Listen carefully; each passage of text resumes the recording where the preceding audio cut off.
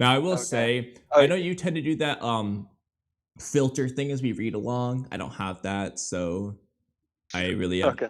I have to just not show the chapter basically. And then, I did you mean, ever we could send me just try showing things, but it works, whatever. Either way.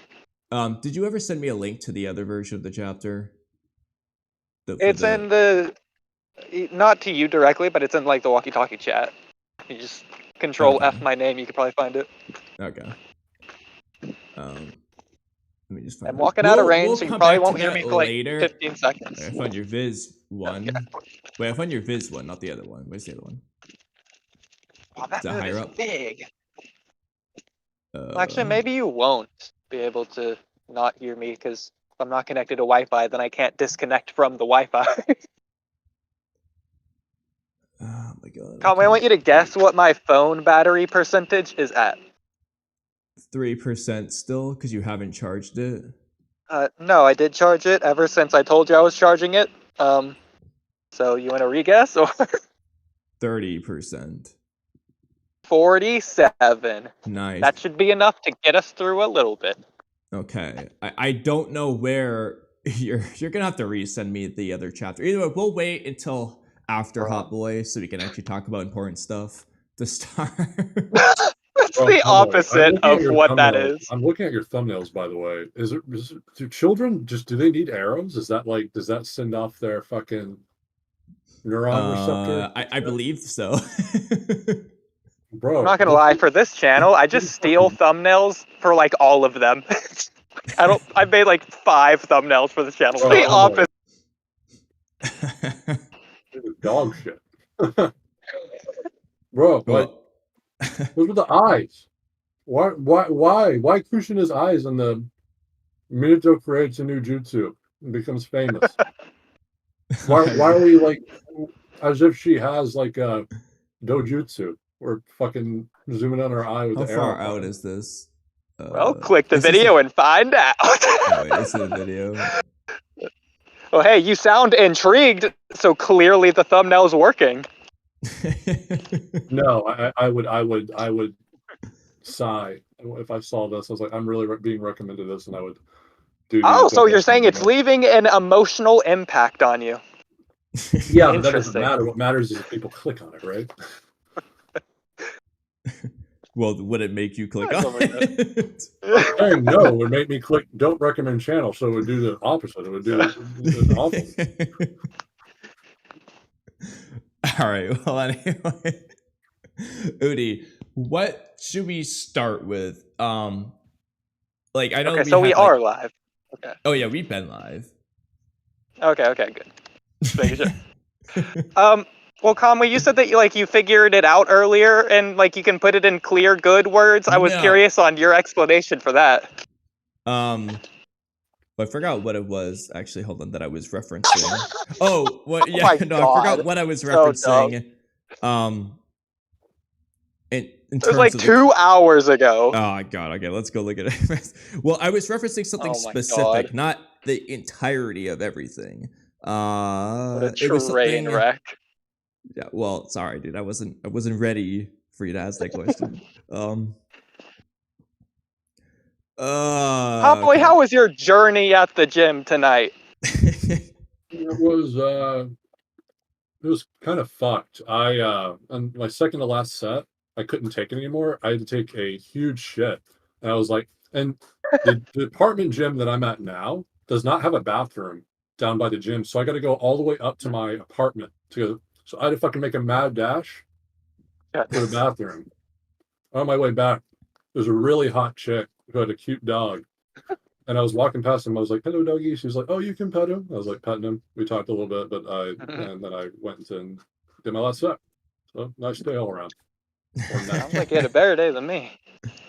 My power went out like at the very end of my stream from earlier today, and it came back on like an hour ago. But I still don't have Wi-Fi. Only internet, or no, only power. So that's why Kamui's streaming. Yeah. Well, I feel like that sometimes. There was a whole era in my life. It was like in the final months I lived with my dad, where I was living in Oklahoma at the time, it in many places in Oklahoma City, the power was out because of a huge freeze, and our specific power was like one of the last ones to get on our grid, and I was without power for a whole week. Uh, Mm. and that showed me how quickly I can adapt to like any situation. I adapted so quick. I just did more hours at my job. I would spend all day at work, and then I would come back, get in front of our gas stove, chill there for a little bit and kind of just meditate. And then I would go and sleep, and then just kind of bundle up and sleep. That's all I did. I worked, Yeah, I had a similar meditated by the fire, problem and last slept. winter. Power went out for like a week because of a snowstorm. Ours was one of those ones that took forever. The thing that sucked with that, though, for me at least, was no shower and refrigeration and cooking aspect. Those were the two things that pissed me off. Everything else, I didn't really care. It was very easy to get by, but it was really annoying because I basically had to kind of just live off Greek yogurt because it was able to last long enough in the fridge without going bad. And not being in the shower was really annoying. Like everyone hated it. I still showered, so hey. No, we couldn't. It just wasn't an option. Yeah, you know what? I don't know why we still had hot water. We still had hot water. Or maybe it wasn't like it was just gas powered, I guess. I don't fucking know. No, I thought don't we know. It wasn't off the whole time, and you just didn't realize. It was I thought actually we you just wouldn't have turned hot off the water. breaker. I didn't think we'd have cold water. We ended up having, or didn't. I didn't think we would have warm water, but we did. And so I just put a candle in the bathroom and took showers. I don't know how all that stuff works though. To be fair, I'm not the hot water expert. I just know that ours was not there. It had to have been needed via gas because otherwise I wouldn't have had hot water. And I remember having hot water. So yeah, I don't know. Well, that's fortunate. Anyway, Oodie, in reference to whatever, I couldn't find the message, but I'm pretty sure the point was that at least for me, I think Two Blue Vortex's strength is probably our bad guys, Jura and Hidari, and I think its biggest weaknesses is coming from our good guys, Boruto and Himawari. I'll include Kawaki in as one of the good things, at least for my opinion, because I was thinking about like a lot of the stuff. I'm like, I said I don't have everything. I started writing out some stuff because, ironically, the Land of Waves was like the perfect arc to compare a lot of stuff to. But I don't have it. I don't have like a perfect sequential order to all my thoughts, and some of that I want to save for later anyway. But I feel like there is a very strong disconnect. Himawari is a good example with this between what the antagonists or our villains are doing compared to our heroes and protagonists' responses to it. And I don't know how I want to word exactly what I'm saying, but basically I'll use Himawari as an example and compare that to like Naruto's reaction in like the Pain arc. So it's not just about what the antagonist does, and it's not just about what the protagonist's feelings and responses to things are. It's the synergy between them. It's not just the fact that Naruto doesn't have an answer to how to bring about world peace. It's the fact that Pain broke Naruto. He asked him a question. After giving out his answer, he asked Naruto, "What would you do?" And Naruto has no answer. It's the synergy between those two things that makes us care. Also, in the case of Naruto, a lot of arcs, Naruto's reaction is basically the same as the audience's reaction. We, the audience, don't have an answer. What would we do? We don't know. We're speechless, just like Naruto. We're left saying, damn, Pain has a point, and we don't have an argument against it. When Pain stabs Hinata, we, the audience, are angry because we care about Hinata. We know why Naruto cares about Hinata. She just confessed her love literally 2 seconds ago in front of him and fought to the end of the world to try to save him. And then Pain kills him. We feel the same. With Himawari, like, first of all, she's not mad at, like, she's not mad anymore in the next chapter.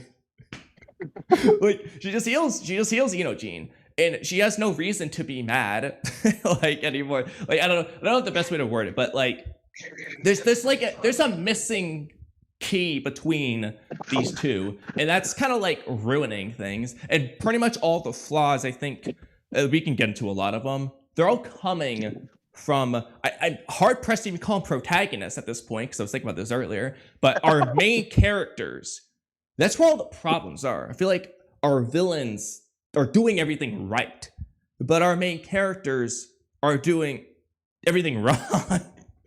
That's just the starting point anyway. Like I should look at my phone for some of the other stuff. For what I wrote on down. that note, Kamui, that's really interesting. I have some thoughts about that. I feel like based off of what you're saying, good antagonists are those who are usually a foil for the main character. Usually, you have a foil character. It's not usually or always the antagonist, but like in cases where it works out really well, especially when that foil is basic and simple and kept to one or two traits. Because for those who don't know, a foil character is basically someone who's like the protagonist, except there's one or two defining characteristics that separate it from that character. Naruto. Obito versus Naruto, the best example. Yeah. So like it's not like it's the parallel opposite or anything like that. That'd be something else. It's the point of a foil character is to accentuate that characteristic in both the protagonist and the foil. So for example, the one I always go to is like Buzz and Woody from Toy Story. Well, Buzz is a realist, or Buzz is like the optimist, and like Woody is the realist. And only when you combine them together do those traits actually stand out. If you separate them, you lose the story, but then you also lose an aspect of the character. It's still there. It's just a lot more hard to spot because it's not what's being focused on. And so I feel like bringing that to Naruto, characters such as Naruto and Neji together, or like you're saying, Naruto and Pain, the more basic, the less attributes that are the foil, the more those attributes stand out. And I think they could have done that with Jura, but they just dropped that this chapter, seemingly. There's a specific aspect where Jura and Himawari want to come back to later. It's a really, really big, kind of longer discussion. So I kind of want to save that for a little bit. But long story short, it has to do with humanity, which I was kind of thinking about it. I think just as much as identity, humanity is a big subject matter in this arc, and they are very closely intertwined anyway. And I think that they really missed the mark on a very small, simple thing they could have done. I don't know what order to talk about these things. That's the problem. I don't have like a good sequential order to everything. I just have that's fine.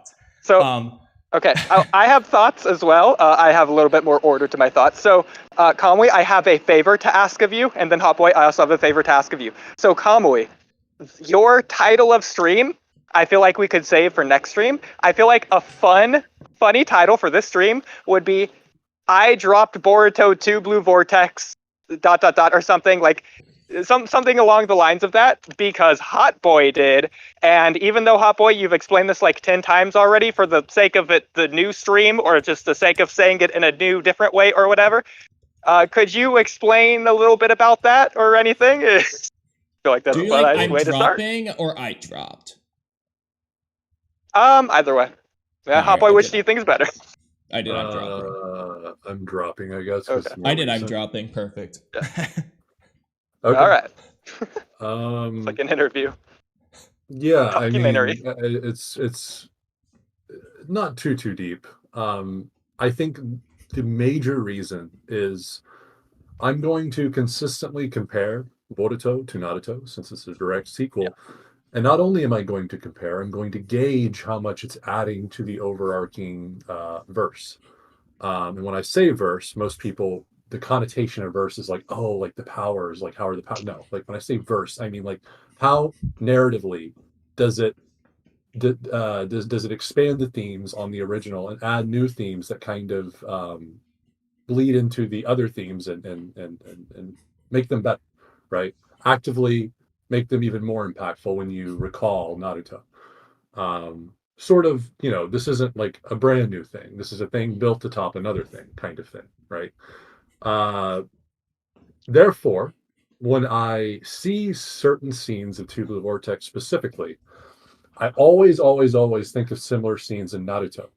And the only reason I'm really doing this, right, is because on the offset, my feelings are not there. When I read this shit, I'm not engaged. I'm not emotionally attached. And so I have to ask myself, okay, when Naruto did a similar scene like this, why was I attached? Why was I engaged? And that gives me my answer.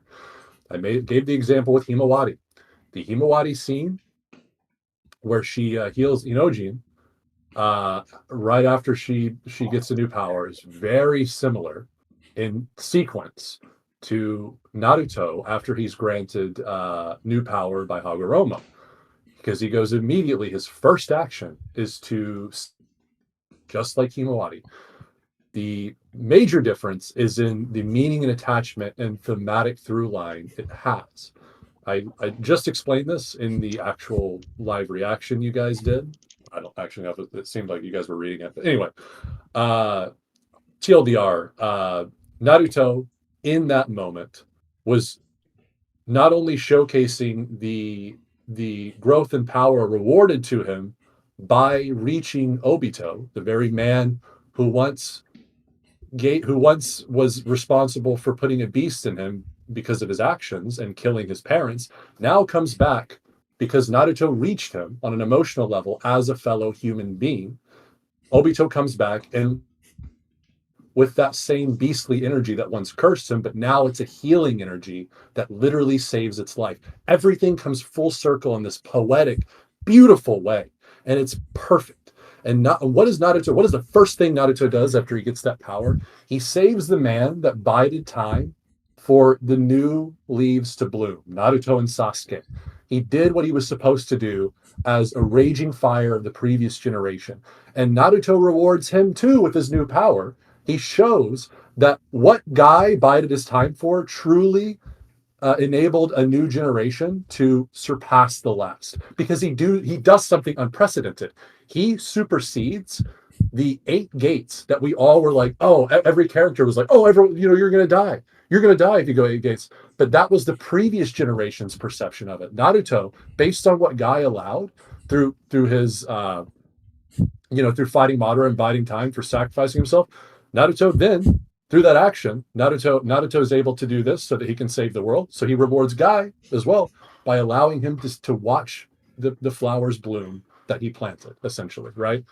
Guy is still, his career is done. That is his invigoration for life. But at least now he can see what he fostered. And everything comes full circle in such a beautiful way.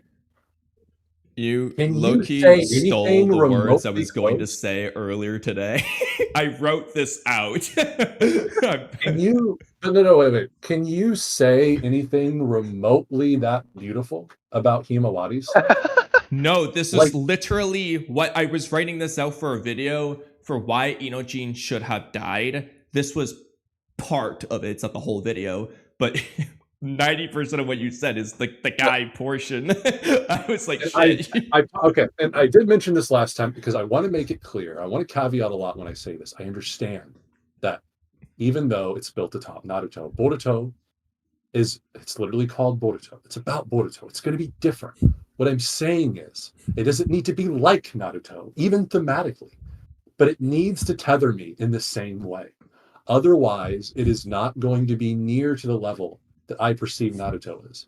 And unfortunately, Boruto Part 1 wasn't even that, but it was still good enough for me to acknowledge it as, yes, this is justified as Naruto's successor. It's doing most things correct, and I love where this is going.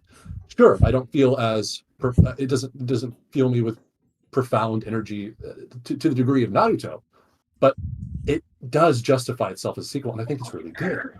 Two Blue Vortex, I don't feel anything. But again, 11 chapters in, we're still in like this one big arc. I expect it to pick up. The issue though is right now, I have nothing. I have no reason. I literally zip reason to continue. All the reasons I have to continue are promises and probably like the far future of the series, like a year or two from now. So why would I? Yeah, I'd rather dedicate my time to other stories, right? For right now, Right. and then pick it back up whenever it concludes. Yeah, that's kind of my psychology of it. Again, does not have to be one-to-one Naruto. It doesn't have to be like, oh, mutual understanding, cycle of hatred. Yet it doesn't have to be that. It doesn't even have to be that. It just has to be something like a Minato one shot, something that boom right away. You're with these characters and you're resonating with them. Yeah. You said it yourself on your stream, which I really liked. It's very clearly who's in charge, because that Minato one shot, you said it yourself, was better than all of 2 Blue Vortex so far. Oh, literally. That was one chapter. Yeah. Just made you feel. Yeah. Which is this is my main reason why I very much question how much Kishimoto is involved, given that he showed full stop that he still got it in him. Like he 100% still has it in him. Yeah, because the one shot feels like Kishimoto's Naruto writing. Yeah. But like then again too, like I said, maybe Kishimoto is pretty involved. It's just that he's not really in it to win it with Boruto. And because the Minato one shot was something that everyone was waiting for, because everyone loves Minato, and he was like, okay, I'm drawing it too. I got to put my all into this one. Maybe that's what it is. I don't know. No one knows. So can't say for sure. What I can say is I don't like 2 Blue Vortex. So there's no reason for me, especially, and this is the weird part, because most people would think differently, especially as a Naruto fan, I cannot lie and say, I'm going to continue this because it has Naruto attached to its name. No. Like, if it's not servicing me as a hardcore Naruto fan, then it's not done its job. It's not done its job. It's I'm expecting something great. If I'm not getting that, well, it's failed. So I'm not going to continue. But again, this is not, a holistic analysis. It has a lot of room still, I'd imagine.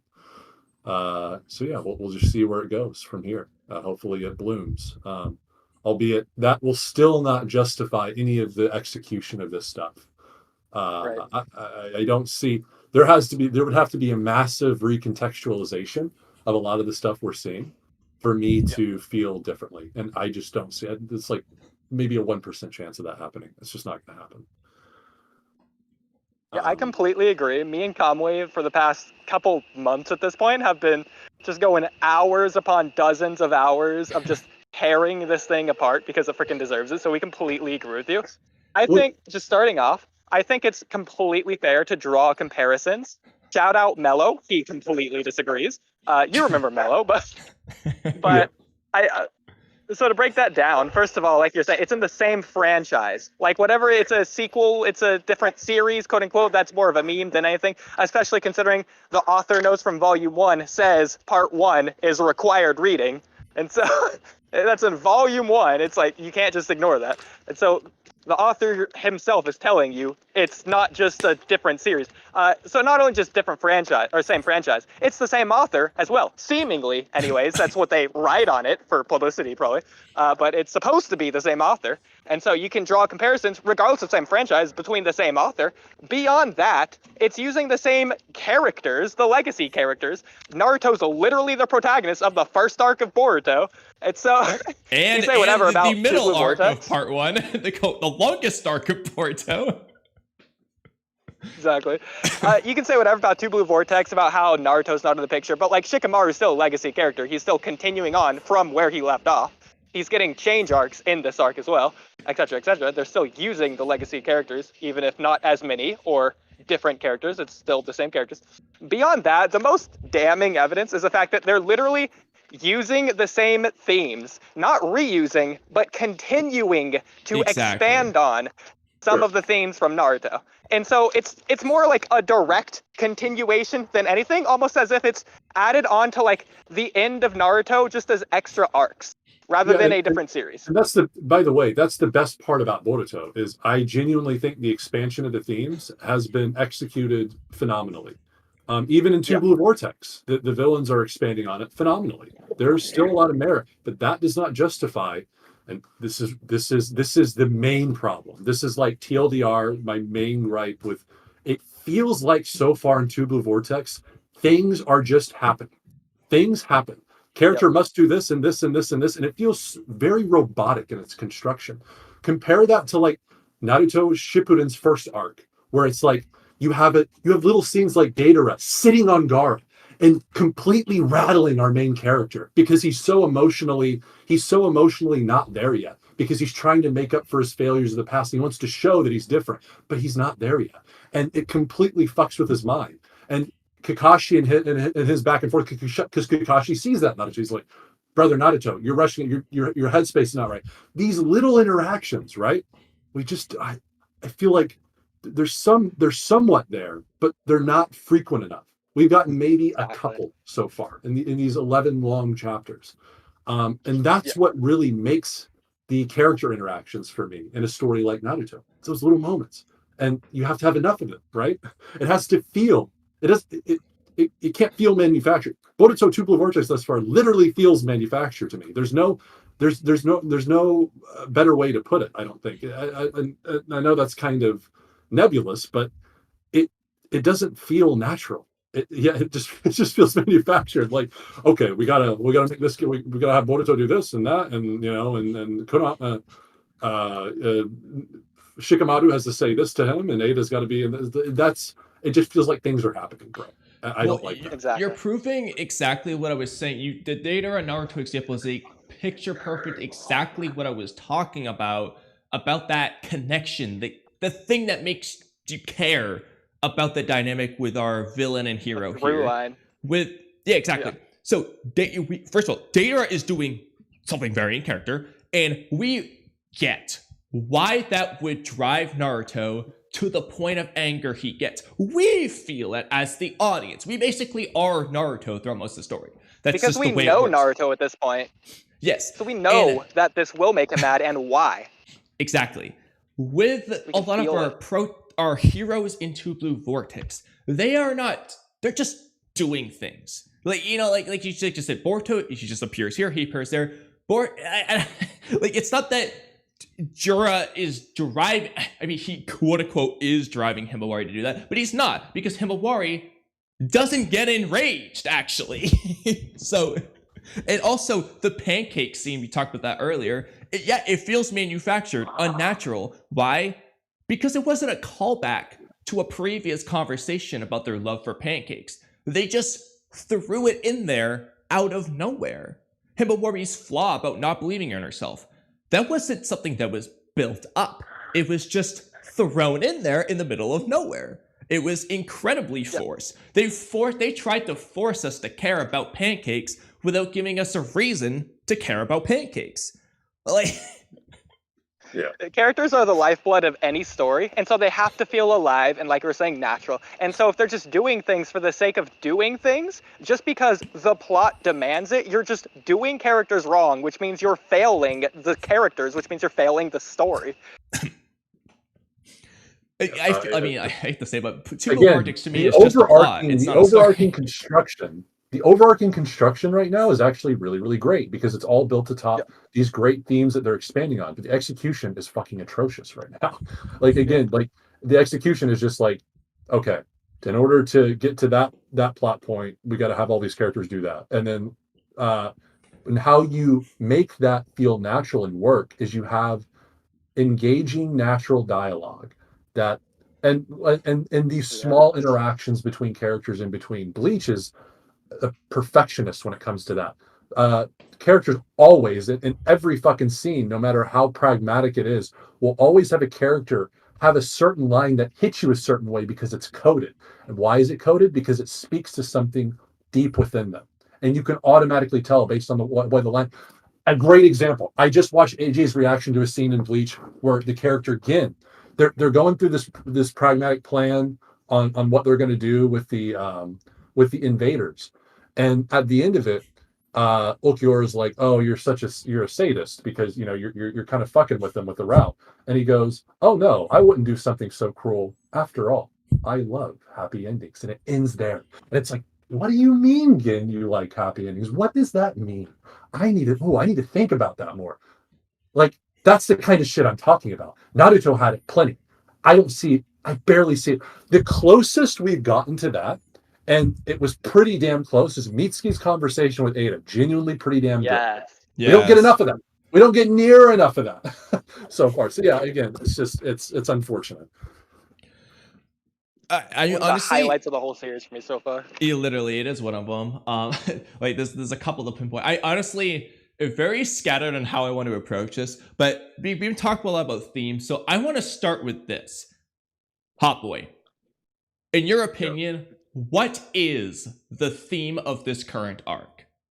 If you have to throw out something, what is the theme? Or I won't say anything further. Current arc. That's kind of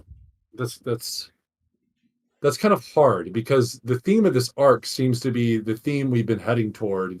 Or it seems like it's going to be the theme we're heading toward for all of Two Blue Vortex, frankly. Because the way I perceived it, or the way it was, for instance, this goes back to my Kaguya analysis. Oh my gosh! In my Sasuke video, where it was two beings that couldn't connect with, that couldn't understand the other, truly. Sasuke didn't understand the connotations of being a god above all. Kaguya never understood emotional attachment. She could only comprehend it through her Otsutsuki lens. Therefore, there was a mental block. Sasuke couldn't truly ever become a god because he's human. Kaguya can never truly create a human connection and understand the people that she viewed as below her because she's a god. She's a goddess. She's an Otsutsuki. She's an alien from afar, right? Now we got an interest, and it's not bad at all. It's interesting now. Two Blue Vortex seems to be flipping the script. That okay, now we have beings that aren't really human, but they have a human part of them.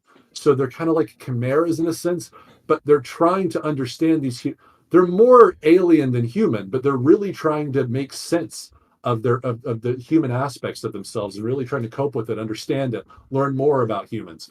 And it's really, really interesting. So where we seem to be going is like, I don't know. I would want to say it maybe connects to Shibai in a sense. Maybe Shibai has some sort of dormant humanity in him, or maybe not. I don't know, but it seems to be finding ground. Is it possible to find ground with something so unlike you? Is it possible to find resolution with people that are literally so far from you?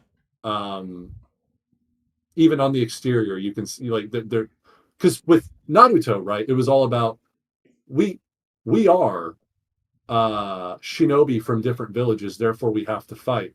And then as these people fight, and as more and more of their armor chinks off, they see through the conflict, oh wait, you're just like me. Because we're both fundamentally human, right? We're not just ninja, we're human. Again, so this seems to be flipping the script in the fact that like it's like, oh, we're nothing alike on the exterior. Even when we fight, I can see we're fundamentally different, but there's something about you that's similar to me. And maybe we can find common ground there. Maybe there's some resolution to be found there. And you see it with Boruto and Kawaki, because they're not fully human either. They're kind of the reverse sense, and where they're mostly human, they got a lot of Otsutsuki deep down in them, right? So again, this is a part of the flipping the script thematically I'm talking about. Seems to be that's where we're leading. It's like, can we find common ground when we're so fucking different, even fundamentally, right? And I don't necessarily know where that. It's too early to say I know where that's going, but that's what I think. So it's a really good answer, Kamui. Before you say what I know you're gonna say, I want to say that that's exactly what I was getting at with the foil thing earlier, because that's the end result of two foil characters interacting together.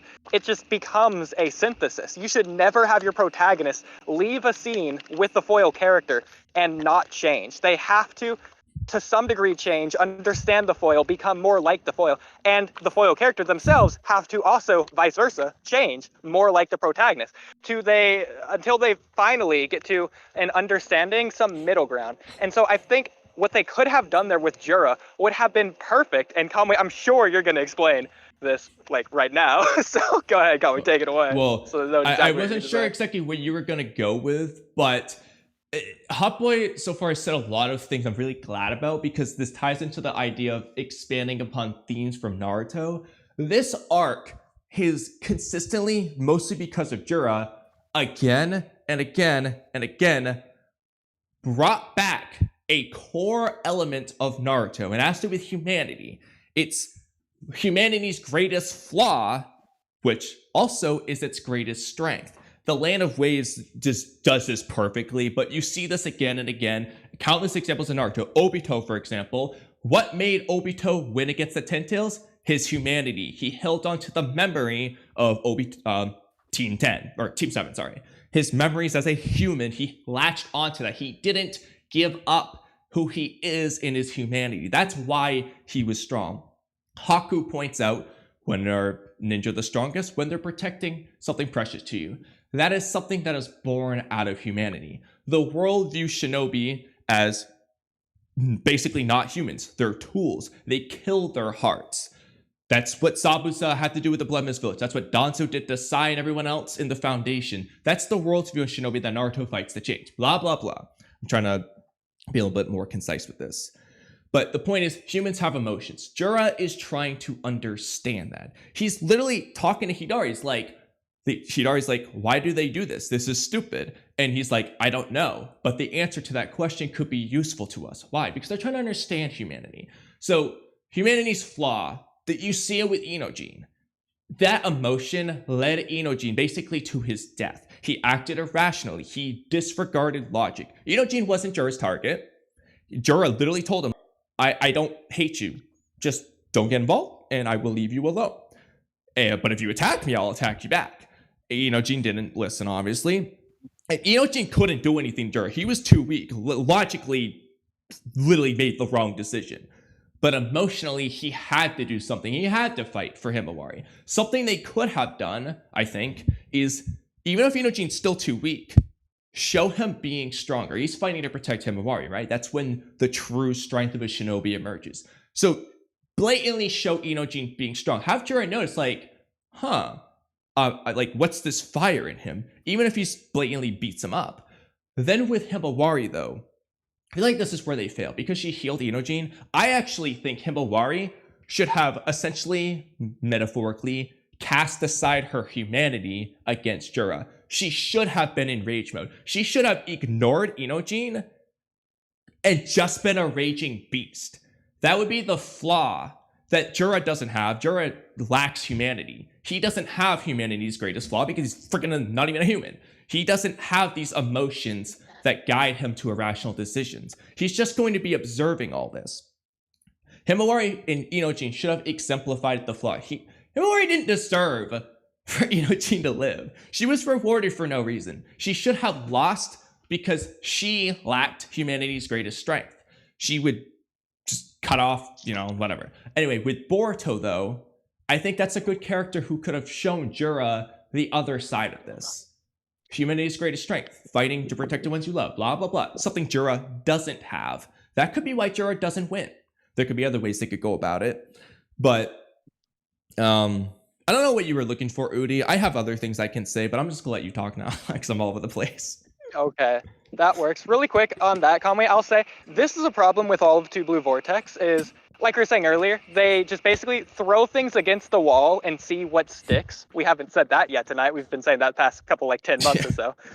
And that feels especially like what they're doing here with Himawari, to where they leave the reader questioning what's happening or why it's happening, because it's coming out of nowhere. It doesn't make sense just for the sake of the plot, because that's the direction they want to move in, even though they haven't moved in that direction, so they have to do it aimlessly, in a sense. And so with Himawari here, the last thing we understood from Kurama is that he wanted Himawari to be enraged. He's saying at the end of last chapter, oh yeah, it's time to do some chaos or whatever. He's smiling. He's expecting to fight Jura, which is especially weird when we see in this chapter he doesn't speak to Himawari at all, and Himawari has no reason to not be angry. It's why she became the Nine Tails power in the first place because she's supposed to be angry. And so to not get that, it just leaves my head scratching, which is a problem because it breaks my immersion. So it doesn't matter what they do because I'm not going to get invested in the story because they took that away from me. Yeah, like it just I feel like they just really dropped the ball though of what they could have done with Himawari there. Beyond the fact, first of all, I mean, there's so many problems with Himawari healing Inojin, like obvious stuff. It's not that Himawari can do it with her powers. It's why does she know to do it in the first place? Why does she know she will be able to heal Inojin? Himawari lacks knowledge, a lot of knowledge on all Kurama related things. She doesn't know how to just give out Kurama's chakra. She doesn't know to give out Kurama's chakra to heal people. She just did it. Like, the last chapter, she barely knows who Kurama is. She just knows, oh, something inside my dad. Like, she doesn't know anything beyond that. Why does she know to heal Inojin? That's weird. Just obvious plot stuff. But I feel like the fact that she did that just basically ruined what they could have done with this. Because from a narrative perspective, why did Himawari lose to Jura? I don't have an answer anymore, but I could have had an answer before. I don't know if you guys have an answer, throw it at me. But well, I don't have an answer, but on top of that, the fact that Himawari still, seemingly in this chapter, doesn't know what her power is doesn't make sense. Because Shikadai didn't know, and then she also didn't know, based on the Viz translations that we saw earlier. And so it's these things that just don't make sense, that just bog the story down. And Kamui, you and I know, I don't want to get bogged down with nitpicks of each individual plot point, such as omnipotence doesn't make sense.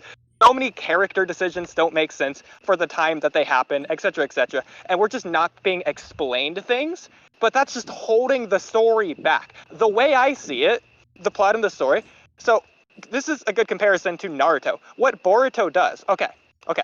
The way I'm going to explain this, I'm just going to assume everyone here likes ice cream. It's a good treat. Hopefully no one here's dairy-free or vegan or whatever. I'm going to assume you all like ice cream. You know what's even better than ice cream, just by a little bit? Sprinkles on top. Okay, so Naruto, it's the ice cream. And then it has cool things that happen in addition to the ice cream. Those cool things are the sprinkles on top. You get to Boruto. It gives you the cool, flashy things without the explanation, the base layer, the thing that you need. It's just the sprinkles without the ice cream. And you can't do that. It takes away everything you need. You can't just be left with sprinkles. Yeah, I gotta go here in a bit. So that's if fine. there's any final questions you guys have. Well, I have a bunch we can rattle off, but okay, I guess we can just skip to this. Okay, this is the goofy one that I think Oodie was probably expecting me to ask earlier. Who is the protagonist of this arc and why? This is a stupid question to ask, but I'm asking. A little bit, yeah. I mean, the protagonist is. Isn't this definite? Like, are we going by definition or feeling? That would be by definition, and then separately from feeling, because I feel that is the problem. By definition, the protagonist is still Boruto for sure. By feeling, for me, it's also still Boruto.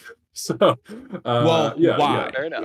Using the definition of protagonist, why is Boruto currently of this arc? Sorry, not overall of this arc, which is separate from hero and separate from main character.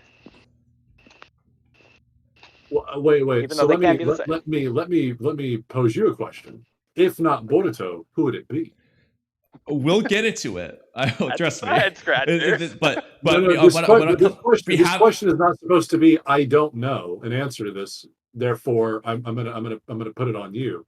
I could maybe see an argument for Sarada, but no. Even still, no.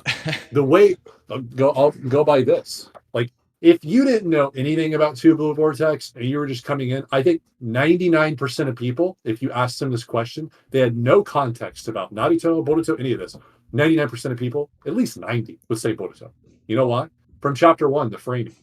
oh yeah, everything's going wrong. We got some focus character. Sarada's a focus character. We see her at the beginning. She's like, oh my god, we're doing this.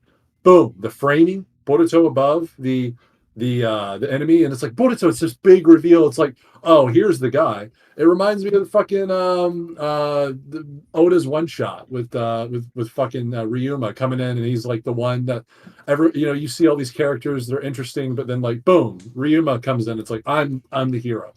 That framing just from chapter one is like, okay, this is our hero. And it becomes more and more obvious the more you go on Rasengan Uzuhiko, all this stuff. It's like everyone thinking he's an enemy, but then like people like Himawari's like, oh, but I feel something in him. Like, I don't know. Like it's like the framing matters here. Again, like in order to pose this question right, it would have to be like for someone who doesn't know anything. So just by framing alone, I think it's clear to see Boruto is the protagonist. Yeah. Okay, so I think the problem here is we're not talking about the entire series. So obviously, in Naruto Shippuden, the protagonist is Naruto. Naruto's not the protagonist of the Itachi Pursuit mission. So we're not referring to Boruto 2 Blue Vortex as a whole. We're referring to specifically this first arc. Yeah, I would say Boruto for sure. So, like, the problem is because, I mean, that's supposed to be the answer. That should be the answer. The reason why we're posing it as a question is because if Boruto is the protagonist, they've done it wrong. Because the protagonist, definition, it's the character with the goal, who's the pursuit of the goal is the story we are following. So we're following the story of that character's goal. What is Boruto's goal in this arc that we are following? I already have a qualm with this. His goal is implicit, right? His goal is implicit because he's trying to protect his homeland despite his homeland turning against him. That much you have to have context for. But then again, the question should never even be, oh, if you have no context, who would it be? Again, in framing alone, I think people would put two and two together. But the reason behind what he's doing, you have to have the context. Boruto is an extension of not just Boruto Part 1, but Naruto as a whole.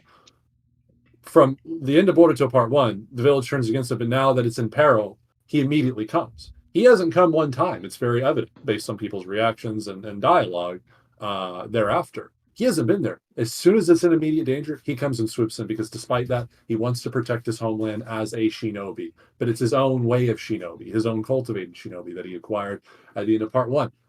His goal makes sense. It's there. It's just he doesn't say it. It's not in your face. So it completely that's not for me at least, and that's not to say they don't have room to implement this in the next couple of chapters. The problem with me right now is in this current arc, it doesn't feel like we're following that implicit goal. I know that's Boruto's goal. The story isn't presented as though we are following that goal. I get what you're saying, but I'm going to have to throw it back at you again. So Shippuden, the beginning of it, Naruto was like seemed to be running in a completely opposite direction of Hokage. One of the first pieces of growth we see is in reference to Kage. It's when Gaara becomes Kazekage and he's happy for Garb. He's like, I'm going to get there too, so we can look at each other eye to eye. The more Shippuden goes on, especially early on, it's like, oh wait, he seems to be way more focused on Sasuke. What's going on here? See, the thing is that we're looking at an arc by arc basis, where even Sasuke acknowledges it. But then, as it progresses, we understand why he's so focused on Sasuke. It's because Sasuke is a microcosm of the entire Shinobi world that, as a Hokage, Naruto wants to change because his goal matured at some point to, I want to become Hokage for acknowledgement, to I want to become a Hokage that can bridge gaps between other fellow Kages and truly change this war-driven world. That's what it means. So again, it's like you can't just look at everything at face value, because if you did, it would be just, I see it all the time. People still to this day say, okay, not Shippuden, Naruto becomes way too obsessed with Sasuke. What about become Hokage? I mean, it's like Hokage is like an afterthought to Naruto and Shippuden. Well, no, it's not, because Sasuke has everything to do with becoming Hokage. So yeah, it reminds me of that. I completely agree with what you're saying, but coming back to Kazekage Rescue as the example, Naruto's goal in that arc that we are following isn't become Hokage or save Sasuke. It's save Gaara. That's the goal we are following in that arc. and I'm presenting the same question in terms of this arc. Sasuke retrieval arc. Naruto still wants to become Hokage, but what is his goal in that arc? To bring Sasuke back. Naruto's goal in the Chunin in the Konoha Crush arc, stop Gaara. He has the same end goals, but I'm looking at it in that arc. What is the goal we are following for that particular arc? That's what I'm asking about. For this particular arc, it's Boruto to protect his homeland. I just exposited it. It's for Boruto to protect its homeland despite it turning against him. He is literally internalizing the unity lessons brought upon by his father and the sort of that solitary path that can be beneficial for the ones he loves too. Like he's combining both lessons from both of the lives that he's seen and heard from both his mentors, his father and Sasuke, and he's actualizing his immediate goal in one way, but there's also a long-term goal, and that long-term goal is finding himself as a human shinobi despite being part Otsutsuki now. That is going to be that's been a big relevant theme, and it still is a theme now. He's still holding back his Otsutsuki power. We see it literally. He hasn't used it once because he's scared of it. He's holding it back. He doesn't feel like he belongs. He was ostracized based on Ada's ability, but some part of him, it seems he doesn't feel he belongs either because he's part of Otsutsuki and it could come out at any time. Because he even, going back to part one, he wanted Kawaki to kill him, right? So still probably that thought has lingered, and it's probably been eating him up a little bit.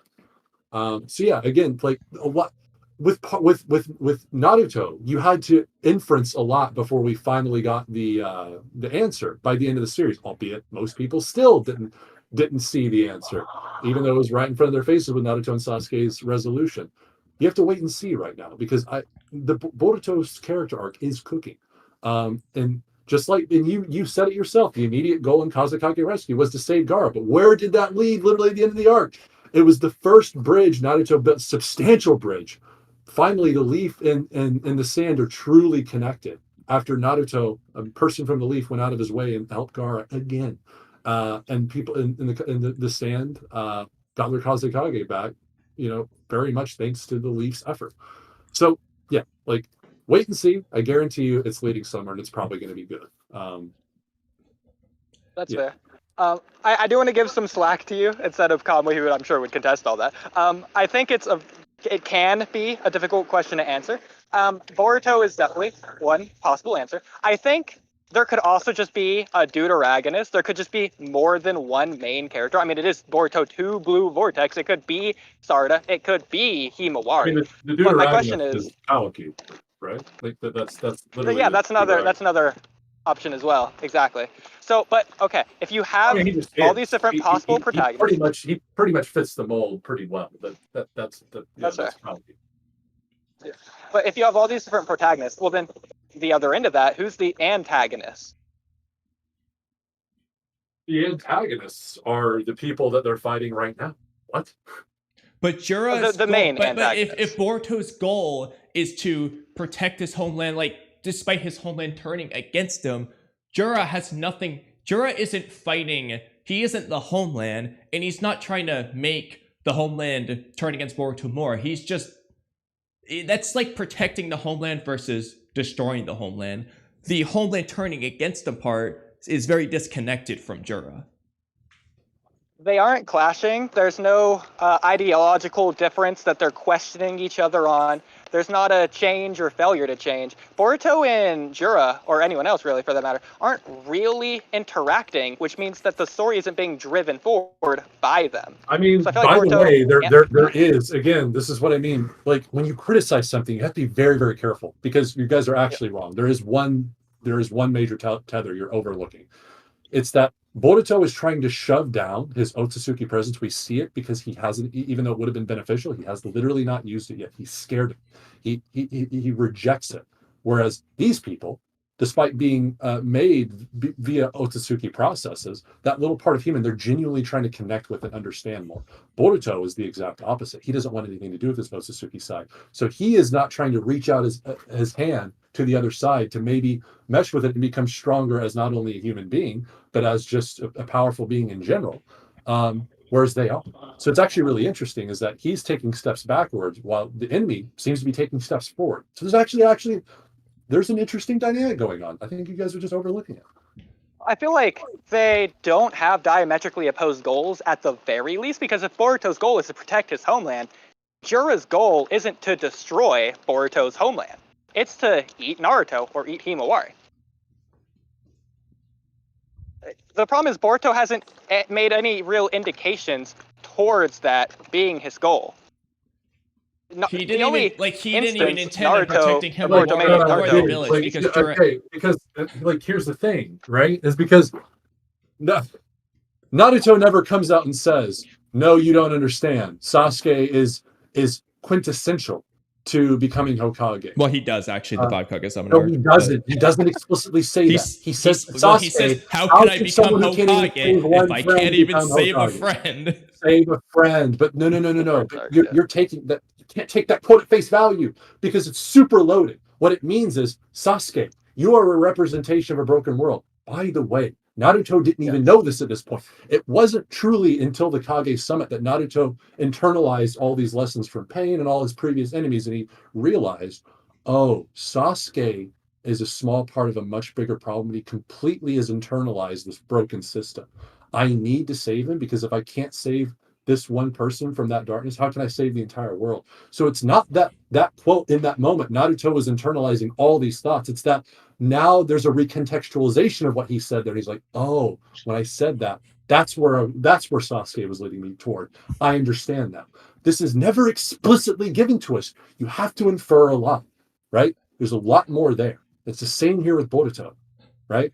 Like, you guys are making me defend Boruto a lot because, again, you have to be, most people are just not careful when they criticize. You have to take all these things into account. You got to give it more credit, I think. Okay, we'll do two more things, and then we'll let you go. We'll try to make it as quick as possible, because it could take all day, but you know us. So the first thing is, you gave your idea of the theme and protagonist and all that of this arc. We will give our interpretation of it now. Kamui, I feel like you could do a better job at me of explaining it if you want to take it away. Well, I mean, to be fair, a lot of what he said I completely agree with, but yeah. This isn't even really a theme, it's just a question we thought about before, because what does Jura keep on doing? He's trying to find his identity, he keeps questioning this mysterious world. Then you have Kurama, okay, who also brings up this mysterious world, and Kurama has found his identity long ago and back in Naruto. And so it is possible that the narrative question of the arc is, how does one find their identity in this mysterious world? And going with the Deuteragonist angle, that works on multiple fronts, because obviously Jura doesn't care about omnipotence, but that has to do with everyone's identity, Boruto and Kawaki. Well, Himawari is struggling with identity, Jura's struggling with identity, so is Hidari. Code's not even in this arc anymore, and he doesn't really need to care about his identity, even though you could argue he has some stuff going on with him trying to figure out about whether he loves Ada. Then you got Mitsuki and Ada, they have their conversation, that's basically about their identity. It seems like everyone's change arc is about identity in this arc, including Shikamaru, but it's coming at it from different angles, which I think works really well. Yeah, I completely agree. Is there any other questions directed specifically at me? I gotta go here. So, yeah. I have one more fun thing. So me and Kamui, as much as we've torn down Boruto 2 Blue Vortex, I feel like Kamui, you and I, have given this arc more justification or credit through some reaches that we've made than it deserves. And so I wanted to, Kamui, go back through the past couple months or even weeks that we've made parallels or ties or whatever, narrative peak, to where it's the thing that I was saying, that we're polishing the turd. And so I want to explain to HotBoy why Boruto 2 Blue Vortex is actually the best arc of all of the whole Naruto franchise, and it's peak media, peak fiction in all regards, every facet. So, all right. I have a couple things written down here. Kamui, I'm sure you'll remember a couple others. So, firstly, HotBoy, did you consider this? Naruto and Ishiki were rivals. Now, they're children. Himawari and Jura are rivals. That make you pick up Boruto 2 Blue Vortex again? That's no longer dropped. Huh? Again, this goes back to what I said. I think the foundation is there. It is there. The mechanisms that are shaping the story are there. It is all in the execution, and it feels like to make the mechanism move, they are artificially moving their pieces within the mechanism. That's my problem, not the structure itself. So it's like you said. I'm going to agree with probably most of the shit you say, but still say that's not going to make me pick it up because I'm all about the execution. Yeah, exactly. The execution is the problem here. It's like you said. You don't need a video essay to explain the significance behind Sasuke unlocking his 3 Tomoe Sharingan. It's all there in the series. Kishimoto already did the work for you.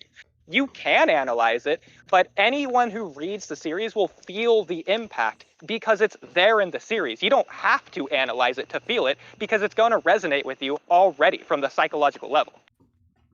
But I'm not doing that here. I'm just pulling all the stops out. So the next one, Kurama can't give Himawari power. She has to want and use it herself, paralleling the Karma Seal and Kawaki and Jigen.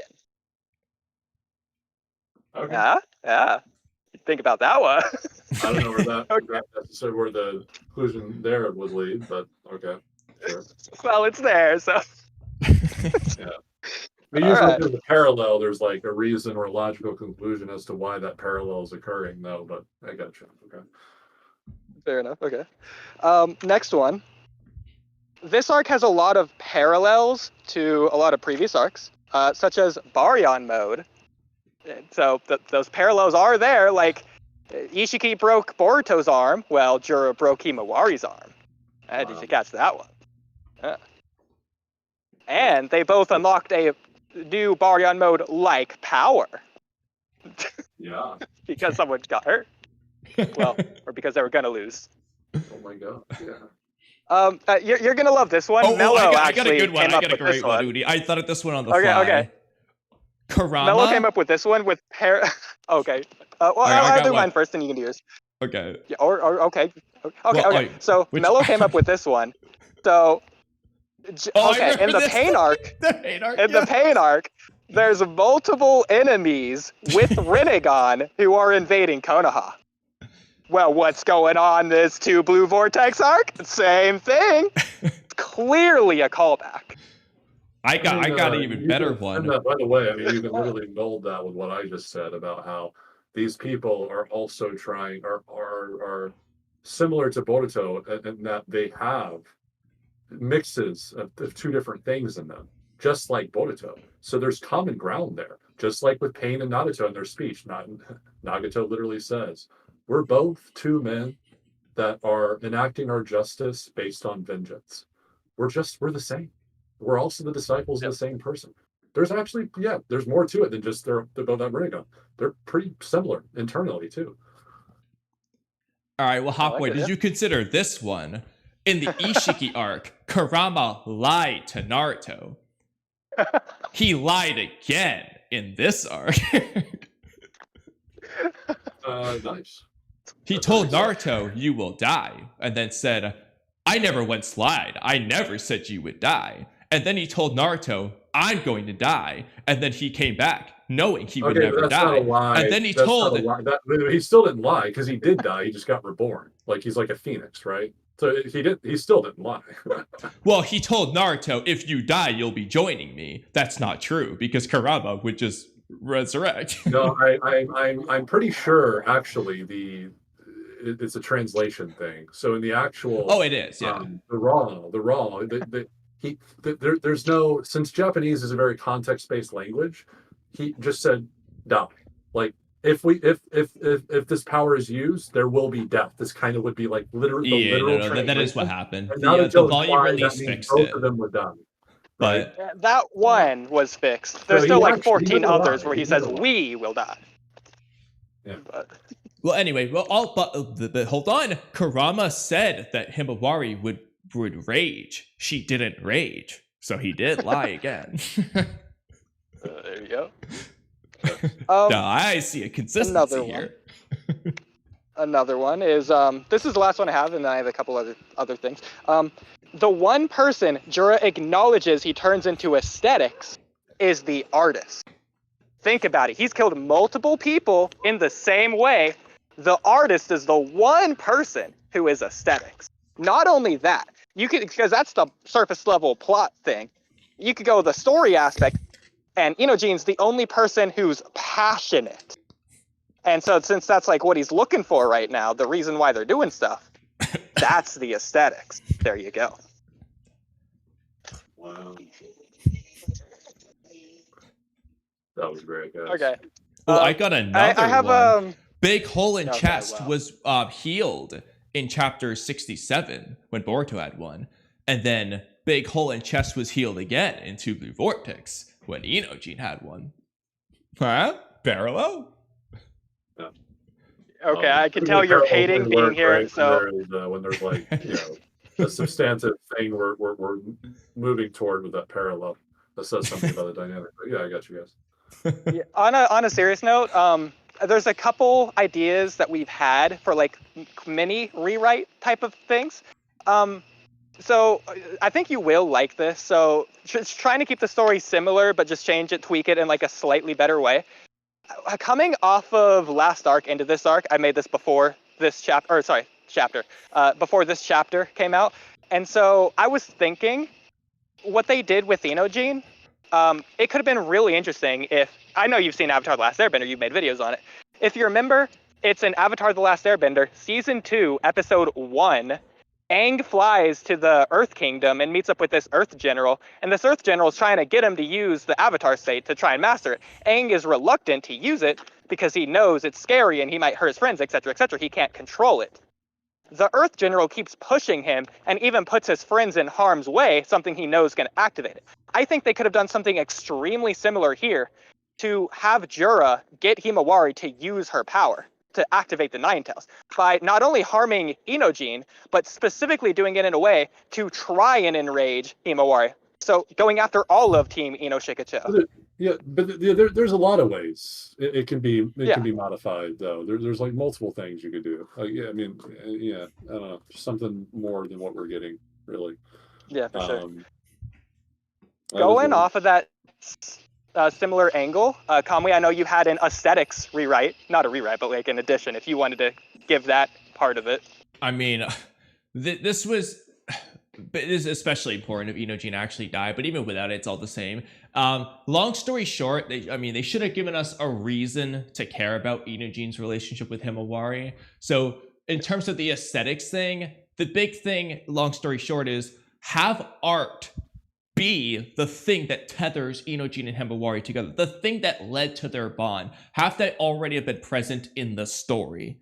And so then when Jura mentions aesthetics, an art reference, it's especially enraging for Himawari because aesthetics was the thing that bonded her with Inojin. So I think that's a dynamic they could have played upon, on top of a lot of other execution things.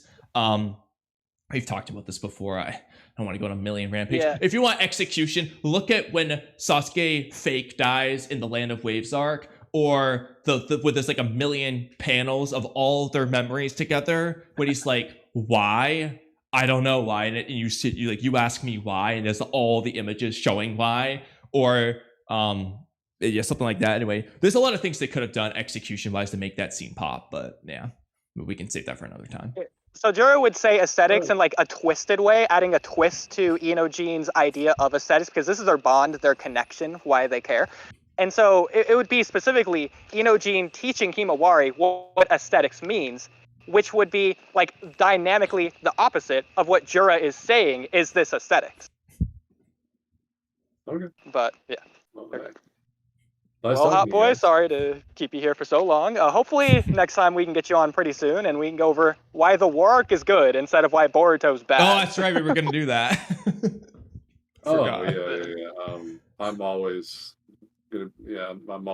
up for some war arc glazing, and I'm the best person to ask about why the war arc is good. Let me tell you, no one can sell it. When it comes to my favorite stories, I have not met one person that's able to sell it like I sell it. So I am literally unrivaled. So yeah. No, we had a lot. We had a We lot covered that we want to pretty much say with the everything. war arc and why it's peak. Like, so, Yeah, so wait, yeah, is it Save that for another is stream. it you guys' favorite arc in Naruto? it's hard. Not It's mine, one of my. but it's up there. Yeah, There's just so much there that like it, by That's default, the- kind of in a way has to win. So. it's hard. Honestly, it's really hard because honestly, I feel like my favorite arc changes just by watching the current arc. And I reread Land of Waves. It feels like that's my favorite arc. Then I reread the Sasuke Retrieval arc. Then it feels like that's my favorite arc. Then I reread the Pain arc, and it feels like it's my favorite arc. Like, it's because they're all good. Yeah, they're all really good. Yeah. Yeah, I'm big into the themes in Naruto, and then that's just like the ultimate culmination of all these running themes that Yeah. crescendo in the finale, Obito, so. I feel like is just embodies like he's basically the perfect antithesis to Naruto, to the themes of Naruto, to what it means to be a shinobi that Naruto is fighting to prove, and it's so good. So Obito is tied for my favorite villain, or arguably my favorite. I can't decide between him and Pain for different reasons, but yeah, Obito is great. It's the long story Rip short. Sasuke, man. Rip Sasuke. In some ways, Obito's like the final antagonist for Naruto. In some ways, No, in every way. In every way. Oh yeah. Trying to leave some slack there, but. All right, well, that's HotBoy Spicy, everyone. I feel like we covered pretty much everything. Not quite everything. There's one thing. It's close enough. We didn't do the one goofy thing, which was the goofy answer to who the protagonist is. I do feel like it would be funny to at least say it. Well, the goofy answer. Yeah, okay, that's fair. The goofy answer is Jura. Here's why. He has a clear goal. Okay, devour his target, and we are following that goal. And in pursuit of that goal, the main characters are being affected by that goal. He has a want and a need. The antagonists in this case, Himawari and Team Mino Shikacho and everyone, they're diametrically opposed to his goal. Yeah. But again, if no one had context, I would bet so much money that most people would be on my side by saying Boruto even still. Oh yeah, of course. Yeah. I agree.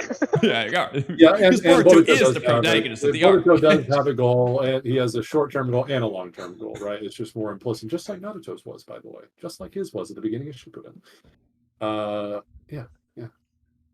So, right. Well, speaking of culmination of themes, like you were saying 5 minutes ago, speaking of culmination of themes, everyone go check out HotBoy's channel. He does Naruto analysis, and we spoke on why analysis earlier is important. And so especially go check out his Sasuke video. That's his creme de la creme, unless you've changed your mind on that and you think it sucked out. But no, I mean, that video is still like the best Naruto video you're going to find on the platform. So, all right. Everyone go check out that video in particular. Thanks, HotBoy, for coming on. All right, yeah, peace out, guys. Love you all. Yeah, I'll be here for I don't know when that discussion is going to be. Just let me know. So, peace. At this rate, it might be next week. If we get all our anger about Two Blue Vortex out within a few days, we'll be moving on to Naruto for a while. Okay, cool. All right, peace out then. All right, see ya. The one thing. So Kamui, oh yeah, go ahead. I was gonna say earlier, I kind of wanted to just stop. There was one particular, I completely agreed with literally everything he said, but in terms of the Boruto protagonist thing, it just, to me, it doesn't feel like we're actually following that goal in this arc. That's my big gripe, is because if that's supposed to be the protagonist, regardless of what his goal is, if his goal is to protect his homeland despite it turning against him, have we really been following that goal? Well, no. He immediately won over Shikamaru, not because he did anything, but because Shikamaru just decided to agree with him. And then he overcame Mitsuki. That's great. But then he just disappeared. And it's all been Jura's goal. And Jura this, Jura that. And Boruto isn't struggling in terms of the homeland thing, because Kawaki's aspect is just the thing it was before. Kawaki trying to kill him. In the middle of the chaos, that had nothing to do with the homeland turning against him. That's just Kawaki specifically doing it. It has nothing to do with omnipotence at all, for that matter. And then he beats Kawaki immediately, and then leaves.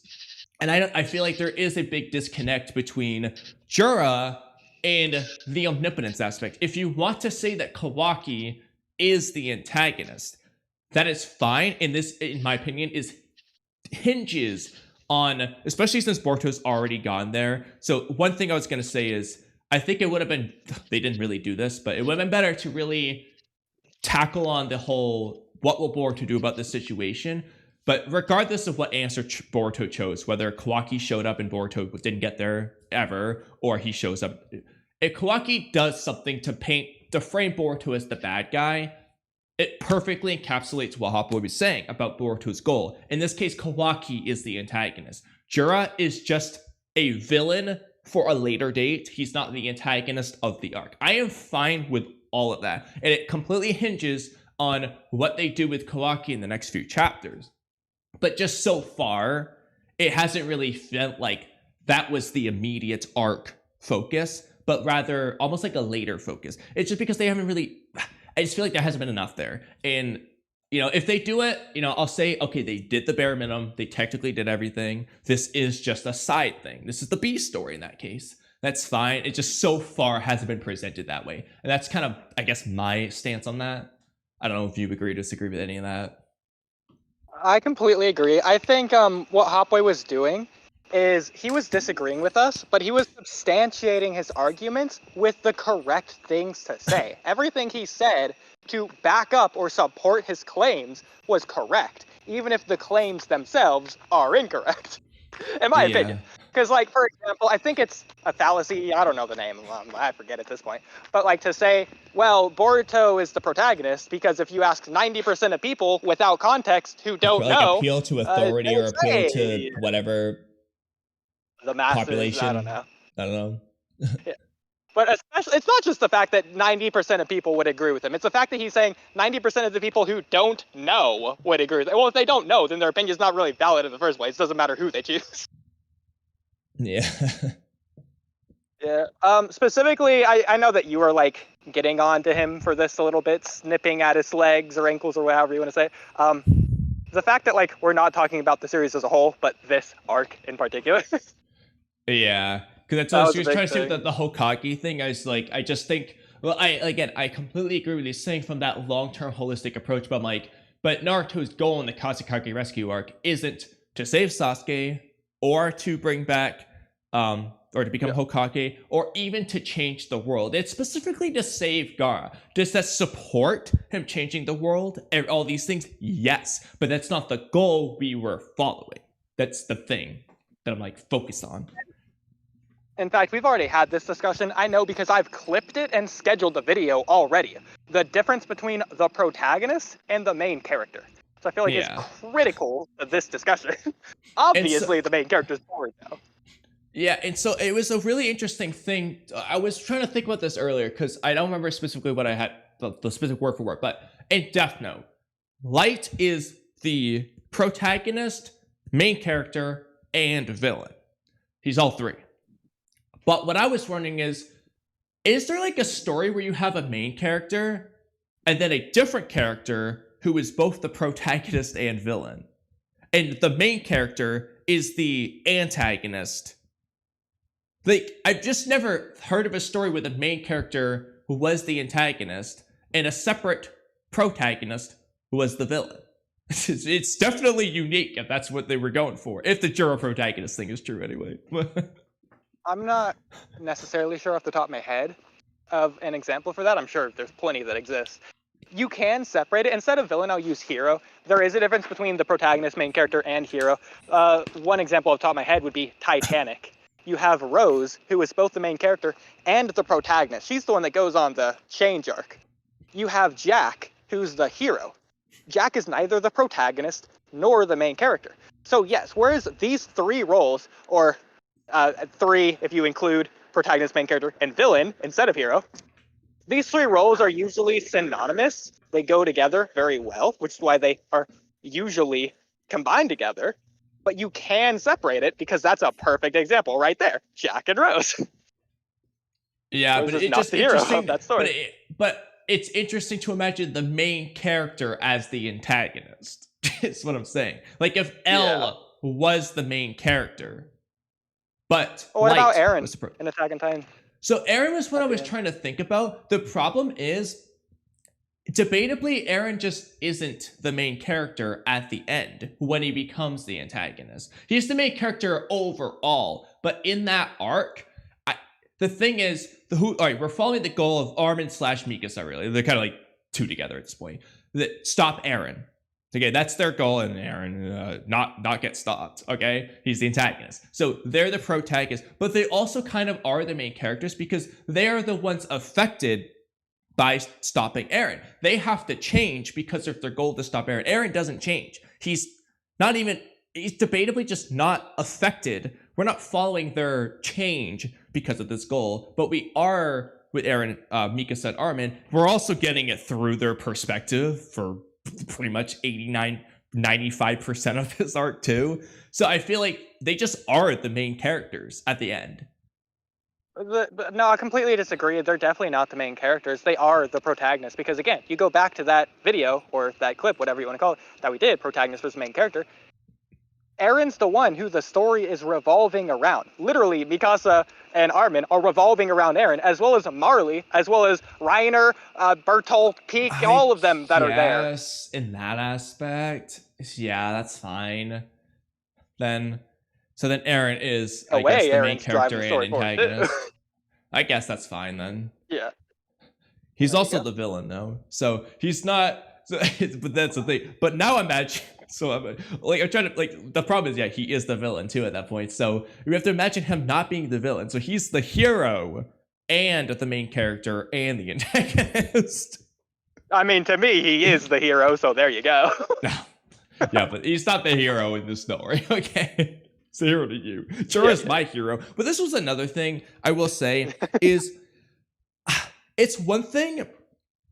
Okay, I wrote this in a funny way, but I don't know where I wrote this. Hold on. Okay, it's one thing to have a villain with a point, but it's another thing to have a villain with the only point.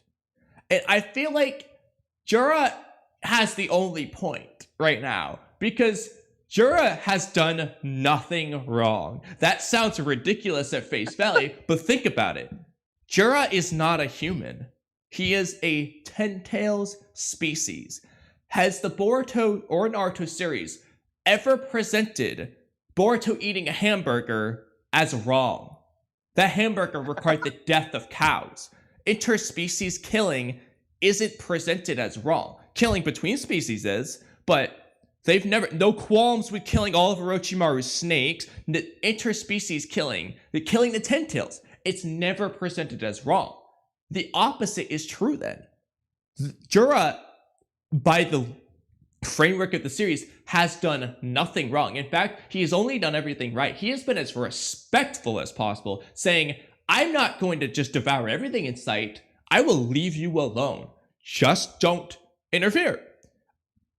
I can't say Jura has done anything wrong. I have no reason to root against him. I only have reasons to root for him. That's the problem. If he's not the protagonist, I shouldn't be feeling that way. It's one thing, again, in Pain, you say, you're not rooting for Pain until he gets a point. And you're not rooting for Pain after he gives the point. You're just saying, he's got a point. But you're not rooting for Pain to kill Naruto. No, you just acknowledge that he has a point. So, but I shouldn't be rooting for Jura, but I am. You know why? Because not only am I curious what happens when they devour their targets, and I want that answered, which requires one of them to do it. Again, I have no reason to root against Jura. I don't even care. I hate to say it, Himawari is a failure. I don't care about Himawari anymore. Go ahead, feed her to Jura. You know what I mean? You should. The audience should never feel that way. Yeah. So you're not wrong in your feeling, but I completely disagree with what you're saying. And this actually works perfectly as the transition into. Oh my God, that's a deer! I almost stepped on a snake earlier, by the way, when HotBoy was speaking. When I exclaimed, "Oh my God!" I never got a chance to explain that, but now I'm dead from like 30 minutes ago. Yeah, I've been like aimlessly wondering. I could like accidentally walk on that same snake if I'm not careful. I need to start paying more attention. But okay, so onto your point. Since that deer's gone and I'm back on focus track, whatever. like I was saying, this transitions perfectly into the Jura points, it's long, which is why I couldn't do it with HotBoy. This is the one thing that I didn't get to do with HotBoy that I really wanted to. I feel like he would have had a lot to say about this, probably a lot of agreeing. But okay. Well, so we'll do it together. The reason that I disagree, exactly, that's fine. The reason I disagree with you, Kamui, is specifically because you're not wrong when you say that Boruto's not presented as wrong for trying to eat a hamburger. It's the same as like Hunter x Hunter. Merom's not wrong for killing humans when he invades a castle, because it's the same thing. It's that whole speech. The difference, though, the cross-interspecies killing, the reason it's wrong is because Jura's killing humans when he's trying to find his identity through humans. Now, let me speak, because I have a lot to speak on this. Hypothetically, if Jiraiya killed frogs, or if Orochimaru killed snakes, I don't think they even need to go out of their way to make it obvious. I think it would just be wrong from the audience perspective, just implied. And so, because Jura is looking to humans who are persevering, the persistence of humanity, ninjas who endure, because he's looking to them to find his identity. He wants to consume who? Naruto and Himawari. He's not trying to consume Kisame. He's not trying to consume Gato. He's specifically going after our heroes. Because of that, when he kills normal humans, because he doesn't know who he is either, but I would assume because he's trying to find his identity through humans, he has humanity in him to some extent. And that goes back to the foil in the synthesis. So because he's in some way, even if he doesn't realize it, I think it could be like a flaw or a hypocritical thing that he doesn't realize until later that he's blinded to. I completely agree with everything you're saying and everything you're going to say, because I already know where you're going with it, which is why I agree with you. Because it's actually something I wrote about. It's something that I feel like they've dropped the mark on, that they could have done better with this arc. But I already know, go keep cooking, but I'm going to agree with it. Well, at this point, I don't remember what I have and haven't said, and so I'll just end by saying Jura doesn't realize it, but he's trying to become more human. Yeah. He has humanity, and he's trying to find that, evolve on that, expand on that, which gets into irony that we'll get into later, because I have a lot to say on Jura, but I feel like it's a perfect transition thing to get to Jura, if you have anything to say before I start with my points on Jura. Well, no, you keep going. Like I said, that's why Jura's wrong. But it's not yet presented for the audience. It's only for people like us who can do that. But I don't feel like the audience, unlike the the Sasuke 3 Tomoe thing, I don't think it's given us the reason, like the obviousness of how Jura's wrong. It's not clear cut. It's like we have to dig into this, I feel like, more than we should to find the answer why Jura's wrong. Which you shouldn't have to do. Like, it's obvious, oh, he's killing us, but it's like, why is that wrong? He's not a human. Well, it's because we know that there's, I mean, I guess maybe it is more obvious, I don't know. I feel like a lot of people wouldn't look at them as having human aspects to them, but I don't know, never mind. Well, they don't right now, especially the bug one, but we'll get more on that later, I'm sure. I have more to say about I want to actually... Yeah, I want to start by going back a little bit. So for now, I wish that HotBoy was here for this. I'm just going to go with HotBoy's answer. Well, it's called a straw man, just pretend it's right to expand on his point and where that would lead to. So instead of this arc being about identity or whatever, identity schmentity, it's about what HotBoy was saying. Really quick, what was HotBoy saying? Could you recap me? So I don't misquote him. Just so we're on the same page. It's about Boruto protecting his homeland even when it's against him. I don't remember exactly what he said, but I remember... Well, that was the goal. I feel like that's close enough. The thematic stuff... Well, I thought he may have said something about humanity, which is another thing I want to talk about. But I don't remember what he said. Well, that's not where I was going with this. I don't remember what he said anymore. Yeah, I'll just go with the goal for the theme. That's fine. So Boruto's trying to protect his homeland, even if it's against them. And that goes back all the way to chapter 1, which is fine.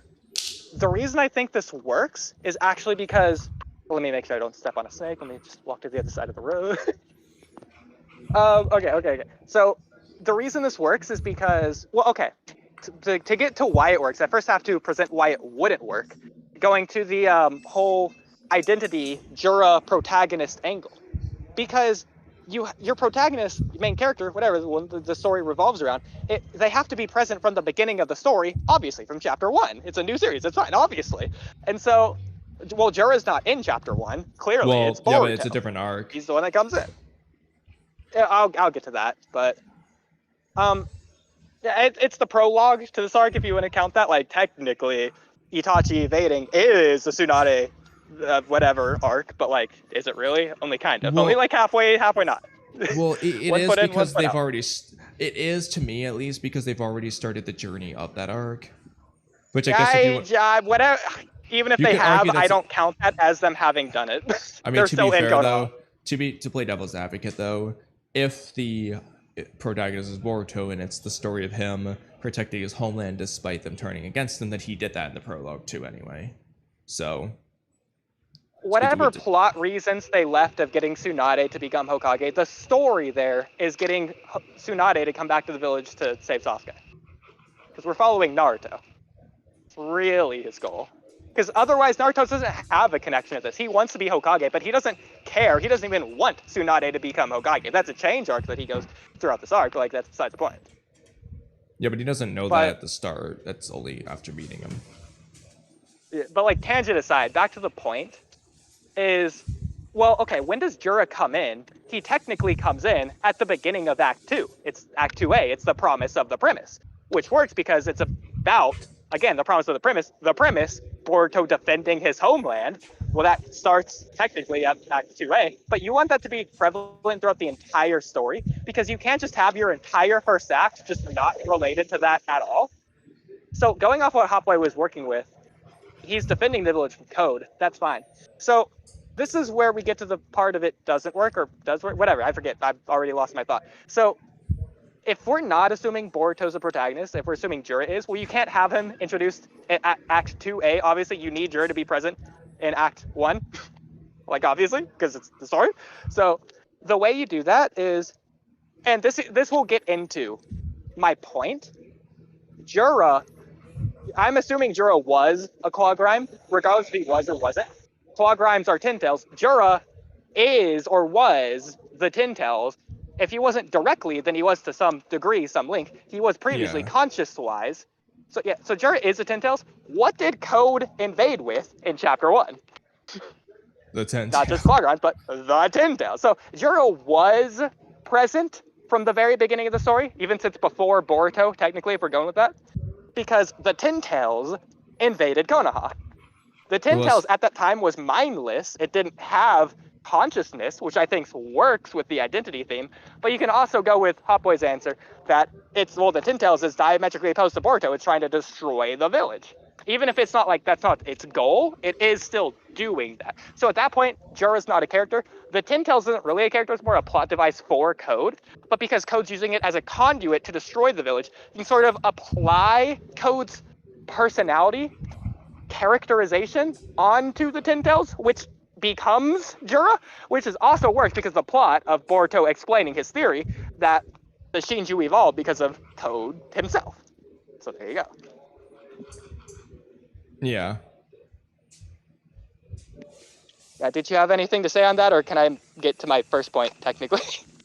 The only thing I would say is you can go even further back, because if he just is literally the Ten Tails like itself, then that just goes back to when it was first introduced in the Kawaki arc. Yeah. That's true. So, by the way, even if like the idea of this arc, the theme of this arc is about identity, I do also consider identity, because I think all developing themes have to tie back to the overarching theme. So even if this arc is about identity, identity still has to tie back to the overarching theme. What does it mean to be a ninja? Well, how do you find that? You find it through identity. Yeah. Especially so if Boruto, or I guess Kawaki in this case, is becoming less ninja, so becoming more Otsuki. Boruto is too, to some hypocritical way, but like he's still persisting. He's failing to change, which is exactly what you want. Jura, assuming what I was saying earlier is true, becoming more human, well, he's finding his identity through humanity. So in a way, that's still the perseverance of humanity, which is the synthesis, which I think is brilliant, assuming they're going that route. Well, no, and that's exactly why, just as a quick segment, I really think Himawari, because I asked, why did Himawari narratively lose to Jura? I feel like it should have been because for a brief moment she cast aside her humanity. She basically beast versus beast. The difference would be that Jura was trying to become human, whereas Himawari was casting aside her humanity. That would be a narrative reason why she would lose. Then with Boruto, he would be on the other end of the spectrum to where he doesn't do that. It's his humanity that gives him the strength to at least somewhat stop Jura, whatever they do at the end of the arc. Or if they just throw a curveball with Kawaki, it doesn't really matter. But that would be thematically relevant. But they didn't do that. I agree, but playing devil's advocate, in a way, I'm okay with it. Because what they're doing there, it's not that she lost because she's thematically wrong. In a way, she's thematically right because, well, what does Shikadai say that they're doing? They're saving as many lives as possible. You can get into the nonsense of that from the actual plot making sense perspective, but narratively, if that's what they're going with, Himawari is making a sacrifice. It's the same reason Naruto and Sasuke lost against Jigen. It's the same thing they say when they go into the Ishiki fight. Well, they're just going to do what they can. They're not planning to win. Technically, plot-wise, Naruto loses against both Jigen and Ishiki. It's technically Kawaki who wins through the conduit of Naruto, but like it's Naruto who wins because of... No, they win in the end. Hypothetically, Himawari hasn't lost yet, because even if the battle has ended, the war hasn't, which is what they're fighting. Not the battle, but the war. So in the end, I'm sure the main characters will win, and that's going to tie back to the actions and decisions Himawari made here, sacrificing herself. The problem being, well, not really a problem, but Kurama thinks that they have a chance of winning, clearly. Himawari just doesn't know. So neither of them are really sacrificing themselves. It's not I feel a like sacrifice. what they did with exactly. What Kawaki was doing should have been what Himawari was doing. And they started with Himawari, they ended with Kawaki. If you combine the two into one character, that works. Kawaki was going there to do what he can. Delta's telling him, you already lost. What can you do? Kawaki's answer, what I can. If you give that to Himawari, which you kind of did, not fully, but kind of, instead, Himawari's talking about how her power makes her uncomfortable, which doesn't make sense at all to me, but whatever. If you just replace it with what Kawaki says, I think that works way better. I would agree. It would definitely be much better than what they did. Trying to think of what else I want to say, but would I prefer that over? See, the thing is, I mean, there's a couple. Obviously, when I say the rage thing, that is also tying in the previous chapter about Himawari allegedly raging, keeping that consistent. Yeah. But if I'm just ignoring that aspect, would I prefer? I mean, I still just don't want her to heal Inoji, so I guess like I might be biased because of that stuff. I agree. Because like I feel that Himawari losing for the reason I gave would combine all three elements, so that might be why I'm biased towards that. But ignoring some of those aspects, like ignoring the Inoji and the Kurama raging aspect, then yes, I am perfectly fine with the whole "I'll do what I can" thing. Because I think that, it doesn't necessarily have to would somewhat tie into like a humanity thing from Naruto as a when you are fighting to protect, the thing precious to you, you gain the power to do the thing that you need to do. Like when you become your strongest. I'll do what I can because I need to, because it's the only way I can protect these things that matter. That thematically works extremely well. But if you're going to do that, I would have done it. It doesn't work in the context of the Inoji stuff, in my opinion, but it works otherwise, and it's actually very good. But they didn't do that either. But well, because doing that is enduring as a shinobi. It's not just that. It's basically what Naruto and Kawaki's difference in their mindset is. Naruto thinks it doesn't matter how it's going to happen. I'll find a way. No matter what, I'll win. Kawaki disagrees. But that's because Kawaki's not a ninja. Naruto's enduring as a ninja. Not just he'll find a way. He will win. It doesn't matter if the opponent's stronger than him. Doesn't matter. They'll wait Ishiki out. That's not realistic. but in the end, they find a way, even if they go into it not knowing the way. But it's just like what Neji said against humanity, the hope and belief. Even if my opponent's stronger, I cannot lose. I will find a way. That's the ninja way. Yeah. And so what Himawari is doing there, I wouldn't consider it a sacrifice per se. She's failing to change. She's enduring as a shinobi, even when pushed into a corner by Jura, her antagonist, opponent, whatever conflict. And so you could even say it's self versus self at that point, not self versus other person. But with this, I think it doesn't necessarily have to cohesively make sense or tie into the plot, because logistically speaking, back in the Land of Waves, Sasuke sacrificing himself, quote unquote, I don't consider a sacrifice. Him jumping in the way of Naruto, I don't think that's sacrifice. Because he explains he doesn't know why. His body just moved on its own. That's the basic human empathy that these shinobi have, because they aren't just tools, they're humans.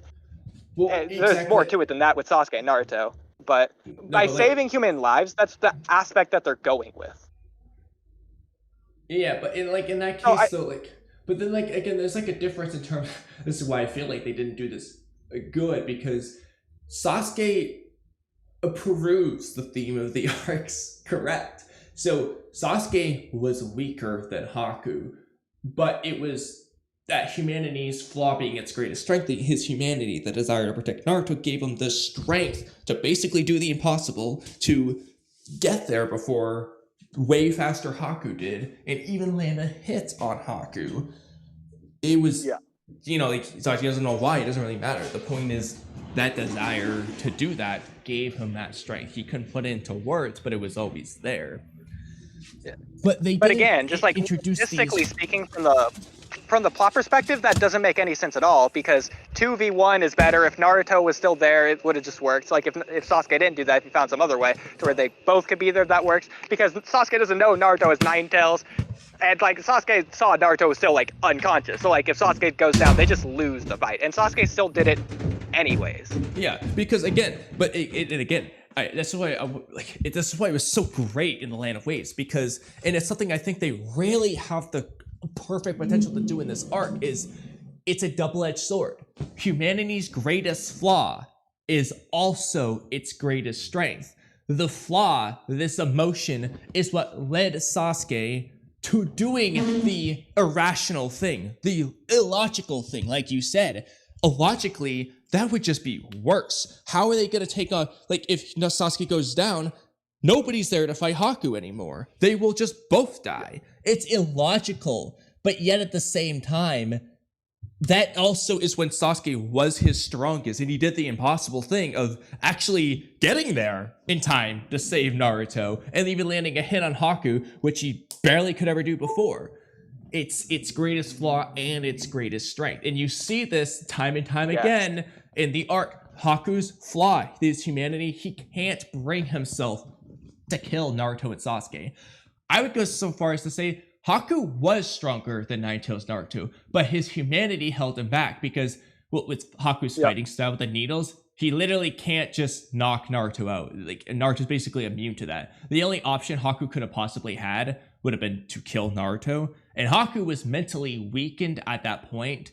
But then, what do you know? When it came to protecting Zabuza, he speed blitzes Kakashi's Chidori in the nick of time. This is in the freaking Edo Tensei with War Kakashi. Haku had the strength, but his humanity was holding him back. That's why the shinobi philosophy is to kill one's heart, because they only saw the flaw. They were ignoring the strength, which is the thing that Haku teaches Naruto, and blah, blah, blah, blah.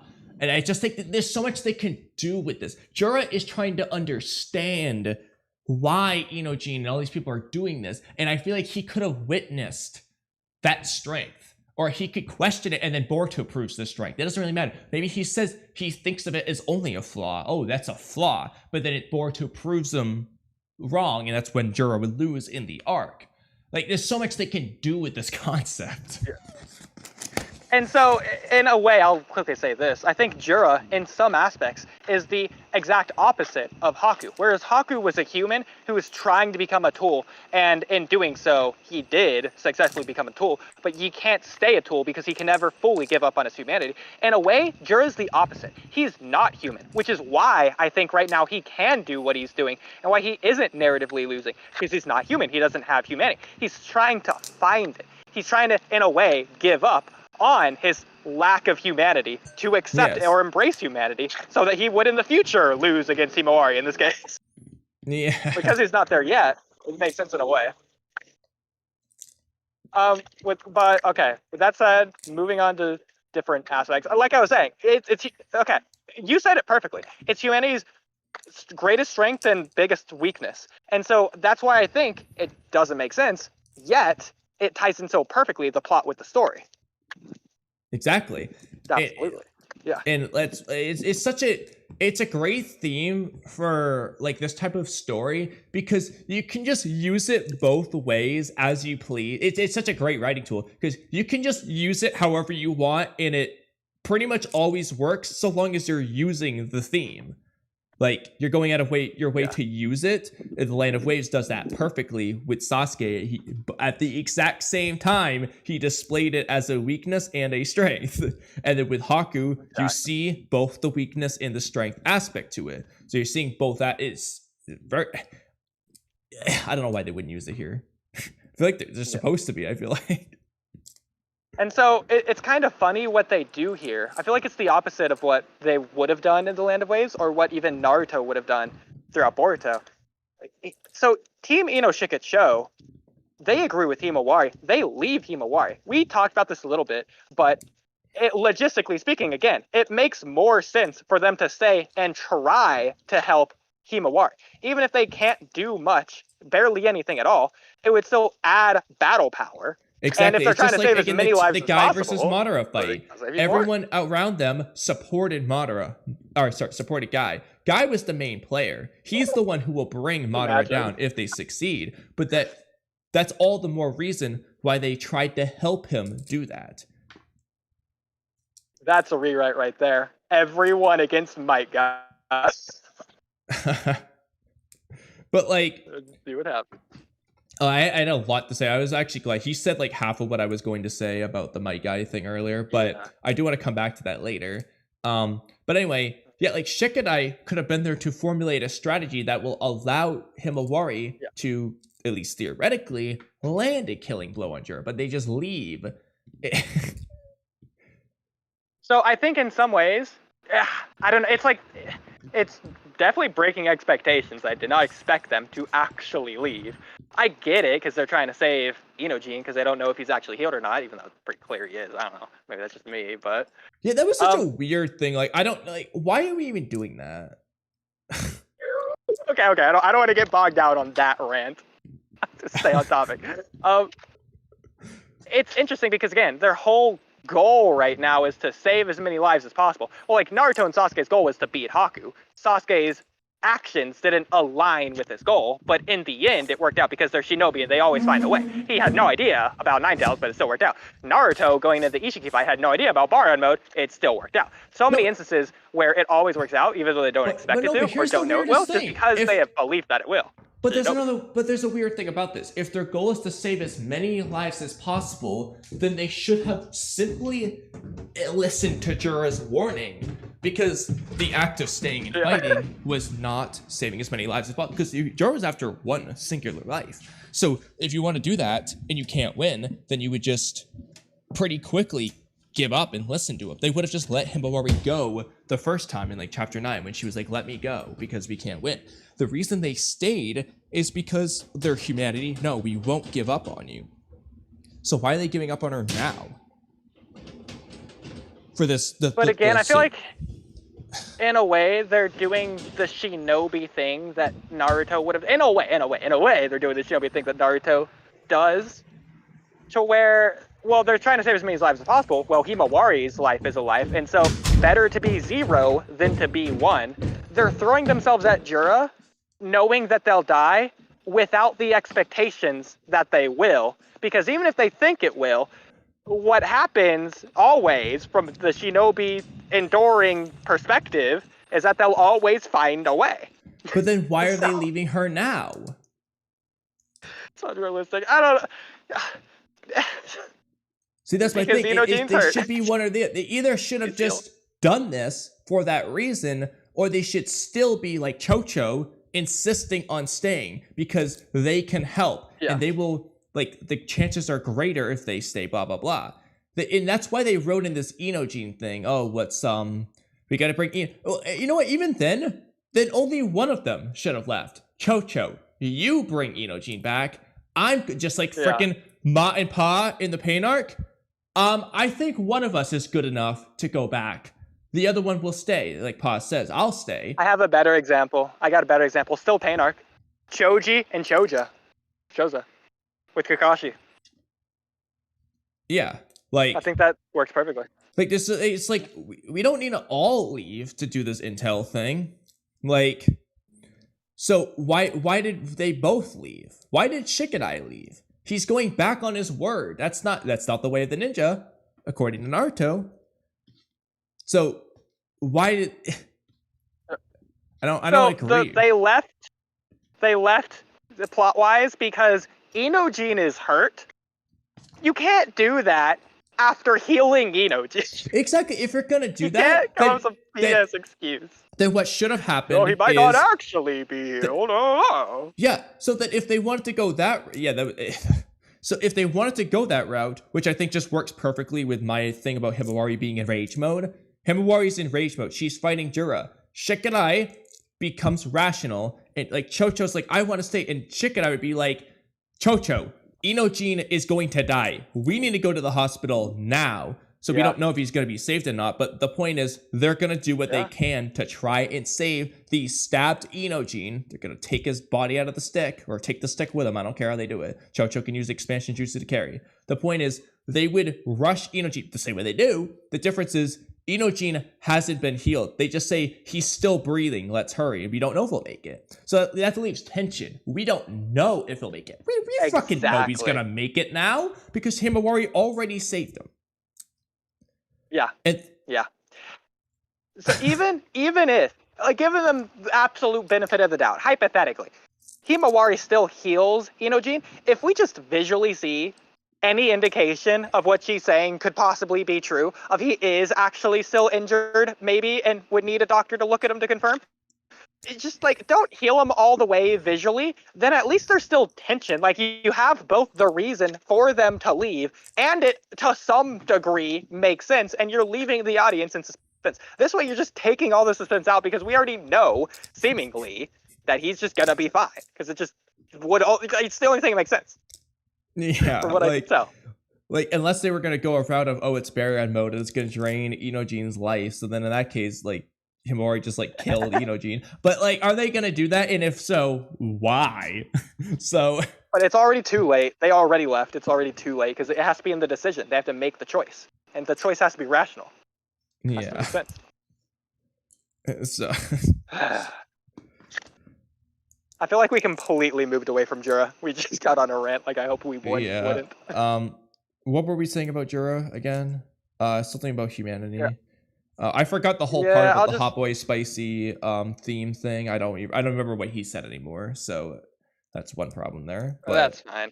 I'll just go back to the beginning of this, considering I never actually started. I was just giving preludes to it anyway. So this is officially starting the Jura stuff. Okay. Jura's identity. So I have this in podcast topics, by the way, in case you wanted to show this, but like, you can continue showing whatever. I'm sure you have like the thumbnail on screen. It doesn't really matter, but you know. Yeah. It's like a little bit up, but like not really much at all. It's from the 18th, 6/18. At 6:08 p.m. Okay, found it. Yeah, all of this. Yeah, I wanted to talk about this HotBoy, but he's gone now, so oh well. Yeah, so there probably be too many things we want to talk about. I know. So it's not who, it's okay, not who is he, but who really is he. So because all Tin Tails are mindless and operating on instinct, phone went off. Blah. Are they all the same? Do Tin Tails have identity, or something to separate them distinctively, to stand out on their own, something that makes you, you. So my question is, Jura comes from the Ten Tails. That Ten Tails, because they're all operating like mindless, instinct, whatever. Is that Ten Tails in any kind of identification way separate from the Ten Tails from the War Arc? Or because I actually don't know. This is a genuine question. Because they're all seeds, plants, whatever. They have genetics. I don't know if they do. If it's real worlds, they do. They're alien plants. Do these plants have genetics? Do they stand out in any kind of way, physical appearance, whatever? Yeah, so I guess a good example would be the way how a bacteria cell just multiplies. It's literally just an exact copy of the same cell. Are each Ten Tails copies of each other, basically? Like, literally, like the way cloning should work. Are they shadow clones? Or is there some level of, I don't care if it's as little as the way Ikimoto draws the teeth being different, you know how they're different? Is that canonically a difference? Like, this Ten Tails has straight teeth versus sharp teeth. Does that make it stand out? We don't know, but it would help us to determine, like, well, are they individually different? Yeah, something that makes each Ten Tails unique. Well, Jura coming from Ten Tails, this is pretty much everything I was saying earlier, that everyone was saying earlier, including HotBoy. This all applies to this first point of Jura's humanity, or that he's trying to reach it. He doesn't have it yet, but he's trying to find identity. Obviously, we all know that.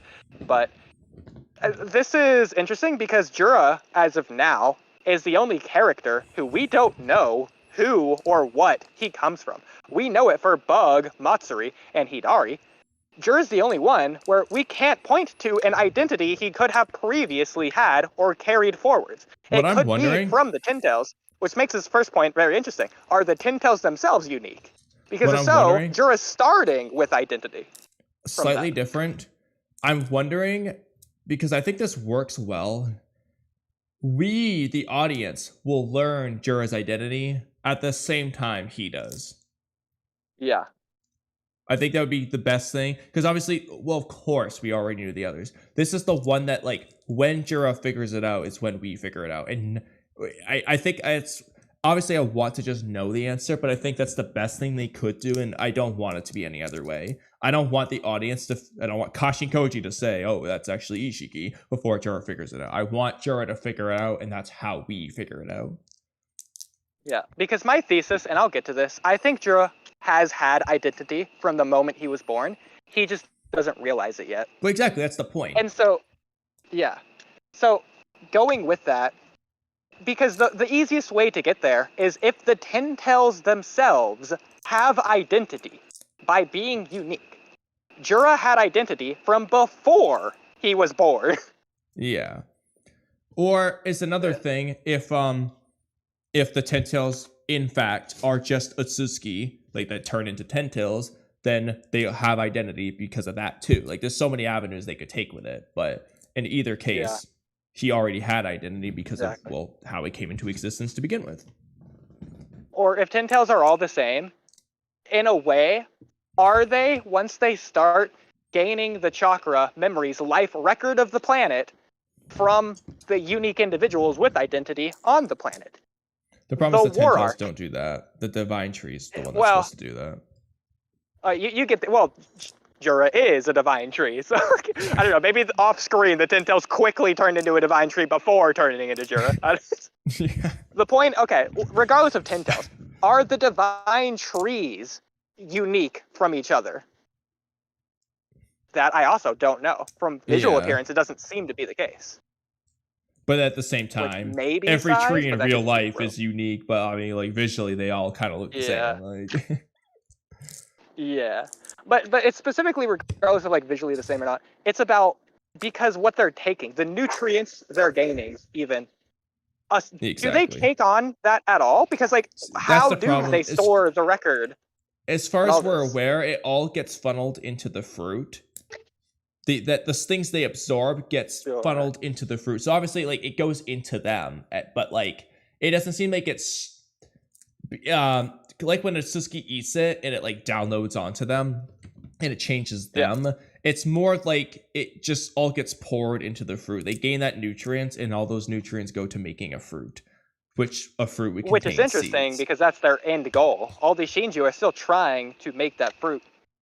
Yeah. But they're also trying to gain identity. It's like they have to gain identity to unlock the fruit. Not really, but that's what they want to do first. Not that they need to do it, but that's what they want to do.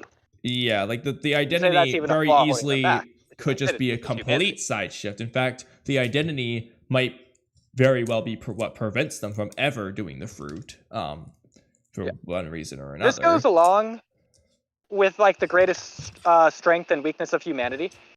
So Jura, assuming finding identity will make him stronger, Jura trying to find strength is his weakness.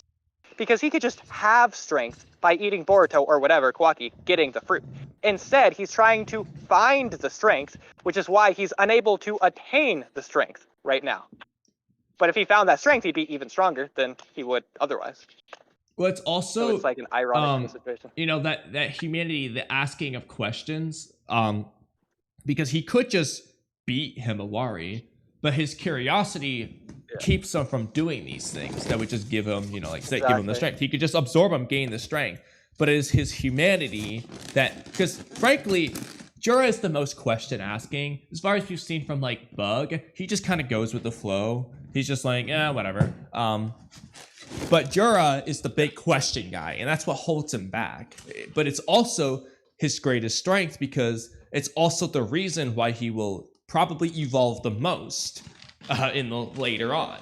Because even if it's something as cliche as he fights to protect Hidari because he's the most human, it doesn't really matter. The point is, he's gonna be the strongest because of his most humanity, if they go that route anyway. To say the same thing in different words, just to really drive the point home, humanity has strength in it. Jura is in pursuit of humanity. That means Jura is in pursuit of strength. Yeah. He hasn't reached it yet, but he's trying to reach that before he reaches other types of strength through the chakra fruit. But humanity also has weakness to it. But it's interesting because Jura hasn't gained humanity yet, so Jura hasn't gained the weakness, but I think he's always had it, which is why he's failing. Well, the reason it works really well for Jura for that reason, because so basically the shinobi tools, the ones that embrace the old philosophy, they're in the middle. So they are stronger because they lack the flaw, but they're weaker because they lack the strength, and it's situation dependent. When is that flaw, or when is that thing about humanity either holding him back or putting him forward? It depends. Exactly. The broken Jura tool is aspect, just like the shinobi. He's just in the middle because he lacks both the flaw and that strength, which means he can beat someone because he doesn't have the flaw they do, and he can lose to them, a different person, because he doesn't have the strength that they do. He works very well for that reason. The broken tool aspect isn't wrong. It's still right. It's just there's a more right answer. So Haku became stronger because he decided to become a tool. If Haku never decided to become a tool for Zabuza, Haku never would have been as strong.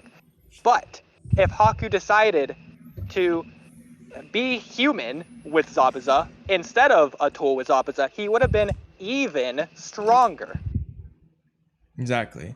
Which is what he, like, his final decision is basically that, like, to be the human, you know, to protect the humanity aspect. Instead of killing, one way to think about it is killing Naruto, Haku's strength will put him at an 8.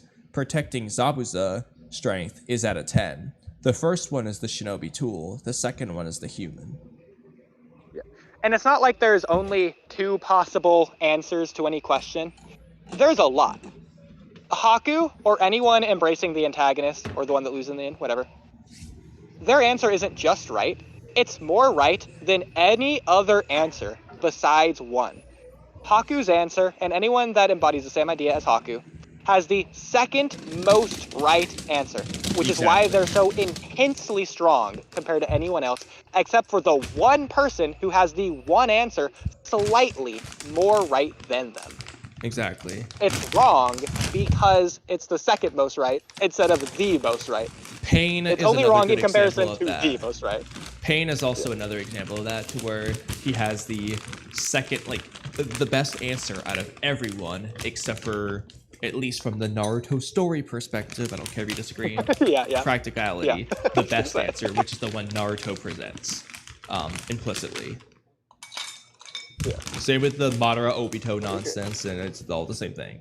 It's like even if you want to argue it in terms of the story, they have the second best answer at the time, but the best answer is the one that wins Naruto's answer. I agree, even if the best answer isn't depicted as the best answer, but I agree. Exactly. It's about the depiction. That's all I really am arguing about for the most part. I do think, especially in terms of our Zetsu conversation the other day, you have more credence to your Infinite Tsukiyomi theory. There's still problems to be addressed, but I think there's more credence than there was before now, with that in mind. And it depends on specifically what's happening. Is it a new life that's been created, or is it the same life that's just become happier? The answer to that question really determines, because if Spiral Zetsu is just Tenji, for example, and he just is happier now, there's something to be said about it. But if it's not that Spiral Zetsu is Tenji, but the Tenji aspects turned the tree into this new being, that's a different story. It's funny because I brought this up before, but it was in the middle of other arguments when you were already defensive and against me, so I never got to actually elaborate the point. So I know I've said it like a few times before, I'm pretty sure. That Zetsu Lives Matter or whatever. Yeah, but we were doing it under a different context, and so, but anyway. I forgot what we were saying before, a minute ago, before that. But yeah, the most right thing, yeah. Continue. Yeah. With whatever you were getting at. Okay. Did I not get at it? I thought I don't did. remember. I'll just assume I did. If not, I'll correct it in the comments. Yeah. Alright, moving on. More Jura stuff. By the way, can I just say this is like the most intriguing conversation about... It's the most interest I've been in a conversation. I don't want to say in a while, because I feel like we've had a lot of interesting conversations recently. This one's just another really interesting one. Yeah. I'm really engaged in this conversation. Well, I mean, the thing is, we said this before, but Jura, and I'll say Hidari second place, close second, is the best thing about Two Blue Vortex. Yeah. For every reason. Completely. I'm following the story not for our protagonist, but for our antagonist right now. That's how I feel. Yeah. Which I just feel like is not how you're supposed to feel. I guess I can move on to the next Jura thing. Okay. This one might not be as interesting, but it's still a conversation to be had. So, he doesn't say this exactly, so don't nitpick me, but you know what I mean. So, Jura states, upon seeing Boruto, he wants to eat Otsutsuki to evolve. That's important because this means Jura, the newborn who shouldn't know anything, he doesn't know who he is, etc., etc. He has knowledge on Otsutsuki. That reminded me of something, yeah. This is one of those plot nitpick questions. I don't know if you should derail to it, yeah. I just kind of hope I remember it. In a way, this almost is a derailment in and of itself from Jura's knowledge. But thoughts on that? He has memory. He knows what Otsutsuki are. Yeah, but so here's the thing. I feel like I can't help but get to my derailment then. Bug, Matsuri, Jura, and Hidari. Jura's an interesting case because he reads a lot of information. Have a profoundly, strangely different level of just knowledge on the human world. Hidari verbatim states in this chapter, the only thing he knew was Sarada, except for, I guess, Boruto and Kawaki. Those are the exceptions. Meanwhile, Bug knew who Naruto was. He knew Naruto wasn't an Otsutsuki. Matsuri knew who Team no Shikacho was. That's not Matsuri. That's not Konohamaru, the target, either. Hidari allegedly doesn't know who Naruto is based on his actions, and he's saying the only thing he knew was Sarada. Why?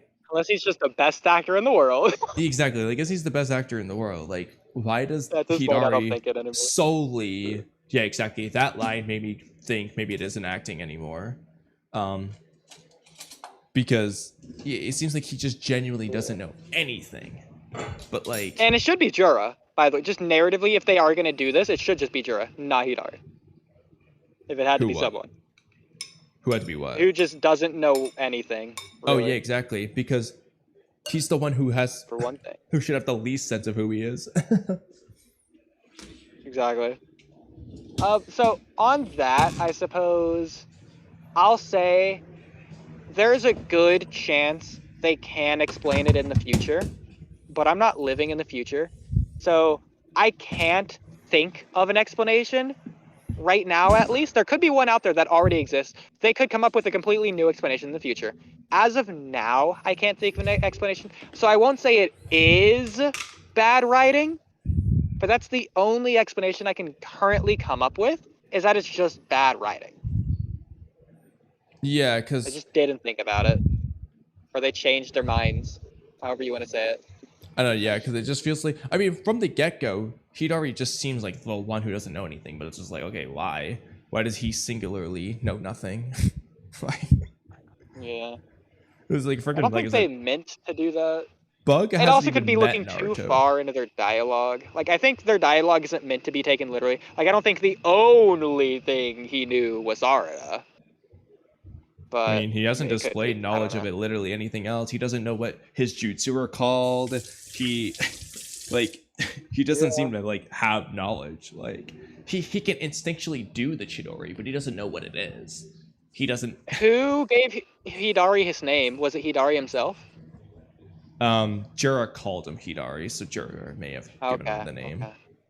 It could have happened off screen, but I guess we don't know. We But don't know. he knew what a target was. He knows how to speak English. Again, you can say anime logic. Yeah, no, yeah, exactly. I know it's obviously not the only thing he knew, because, like I said, well, he knew who Boruto was. He literally says, Hidari's the one in this chapter who says Boruto Otsutsuki, so he knew the name. Unless you want to say it's because he listened to Bug say it in the other chapter. Oh, well, Jura also said it. So yeah. So when Boruto used Flying Raijin away at the end of, I think, chapter 4. Yeah, so I guess it depends on whether you think Hidari learned it through them. Maybe. But I feel like Hidari knew who Boruto was before Jura said it. At the very least, he could sense it, that he's Otsutsuki. Exactly. So it seems like they seem to know that. Like, they seem to be exceptions. So that's why I said the human world, though. Bug said, like, there's no reason for Bug to just know that Naruto's not an Otsutsuki. Is there? Bug hasn't even met Naruto, which is the really interesting part. But, like, Bug, the character, never met Naruto. But assuming he just had knowledge of who Naruto was as a person, though, which is reasonable. Yeah. But, like, yeah, like, the Bug Shinju's never met Naruto, so why would he default know that he's not an Otsutsuki? This is a bit nitpicky, but you could say, even regardless of talking anime logic, even if Hidari doesn't know the name of his jutsu, he still knows how to do Chidori and how to effectively use it. Same with Fire Style. Same with his, like, sword hand. That's not human world, but, like, Chidori and Fire Style. Well, that's why I said in a way, he's instinctually doing it, but he doesn't know it. Okay. Kind of like a slight difference, like, but it's like he's operating on instinct, not like some human knowledge. What about...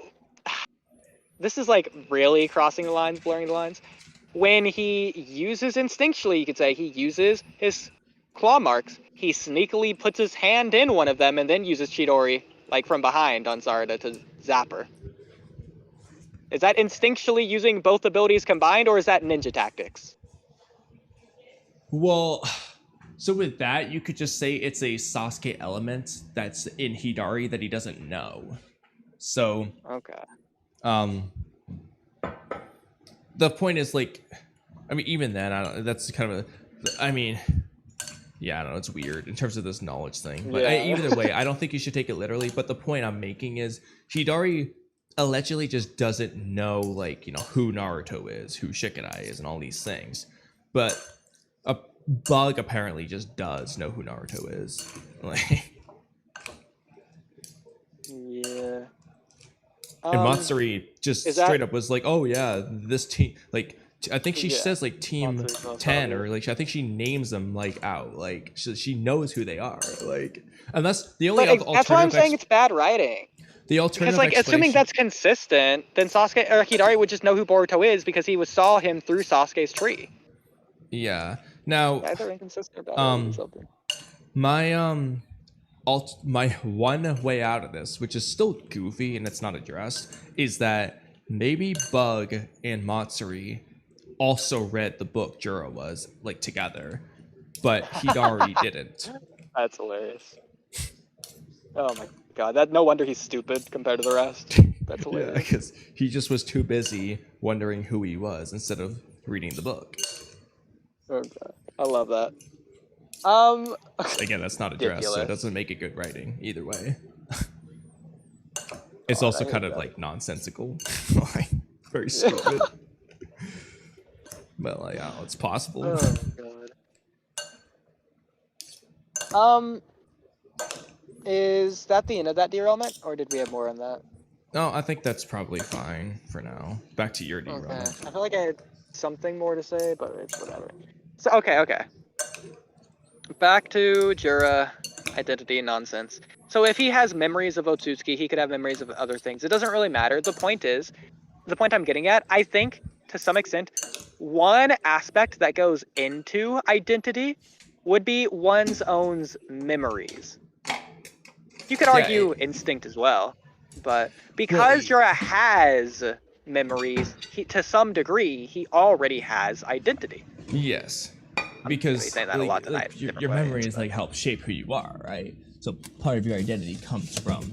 It's a philosophy, psychological debate, but yeah. Yeah, I guess, but like, and I mean, it's pointed out like, of course, there's more than just the memories. Like the whole Akebi Amato thing. It seems the human's consciousness is more than just an aggregation of memories. So there's other aspects to it. But that doesn't mean the memories are like irrelevant. Like there's so many conceptual ways to go into the memory debate. For example, like if you lock a prisoner up and they genuinely can't remember what they did, is it ethical to keep them locked up? Is that still the same person or is that a different person at that point? Ideas like that. You know, of course. I know we don't need to get into this too much. At least for me, though, I think an important question to ask is, are they prone to doing the same act again? Part of that depends on why they did it. Was it because they were just naturally crazy? Well, if so, they're probably going to do it again. Is it because it was like a vengeance quest and they don't even remember anything? Well, on one hand, no, I guess they don't have the vengeance quest anymore because I don't remember. But on the other hand, they're also the type of person to go on a vengeance quest. So it's entirely possible that they will do it again. But you have to address, like, is it likely for them to do it again? Yeah, personally, I'm sure you agree. I don't have an extreme stance in either direction. I could argue in either direction. Exactly. It doesn't really matter. I think seeing it depicted in media could be extremely interesting. This sort of completely derails from Boruto because I don't think they're doing that. But a show called Moral Oral did a really interesting kind of idea with this. I'm not going to get into the show. I really love that show. It was on Adult Swim. It was like claymation. But like the story was great and the music was good as well. Shout out Moral Oral. Everyone go check that out if you have it. That's why you watched it, for the music. Exactly. I actually only watched it because a coworker introduced me to it. I was like, oh, okay, sure. Shout out Olive Garden. But yeah, it was cool. It was a cool show. I liked it. Had a lot of really interesting story beats, themes, characters, whatever. It's like a comedy as well. It's a serious comedy. Okay, anyways, to not spoil it, but like for one plot of an episode was basically the idea that there's this one kid's dad, and this dad like did things with a girl without her consent is the way I'll word that. Okay. And that was like 30 years ago. Yeah, it was like 30 years ago. And so this dad like has brain things, like an actual like disease or disorder. I don't remember what he had. Could have been pneumonia. I don't know what brain things are, but you know, you get the idea. Alzheimer's maybe. I'm gonna go to limit say it probably wasn't that brain thing. Never been a person who commits the act of his dad because of pneumonia. Well, the point is, so at this point of his life, he doesn't remember that because of his brain thing. And he is an old, miserable, lonely man. He's already suffering for what he's done passively without remembering it. The question of the episode, is that justice enough? They answer this, again, I'm not saying this is my answer, this is just what the show extreme example was. The show had that kid's son beat him like senselessly. Possibly to death, I don't know, because I don't think they ever actually addressed that ever again. But because the son figures out what he did. And the dad is like miserable or whatever. He doesn't remember it at all. But I kind of forget. I can't remember if the dad at this point was like a good or bad person. He could have been sympathetic or empathetic or apologetic or whatever. Doesn't matter because it's justice for the crime he committed 30 years ago that he doesn't even remember. And the reason that they portray it's not about him. It's about the victim. That woman, even like 30 years later, is still like suffering from that trauma or whatever. And the son of the person like meets that victim and they don't realize it at the time. They eventually grow together. They like get a bond or whatever, so they like each other or whatever. And when the son figures it out, that's why he beats his dad, because he has grown a bond with this person. He really likes this person. So finding out that horrible thing that happened to them, he wants to beat up the dad. Regardless if it's for justice or just because he's freaking angry. In a way, you could argue it's selfish at that point because it's more of like a vendetta than it is about justice. Yeah, but I thought it was pretty interesting. I think they do leave it ambiguous because you could argue whether or not it's trying to portray it as right or wrong. I don't think it's trying to do either, which I think is a really strong standpoint of the show, is that they do so many things on both extremes without telling you which is right, and they do it like in a really cool balance. I'm specifically thinking of like, I forget exactly how they did it, but it's like a gay priest who like is like, it's like spin the bottle, but like if it lands on one side, it's right. If it lands on the other side, it's wrong. I forget what it's called. It's like a 50-50 chance. You spin a thing. Oh, but he was like playing this with a cross. I don't know. It's something like that. You get the idea. He's playing it with like by himself with like a cross. It's almost like picking flowers. It's like, do I or do I not? I forget exactly what they say, but you get the idea. But like the show does this a lot, to where instead of landing on either right or wrong, it lands directly in the middle. It'll do things just like that all the time, and I love when they do that. Freaking specialty of the show. I love it. But that's a complete derailment. It's a complete derailment. Real and quick, right, get back on track. Copy of Nicolay. Sorry, comment from Nicolay. Why are you just dissecting the Shinju when we waited a month only for Inoji to miraculously get healed and more than half the chapter with Sarada and Himawari getting beaten up? The answer, Nicolay, is because we don't want to only critique Boruto. I know to some extent it feels like that's all we've done for a while, and we're going to keep doing later in this stream. Absolutely, we will. And we're going to do it again and again and again. But we don't want to only critique it because, again, while I do think Boruto has a lot of bad things, there are some things it does really well. In my opinion, the protagonists are the flaws of the series and the antagonists are the strengths of the series right now. And I think you can't do that. You need to have both synergistically work, but that doesn't mean the strengths aren't there. So we do want to dissect Jura for a bit because we like Jura. The slight derailment. Draco, depends on when you're referring to about my mic. I have two different mics that I use. I have the Rode Wireless Pro, which is what I tend to use on podcasts so that I can walk around. And then I have a Rode NT1 for videos, or my stream earlier today when I was sitting down, which is a little bit better. Half the time you guys don't even notice because honestly the wireless mic's pretty good. But it's a little bit better, so I use that for videos. Anyway, Ood, do you think Boruto's writing being flimsy has to do with the story being rushed?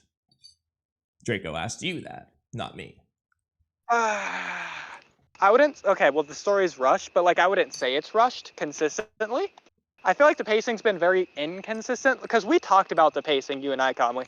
Regardless of the first arc, the prologue, as flashy and as fast as it is, we both agree it could be a little bit more tight knit. It could just removed in a way 20% of it. Yeah. And you're just better. And it should have all been one chapter. Go watch that video. Yeah. It'll come out in a few days. But I think the pacing's been a little bit all over the place. In fact, HotBoy himself, in his reaction to chapter 11, he was complaining that it feels like this Konoha invasion has lasted forever. And he's just ready to move on to something else. He can't believe that we're still on the Konoha invasion. I'm pretty sure it's been 3 chapters. Am I wrong on that? 4 now? Chapter 8, 9, 10, 11. Yeah, so I feel like that's not long at all. Well, no, but here's why. Here's part of the reason why. Again, this gets into my whole Boruto protagonist nonsense. Because if the story, the goal we're following has to do with the whole omnipotence aspect, the village being against the world turning against Boruto. Whatever Kawaki does at the end here can definitely play into that. But this Jura stuff is a sidestep. It is the B story in that case, but we've been on the B story for most of the arc so far. Yeah. So that's why I'm saying we're not following that story right now, because we spent so long on this, and we're gonna get at least one more chapter of it. If we just assume Boruto, Jura, all that stuff ends in this next chapter before whatever Kawaki nonsense, that will be chapters 8, 9, 10, 11, and 12. 5 chapters out of, so far, 5, 6, 7, 8, 9, 10, 11, 12 at that point. 5 out of 8 chapters will be the B story. And at that point, we're probably only going to have 1 or 2 more chapters of the A story, because if Kawaki just makes Momoshiki come out, how long is that going to last, honestly? Maybe it'll last for like 6 chapters, but if that's the case, what the fuck's the midpoint of this arc? Because and this also gets into the whole Jura protagonist thing. If Jura's goal is to capture Naruto, his target, he finds Himawari. The story has changed in a radically new direction. It's no longer Naruto, now it's Himawari. It's a similar goal. His goal is altered, and now we're following that. It's just weird, bro. I don't know what the midpoint of this arc would be, though. If on the hypothetical that the Momoshiki Kawaki nonsense lasts for like 6 more chapters or something, then what the heck would be the midpoint of this arc? Part of a midpoint is the protagonist realizing what they've wanted all along, and they start pursuing that. That can come at the midpoint, but that can also obviously come a little bit after. Usually at the second confrontation or after that, or all is lost moment, dig deep down. Before the final battle, anyway. Yeah, exactly. It's usually going into Act 3. It's usually the turning point. So, yeah. This is another reason why the Boruto timeskip failed at that, because when Boruto finally does that, the arc ends. Crazy.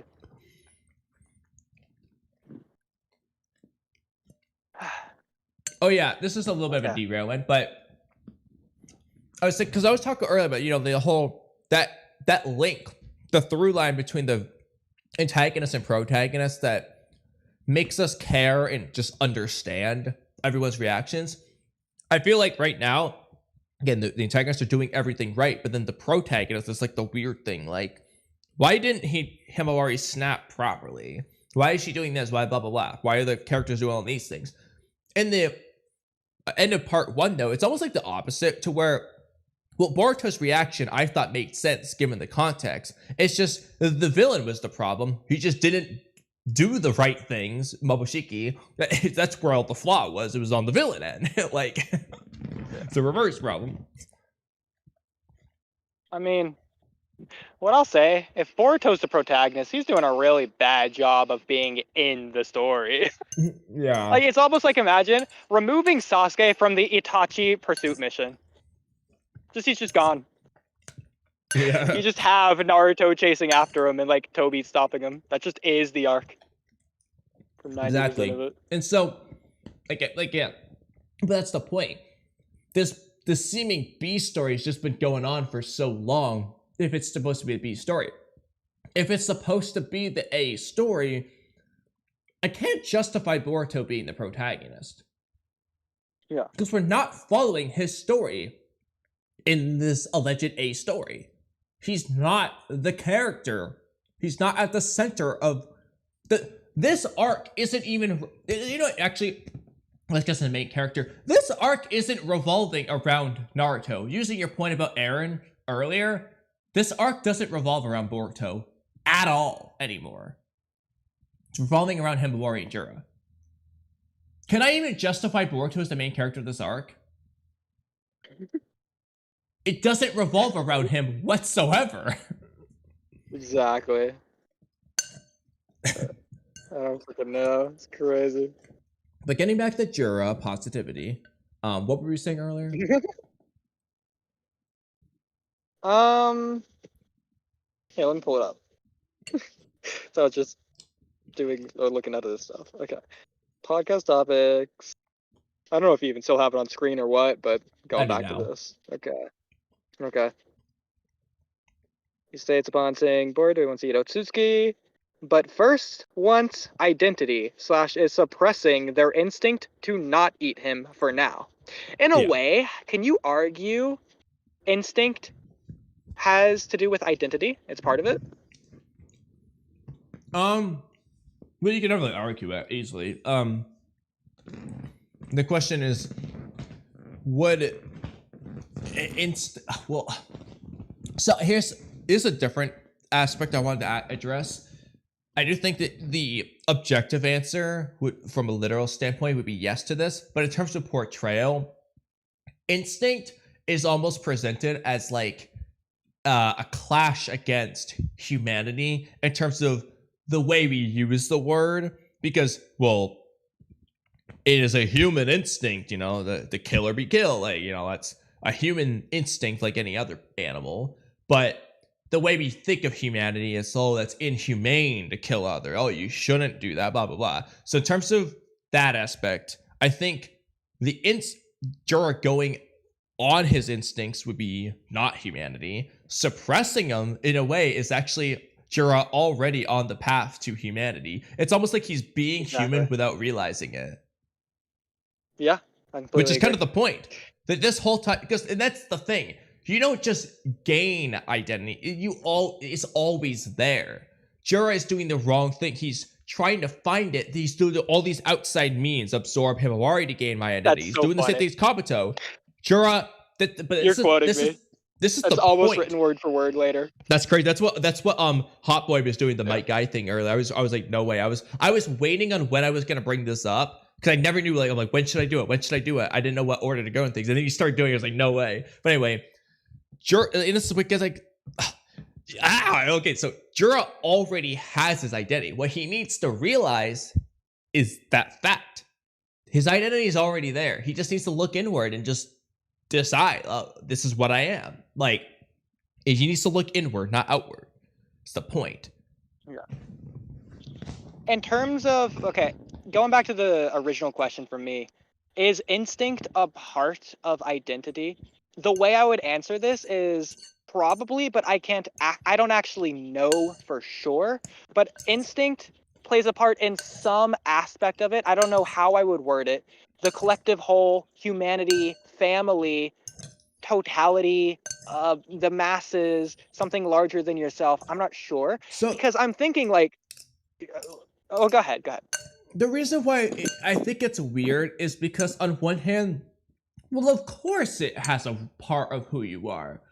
But in terms of the distinction of identities, instinct is the thing they all have in common. The instinct isn't what makes Jura distinct from Hidari or Naruto distinct from Boruto. They have the same instincts. It's everything but that makes them distinct. It's the non-instinctual things that form really who they are. But of course, this gets into the question, what even is identity in the first place? Like, what even is it? Because how do you gain it? How do you have it? Again, what is it? So in this case, I'm thinking something along the lines of being scared of the dark. Nobody is scared of the dark because they themselves uniquely would be scared of the dark. That's not part of their identity. That's almost, like we're saying, an external outside factor given to them. It's almost like DNA being passed down or gene splicing even. If we learn in the future, 100 years from now, maybe we can just inject being scared in the dark into people because we just figured that out. I wouldn't, because that's almost like gaining it. I wouldn't consider that part of someone's identity.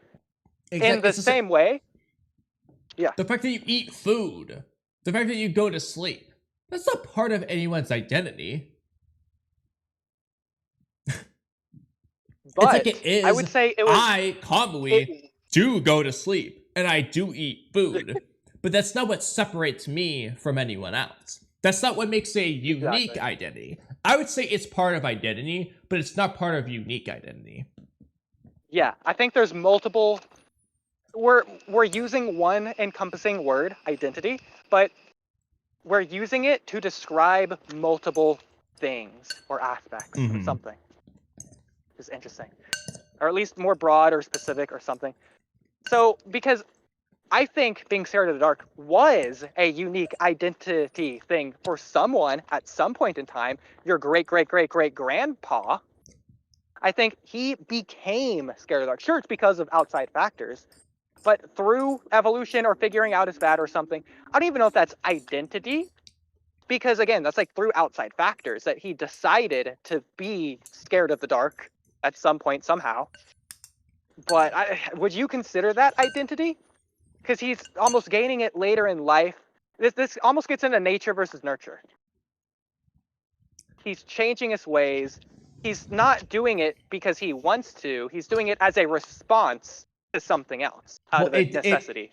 It honestly depends, but it kind of depends on how it actually came to be. Because hypothetically, going to the evolution theory of this, it's entirely possible that he was just born with that fear for some reason, the same way we kind of are instinctually born. He just had the mutation, and it was advantageous because in the dark it's harder to see. Maybe you're more likely to be caught by a predator who can see in the dark, or it's harder to catch prey, or whatever reason, evolutionary thing.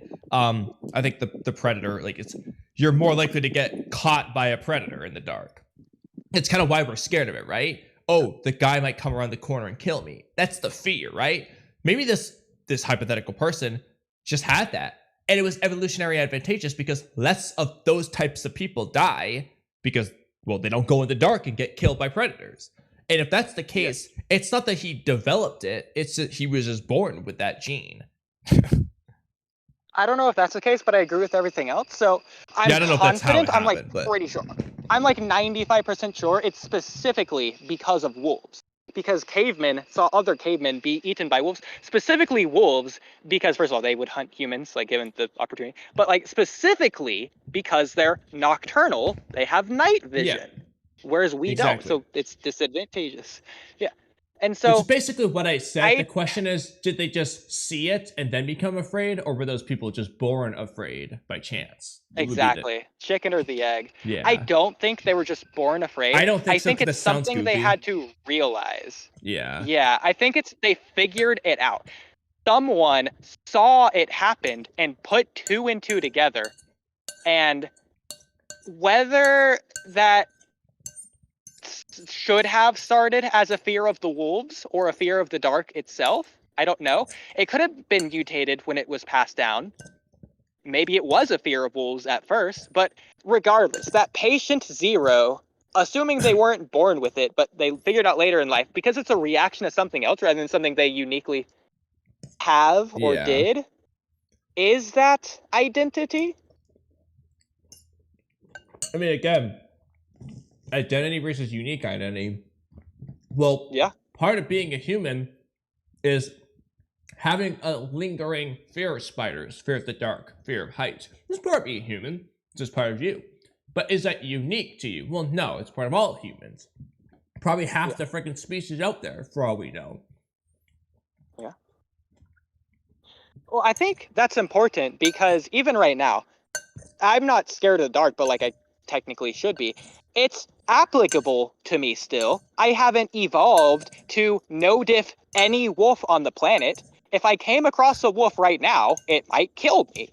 But it's not relevant because I know living in society, the odds of that happening are astronomically low, as well as the fact that I have technology. Instinctually, you probably are afraid of the dark, but the logic in you knows like there's nothing to be afraid of, actually. Exactly. In fact, it could be logic overriding the instinct. Mm-hmm. Kind of like Jura.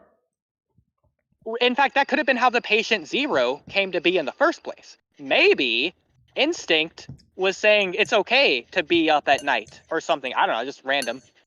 And then the logic came to be actually no, let's override that to where we aren't vulnerable during the nighttime because we're more vulnerable. Yeah. That's interesting. A few aspects of this is looking at this in like terms of like more intangible conceptual things. You could apply the same concept to shinobi history. Naruto contributed to shinobi history. He's a part of it, but he's not all of it. But all of it applies to him. It gets passed down to him retroactively.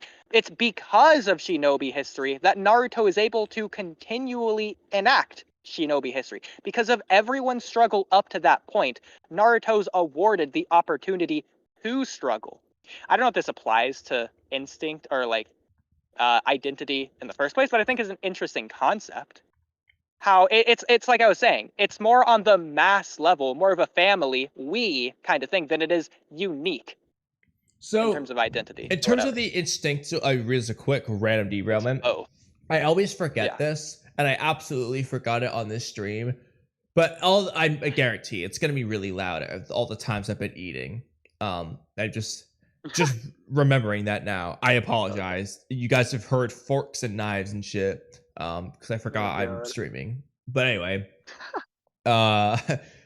So the way I would think about that is if we're gonna compare it to instinct, that would be like saying that shinobi history might help form to some extent Naruto's identity, but not uniquely. It does that to everyone. Every shinobi, everyone in that world. Shinobi history alters them. The differences would be, well, how did it do it in a unique way? How did in this case, they would have different shinobi histories, I suppose. Pain's shinobi history is different from Naruto's shinobi history. So in that manner, it'd be like Pain has a different instinct from Naruto.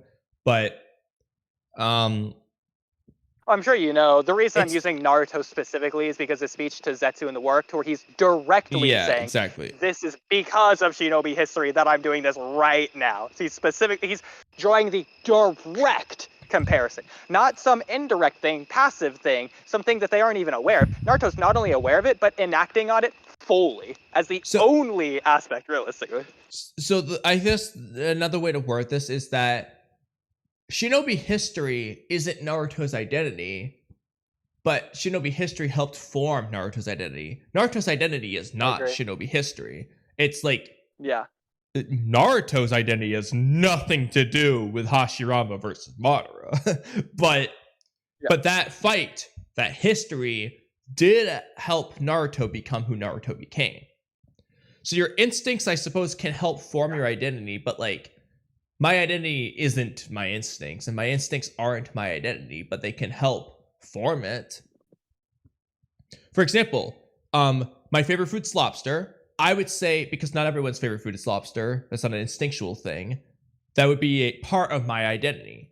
My instinct to eat helped me form that identity. I wouldn't have eaten lobster if I didn't have the instinct to eat food. But that isn't an instinct, the lobster aspect. It just helped me find that identification thing. Exactly. So another aspect of this, going on another note here, is physical attributes, I think this is really interesting because when you get into it, it's both the physical angle and the non-physical angle, which would be the mental angle, which really comes down to the chemical angle, since that's how that works, which is a physical angle. So really, realistically, at the end of the day, everything's physical. But I'm thinking something like being born with black hair. Is that someone's identity? Because I think it should be, but it again, it's another outside factor, and it's like a physical thing that's not necessarily part of their being that they think they are or should be.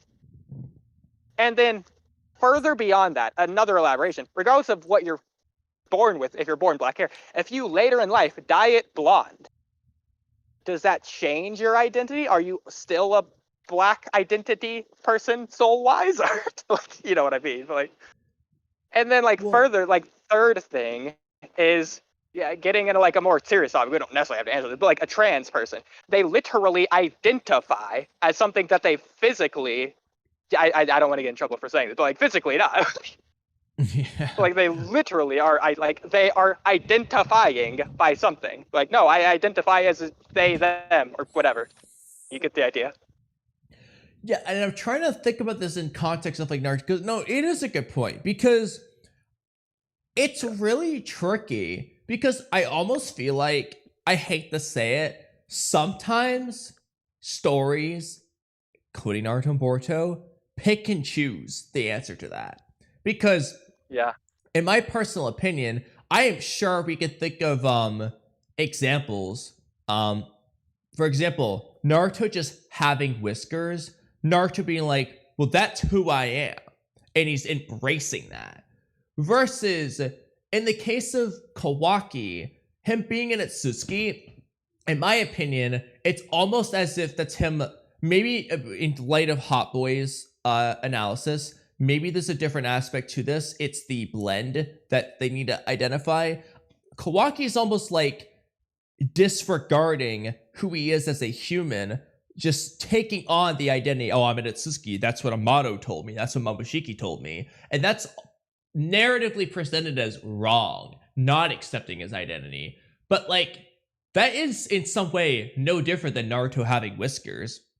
That's who he, Kawaki literally is Atsuki. So I feel like they pick and choose. Now, of course, I think HotBoy's answer could be the perfect one. They're both. Boruto seems to disregard his Atsuki. He's trying to shove it to the side. Maybe that is Boruto actually rejecting his identity, and I just overlooked that before. Because I was saying, like, Boruto's a shinobi. He stands firm on his identity. Kawaki is he should be a shinobi, and he's like rejecting that. Maybe the answer is they're both. They're both Atsuki and shinobi, and that would go into I think that's like that's who you are thing. Yeah, that goes in scientific ninja tech theme. It's not what you have, it's how you use it. Yeah.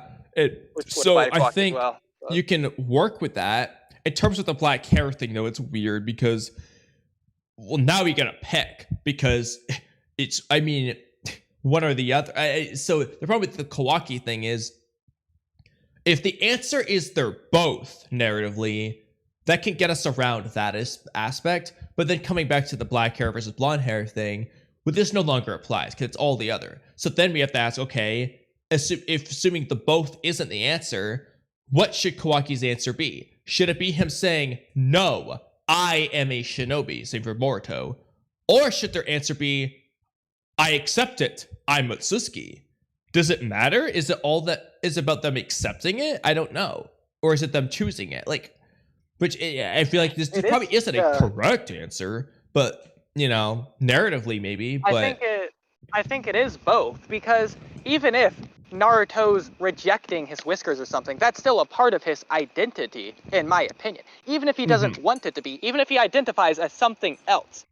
It's both, where his identity is that thing he identifies as, and it's the thing that he's not identifying as, but is part of his identity. Just because you ignore something or are not aware of something doesn't mean it's not part of your identity. So I think in this case with the blonde hair thing, the answer would be, I guess it's really weird in the transgender. The answer might be both. You are both a man and it's not that you're a woman. I guess if you want to say I'm a woman in a man's body, or a vice versa, that would be an indication of both, because you're admitting you have the man's body, but you're also saying you have the woman consciousness or whatever. Well, this is really interesting that I'm using this word, but I think identities can transition. I think identities can change over time, but that's even more interesting, because I'm sure you would agree with that. But that's even more interesting because are you born with a unique identity? It's like someone who's predisposed to liking hot dogs. Is that part of their identity? Because they don't know that themselves yet. And as a baby, I'm sure they wouldn't necessarily like hot dogs because they can't consume them. But like later on in life, they will. Lobster. I probably am predisposed to liking lobster for whatever reason. Maybe it's the Italian genes. Lobster might be popular. I don't know. The Mediterranean seafood. You know what I'm saying? But okay. Something even more ambiguous. Exactly. But something even more ambiguous that you could never trace back. Something, I don't know, like, for example, your favorite color's purple. I don't think that's a genetic thing. I don't think that can be a genetic thing. That's more like imagination, mental, I don't know. Or like, you prefer rock music as your favorite music genre. That's like, yeah, I can't see that being traced. Maybe that's like a cultural thing, but like from birth is what I'm talking about. I don't know if that even applies, but like, I think you get what I'm going with here. Is it unique at birth? Like, I feel like it has to be. That one's even trickier because it's like, what is the science behind why you like certain sounds or certain colors and stuff? I don't know. Like, food I can understand. That's a little bit easier because of nutritional things and what maybe your hereditary diet used to look like and so on. It's easier to follow. But even then, to some degree, maybe that is influenced as well. Because in the same way, I'm sure you could be almost like mentally tricked into liking lobster if you were fed it every single day. That's just all you have. In the same way, I'm sure like culture or your parents or history or something can predispose you to liking the color purple. If like your room as a baby, you don't even remember, it's just a subconscious thing. You don't even remember. Your baby room was fully the color purple. Maybe you just will have that be your favorite color later in life because of that, something like that, or because your parents' car was purple possible when you were 1. Exactly. I don't know. And in some cases, this is like the more obvious one. Sometimes, like, this requires knowledge, but sometimes people's favorite color or food or whatever might be a sentimental thing like that. Maybe you say like, oh, my favorite color is purple because that's the color my mom always wore when she died, before she died when I was 3, and then I hold that dear to heart or something. You know what I'm saying? Like, sometimes people have like a memory or something that they latch onto. That's why it's their favorite. This, of course, is more subconscious. It's the baby's room happened to be purple, but maybe subconsciously it's the same thing. It's your mind latching onto that. The first thing it saw or whatever. Maybe your favorite color boils to the color of your parents' shirt when you were born. Maybe that's everyone's favorite color. Like, we don't know. And so what we would look at isn't this. We would look at the solely unique aspect to where it's none of that, nothing external. It's fully you, only you. The question is, does that even exist? Because if it's a genetic thing, well, that comes externally from your parents' genes. And then the world, if it's the world affecting you, I guess that's external because it's not you, that's the world affecting you. Either way, it would have to be external, which sounds tragic, but like, I don't feel that devalues the individuality. It just means that, well, to some extent, unless you want to say the only way around it, this might be the one potential way around external. It kind of is external still, but it's mutations. It didn't directly come from your parents. It was just a random thing about you that you alone have, and it didn't come from anywhere in particular. So it's a genetic mutation. That might be the most you can be. But I feel like genetic mutations are something humanity doesn't quite understand yet, because I don't believe anything is truly random. I think it all operates under scientific law of the universe. So based on whatever universal principles, I'm sure you can manipulate those mutations. You can create them, and you just aren't aware that you are doing so when those mutations occur.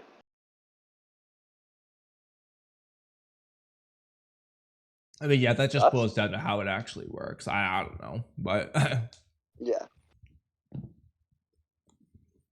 Yeah, I think it's all gene splicing or something. Yeah. Okay, well, there you go. That's what identity is. I forgot the point before this we were making, but probably something related. I don't even remember anymore. This always happens. But I guess we can continue. You're on want versus need. Is yours? Yeah, this goes back to what I was saying previously. So, Jura states upon seeing Boruto, he wants to eat Otsutsuki, because he isn't to evolve, but first wants identity / is suppressing their instinct to not eat him. This is a push and pull, because he wants to eat Boruto, but he needs to evolve. So my question to you, going to the want and the need, is what I just said correct? Or is it the opposite way around? What is Jura's end goal versus his current goal? That's what I was wondering about. Should it be the other way around? Because, like, to some extent, his goal is, well, just to find his identity. Maybe what he needs is to evolve. So just to read this out loud, and then I'll get to a comparison, the comparison that we always use, so you already know which one I'm going to use. But the want is, what is the goal? That's the want. And you have the need, why do they have the goal? And then you have what they really need. Again, nested layers. There's 3 layers to this at the bare minimum. So what they really need is, what does he never want to happen ever again? Or you could say it as, what hurt him? Or what is he running from? And so my example that you already know is going to be Naruto becoming Hokage. That's the tangible, physical, surface layer thing, the thing he's consciously and actively aware of and pursuing. Naruto wants to become Hokage. Why? Because he needs to have the bonds, or the affection, the what is it that he says? The attention, acknowledgement. Yeah, he wants acknowledgement from everyone. And why does he have that need? Because he never wants to be hurt again. What hurt him? Not having acknowledgement, the pain of being lonely. And so he's running away from that loneliness. That's why he wants to become Hokage, because he needs that attention, because he didn't have it previously.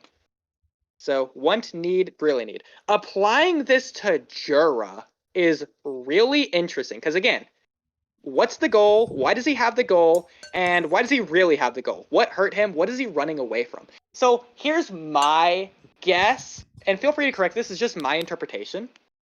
I think, because again, it's a push and a pull. He wants to find identity. Hang on, am I saying this right?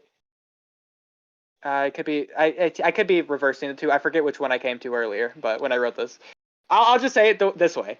It's just because I follow through. He wants to find his identity because he needs to evolve, because he can never become that mindless being ever again. He's running away from the fact that he was the Ten Tails, the identityless Ten Tails.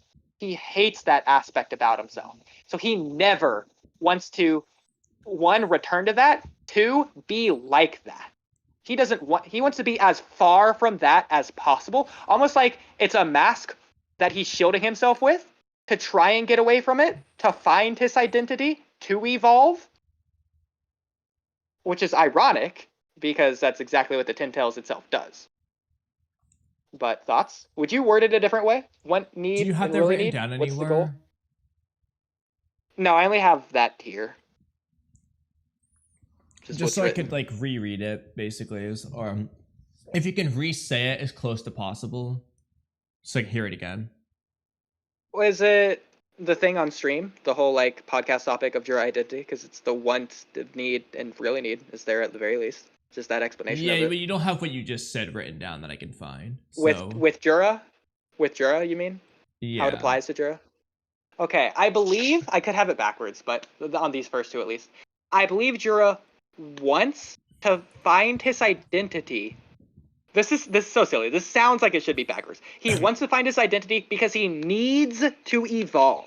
Again, that sounds backwards to me personally, but whatever.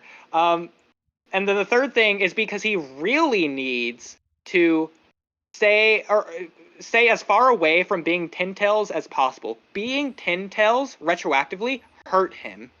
He never wants to return to that form ever again. So he's trying to run away from it by being as different from it as possible. Yeah. Do you think that when a Ten Tails becomes a divine tree, they achieve that being different from the Ten Tails thing, or do you still consider that like kind of one and the same? I don't. So okay, I would answer that. The problem is, Shinju refer to themselves as divine trees, which we already know doesn't make sense. So I need elaboration on what that means to answer that question. Yeah, because what I was gonna say is, well, he wouldn't need to find his identity to just evolve into a normal divine tree if that would achieve his what he really needs thing. Of course, maybe that's all Ten Tails not achieving what they really need. And so Jura has the opportunity to kind of break away from that. But if that's the case, then I think we need to rework this, because it's not that he needs to find his identity to evolve. It's... The problem is the evolution, to me at least, seems separate from the identity. If you go back to his original dialogue, I'll go pull it up real quick. Well, but this gets back to the original question. What's his goal? So I'm just gonna listen to all things. All right, I'm just gonna read off a bunch of Jura dialogue, okay? Chapters 4 and 5 is where it matters. Chakra. All life on a planet, both current as well as past, long dead. We divine trees exist to suck the chakra out of all living things and form a chakra fruit. At least that was our original driving instinct. But code, we appear to have evolved a bit, thanks to awakening self-awareness in us. So they've already evolved.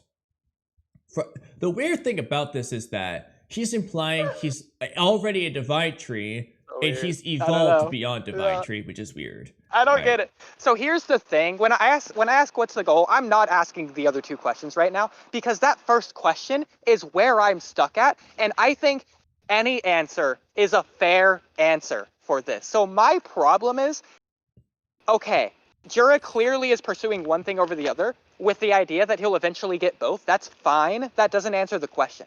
Because, hypothetically, if gun to his head, assuming this is a gun that actually does something, gun to his head, you make Jura choose.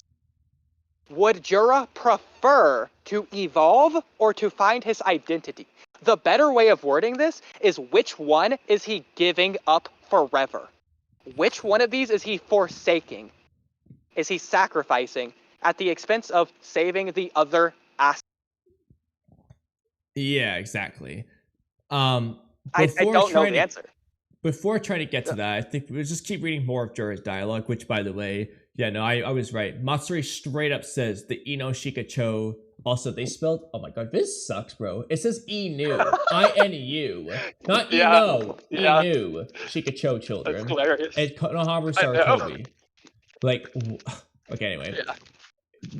This is also an interesting point about emotions, the human's greatest weakness and greatest strength thing. Because Jura says, Matsuri, those emotions you are feeling, that's proof that they have humanity. But anyway, it's proof that your awareness is being stimulated. We may be one unit biologically speaking. I still don't understand that. But Matsuri, those emotions you are feeling seem to be yours alone. In short, while we are still a single existence known as the Divine Tree, this is again though, it feels like depending on who is talking, the Divine Tree is either the one and the same as the Ten Tails, or it's distinctly different. Because it doesn't make sense, just like Nine Tails and Himawari doesn't make sense. One mind, one body. It's the same thing, but how do they have individual thoughts? Yeah, exactly. But even that, but even ignoring that, like I'm stuck in this divine tree Ten-Tails thing because on one I tell hand, you, bro. we Yeah. are the existence known as the divine tree. But there's no change to our eventual goal of evolving into our final form. What is the final form? The divine tree, because that's what happens when the Ten-Tails devours an Otsutsuki. They turn into the divine tree. So, taking Jura's dialogue, Jura is indicating the Ten-Tails and divine tree just are basically the same thing. The divine tree is just the final form of... It's basically what, you know, the Eight-Tails says, yo, the divine tree, that's the final form of the Ten-Tails. Jura is basically saying the Ten-Tails is the early form of the divine tree, but they're saying it's the same thing anyway. But Boruto implies like, oh, they're Ten-Tails, but they started evolving into divine trees. They're saying it as if they're different, but it's weird. I wish they'd be more consistent. But anyway, as far as we can tell, using Jura, because he should know the most, right? The Ten-Tails is a divine tree. It's just stage 1, the tree stage 2, but they're both divine trees. Which means, for our purposes, we shouldn't call Jura a divine tree. We should call him a Ten-Tails. That's my opinion. Yeah. Anyway. By the way, before you or anyone else thinks that I forgot something, or not looking into every aspect, or this is lost on me, I understand the irony of it. In fact, it's the very last thing I have written down if you are showing that on screen. Not right now. I'm on chapter 5, but... that. Oh, well, that's fine. But yeah, put it back well, on. I guess before we get to that, so which, again, because I don't know, which do you think Jura would choose if he had to choose one? Would he choose to find his identity, or would he choose to evolve? His identity. Okay. I think that's what he will choose. Okay. Because I don't know. I could just make a random guess shot in the dark, but I just genuinely don't know. Part of yes, that is that's his bias. end goal, but I don't know if that means it's more preferred. I have bias. Jura choosing his identity makes for a way better story, I think. Yeah. Because, like, I think you can also apply this to other characters. Naruto being the most interesting one. Gun to his head, become Hokage, or save Sasuke. Which one is he choosing? Save Sasuke. Again, like, you could say it's an easy choice. I feel like, not only for Naruto, obviously, but for us, I feel like, even if you want to say it's an easy choice, I feel like there's enough there to make it a hard choice. There is, and it is a hard choice, but I think the reason why for Naruto this is easier to answer is with the whole story to analyze. So for Naruto, on one hand, if he doesn't save Sasuke, in Naruto's mind, he isn't a Hokage. He's not a real Hokage at the very least. So to him, he's only lost. And conversely, the reason why Naruto wanted to be Hokage initially was to gain acknowledgement. Well, saving Sasuke is doing that, protecting that bond, getting Sasuke's acknowledgement. It's something he wanted to begin with. Why does he want to become Hokage in the future? It's so that Naruto can change the world. He can do what he did to Sasuke to everyone else. But if he doesn't do it to Sasuke first, he can never do the thing he wants to do as Hokage. So that's 3 different perspectives. He has to choose Sasuke. If he doesn't, he's essentially chosen nothing. Now, in Jura's case... Naruto... Well, hang on. I think Naruto would come to that conclusion in the end. But by that point, you're already shifting the goalpost, because the point is, like, his instinctual response. You're allowing him to be selfish, because I consider, before he formulates thoughts, what is he leaning to naturally, which would exclude any external elements, such as him considering something like that. Yeah, so I think the better time to question, the problem is, when do you ask it? So I guess the only time if we ask this at the end of part 1, I guess, you know, when Sasuke's actually left, which would Naruto choose? I mean, to some extent, I almost feel like he would still choose Sasuke, though, just in character, because Jiraiya tries to tell him basically, like, hey, if you want to become Hokage, you need to give up on Sasuke, but Naruto insists on saving Sasuke. So I feel like well, it's not even about what Naruto would actually choose. It's more about what Naruto's core, his intrinsic soul, actuality self would prefer. It's like if you ask Obito, would you rather Infinite Tsukiyomi or whatever? He's going to choose Infinite Tsukiyomi, and with your arguments, narratively, he's just wrong, because that's just Obito being Obito, but that's not Obito being who Obito actually is. So I think Naruto would make the choice, regardless if he later regrets it or thinks it's wrong or whatever. I still think Naruto instinctually would choose Sasuke then, because the thing that Naruto wants to be Hokage for is the bonds. So he's going to choose the bond, the guaranteed bond, his closest bond. But is Naruto aware of that?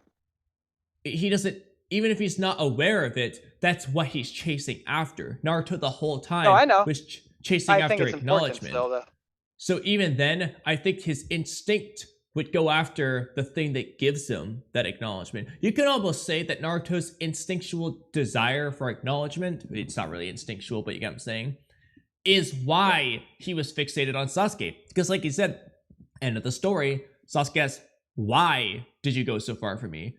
Naruto can't even really put it into words. He doesn't actually know. It's just kind of who he is to some extent. He just did. And so I feel like no matter how you slice it, I feel like my answer is Naruto would choose Sasuke. Whether he thought about it, had the understanding, his mind would go there for all stages. That's my opinion. I don't want to derail into this for long at all, but this doesn't prove my point, but this is like evidence to my idea that Naruto is an evil gaslighting terrorist, because Naruto himself, at the very end of the story, doesn't know why he's doing what he's doing. So there's something about Naruto that he's never explained, because he doesn't understand it himself. So the audience doesn't know something about Naruto, and it's always been there, regardless if it drives his decision making or not.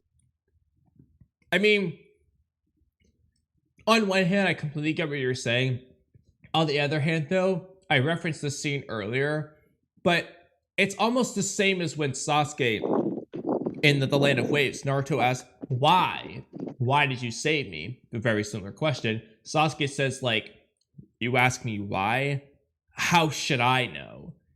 He doesn't know, but yet the manga gave us the answer with the panels, but Sasuke never gave the answer. I feel like it's the same thing, except Naruto but again, tried to put it into words. That's what Sasuke thinks it is, even though he doesn't know why. That's what Sasuke's thinking about.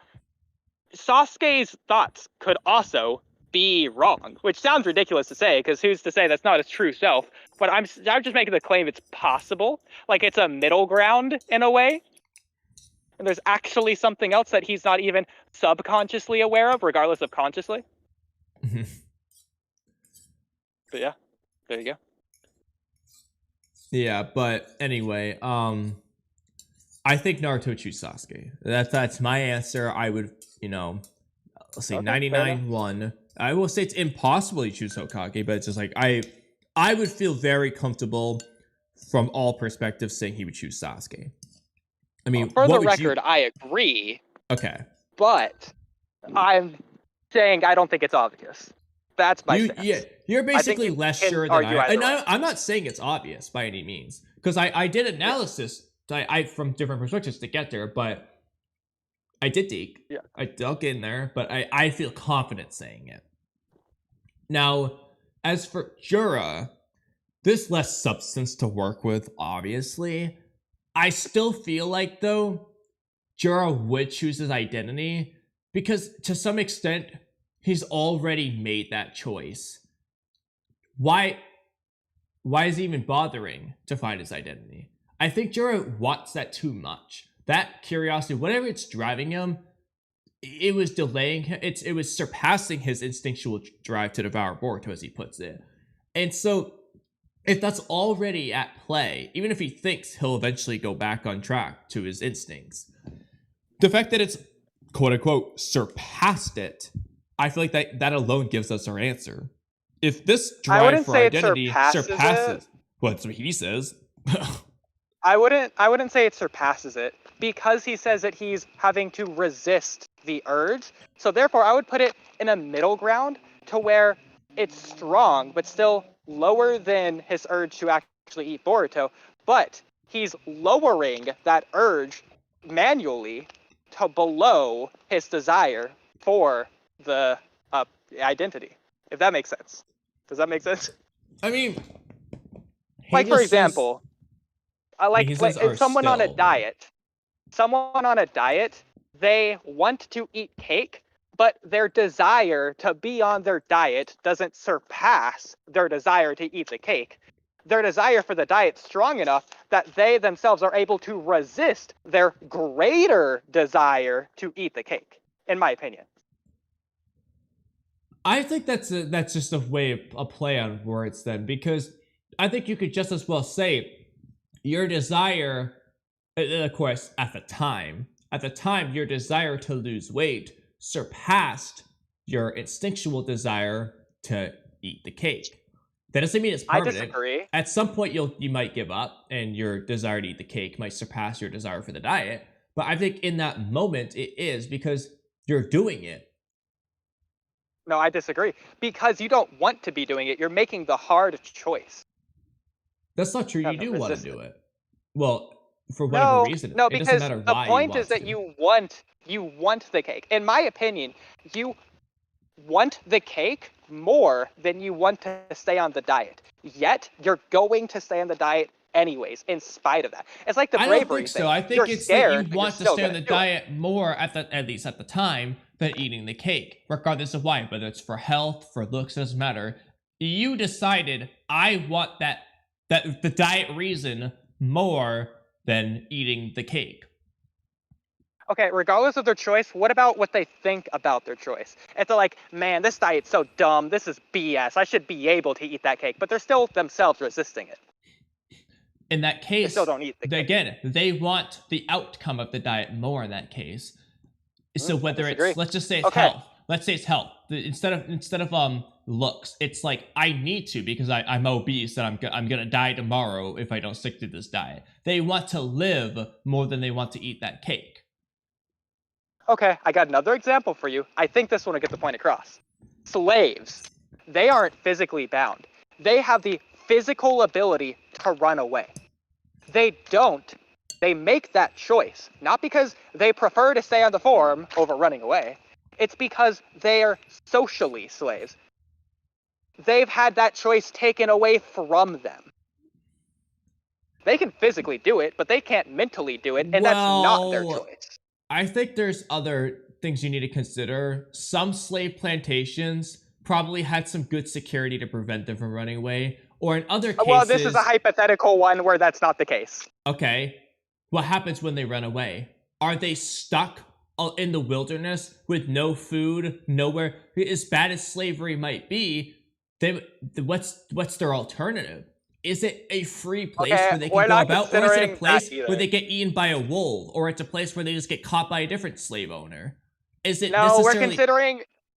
we're considering this in the Underground Railroad era to where it's guaranteed freedom and a good life. A better life than they have on the farm. How many slaves are choosing to stay slaves in that case, then? It doesn't matter. The point is that slaves are.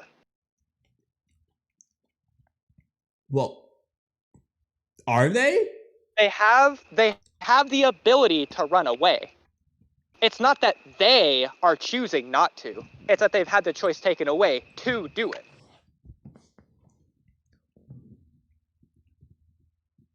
That's what's making them a slave.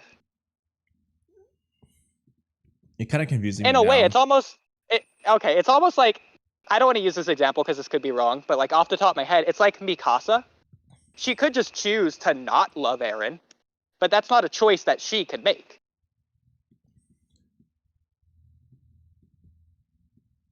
Yeah. Well, there you go. How's that compare Same with to Eren and freedom. What we were originally Eren talking can just about? choose to not care about freedom, but Eren doesn't have the choice to not choose to not care about freedom. Okay, yeah, I get your point there. So now, what were we talking about before then? How does that relate back? I don't remember, like, genuinely. The slaves? The cake? Let's go with the Mikasa. Let's go with the Mikasa one, though. But what would we be tying that back to? The slaves, or the cake. Whichever one you want to go back to. Okay, all right. So, well, I don't know if that's compare. Okay, so in the case of, but the problem is Mikasa killed Eren while still.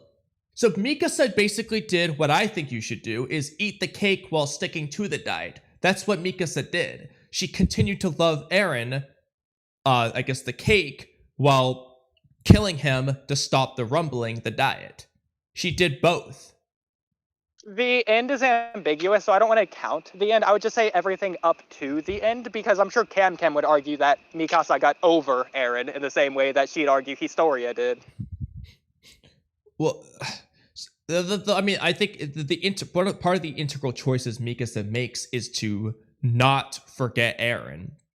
I think that's why. That's essentially why Mikasa's choice mattered. That's part of Mikasa's choice. That's why Ymir is free. Because if Mikasa just stops loving Eren, she's proven nothing to Ymir, who still loves King Fritz. Because Mikasa would just be someone who doesn't love Eren. She killed someone she didn't love. Whoop-de-doo. What's that teaching Ymir? So she had to keep loving Eren for that to work. So again, I'm just arguing it's ambiguous, which is why I don't want to use it. I'm not disagreeing with you on that.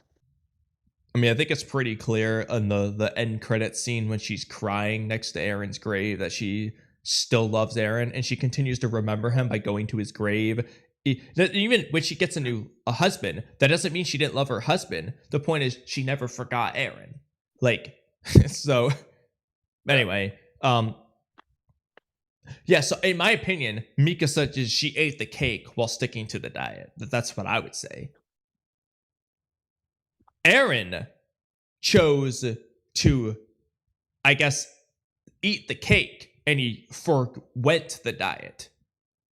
Although in Eren's case, you have to ask, like, so in his case, I guess it's a little bit weirder in his case, but to frame this, but yeah, Mikasa's the easier example. So before then, Mikasa wasn't on the diet, or at least like she wasn't really on the diet. I feel like because she hadn't gained the resolve to kill Eren, so I feel like was she even on the diet until the end? Like she was just eating the cake. I don't like the end of Attack on Titan. Have I made that clear yet? Well, no, because we haven't really talked about the ending of Attack on Titan yet. That's true. Even though we've talked about it for 20 hours, we haven't really started. Exactly. I actually like the end of Attack on Titans, but anyway, we'll get into that another time. Maybe we should get into it sooner. Yeah, and I like Boruto 2 Blue Vortex. Yeah, Cam, you want to talk about the Attack on Titan right now? Perfect segue. That would be a legendary segue. You're not gonna lie. But now back to Jura. I guess we might just not agree then, because if you don't agree with my wording of that, then it's just a different interpretation. But I think, if you're choosing, like you want, so for example, if you want abs more than you want that cake. If you've surpassed the desire for the cake, that doesn't mean a lot of people don't eventually cave into their instinct. They eat that cake. And in their case, their instinct for the cake eventually surpassed their desire for the abs. But I'm talking about in that moment before you gave up. You did want the abs more. A lot of people just later decide, never mind, I want the cake more. That's fine. People being people. But that's why you gotta look at it from the moment, because otherwise it's going back and forth. No, I don't want to say stuck on this, but I feel like you're looking at it too basically, because if you want both things, it's not that simple. Like right now, I'm out walking. I could be back at the house. I would prefer to be out walking. That doesn't mean I wouldn't hate. I wouldn't hate being at the house. I would still like that. Both options are likable. As opposed to a third option where I just don't exist or something. I would prefer to go walking, but like I could still resist the urge. Like in the cake example, you want both. but you're choosing to not eat the cake. That doesn't mean you don't want it, because resisting it means it's difficult to do so. It wouldn't be difficult if you liked one more than the other. Because then you would just go with the one you like. But that's the point. You do want it. That's why it's that one desire is surpassing the desire for the other thing. It's the point. You want the cake. The cake is a desire, but your desire to lose weight is stronger at the time. That's the point. You desire both, but you desire one more than the other. The problem with your walking example is just it's the cake. The concept behind it. So obviously, you can eat a cake on a diet, which is what I would say. Choose both. Make it work. It's my recommendation. But the problem is the concept behind this is that eating the cake goes against the diet. They're at a clash with each other. Your walking scenario is just two things you like equally, and neither one harms the other goal. I mean, I guess, yeah. No, I don't like them equally. I don't like them equally. I would prefer to be walking. Okay, but like it's weird because while the act of walking, I guess, keeps you from being inside. Well, it doesn't, because you can just walk inside, do both. But the act of walking outside prevents you from being inside, I guess. But then if you do that, your desire to walk outside surpassed your desire to stay inside because you went outside willingly, not forcefully. Okay. So regardless if you disagree, I think I can at least have you understand where I disagree with this thought process through a set of questions. So my first question is, do they like the cake? Sure. Yeah. Why not? The answer is yeah. Okay. Second question, do they like the diet? It depends on the person. We gotta decide that scenario. Okay, well, we gotta decide that scenario. I like my diets, I do, because I do them the right way, I would say. But other people, most people, do diets badly, and they don't like their diets, and that's why they never stick to them. It's the obvious hypothetical person that we've been discussing. They don't like their diet. The answer is yes, they like the diet. No, they don't like their diet. What are you talking about? No, this is a person that is not eating the cake. They don't like that. They don't like their diet then. Most people. But then you agree with me. No, because the point is not that they like it. It's that they want the outcome of the diet more. Than the cake. Oh, okay, sure. Then the outcome of the diet. Let's go with that instead. Let's just say it's getting a six-pack abs then. Because that's the point of the diet in that case. They like abs. So, do they like the six-pack abs more than they like the cake? That's up to the person to decide what they choose. This is the hypothetical person that's choosing to not eat the cake. Then they like the abs more, or at least they think they do. Okay, then why do they have to resist the urge to eat the cake? Because they also like the cake. But they like the abs more. So it's not they choose a difficult choice. So it's not a difficult... So then they don't have to resist. No, that's not true. I don't think... Resist implies a difficulty. Yeah. That's my problem with that. So... I think that explains it in the most simple way possible. No, because you want... For example, when I'm deciding between what food I want to fucking eat, like, I have to figure out which I want more. I want both. That's why I'm having trouble deciding. But I want one more. That's the one I ultimately choose. That doesn't mean the choice wasn't difficult leading up to it. But in that case, you're not resisting the option that you don't choose. I could, well, no, not if the food was cooked for me instead of me cooking it, and they're just in front of me. I have to choose between it. Okay, should be good. Hypothetically, if the food was just... both meals were cooked and in front of me, then yes, I am. I'm resisting the hamburger to eat the pasta instead, hypothetically. Yeah, in this case, I'm sure you would just combine both. Maybe save some for leftovers, but... well, like, but that's the answer I'm saying you should do. Just do both. When, like, no, I agree, but that's a different thing. That's not this hypothetical. Exactly. Yeah. My point is, So I'm just saying the it should reason be why an it's easy hard choice. is because your desire is strong. Usually in this case, it means underlyingly, it's not a 90-10 split. You want the apps 90%, the cake 10%. It's probably 50 to 49, 51 to 49. And that's why it's hard, because you're trying to figure out which you want more. In some cases, people, you know, That's a good way to say it. They think that's okay.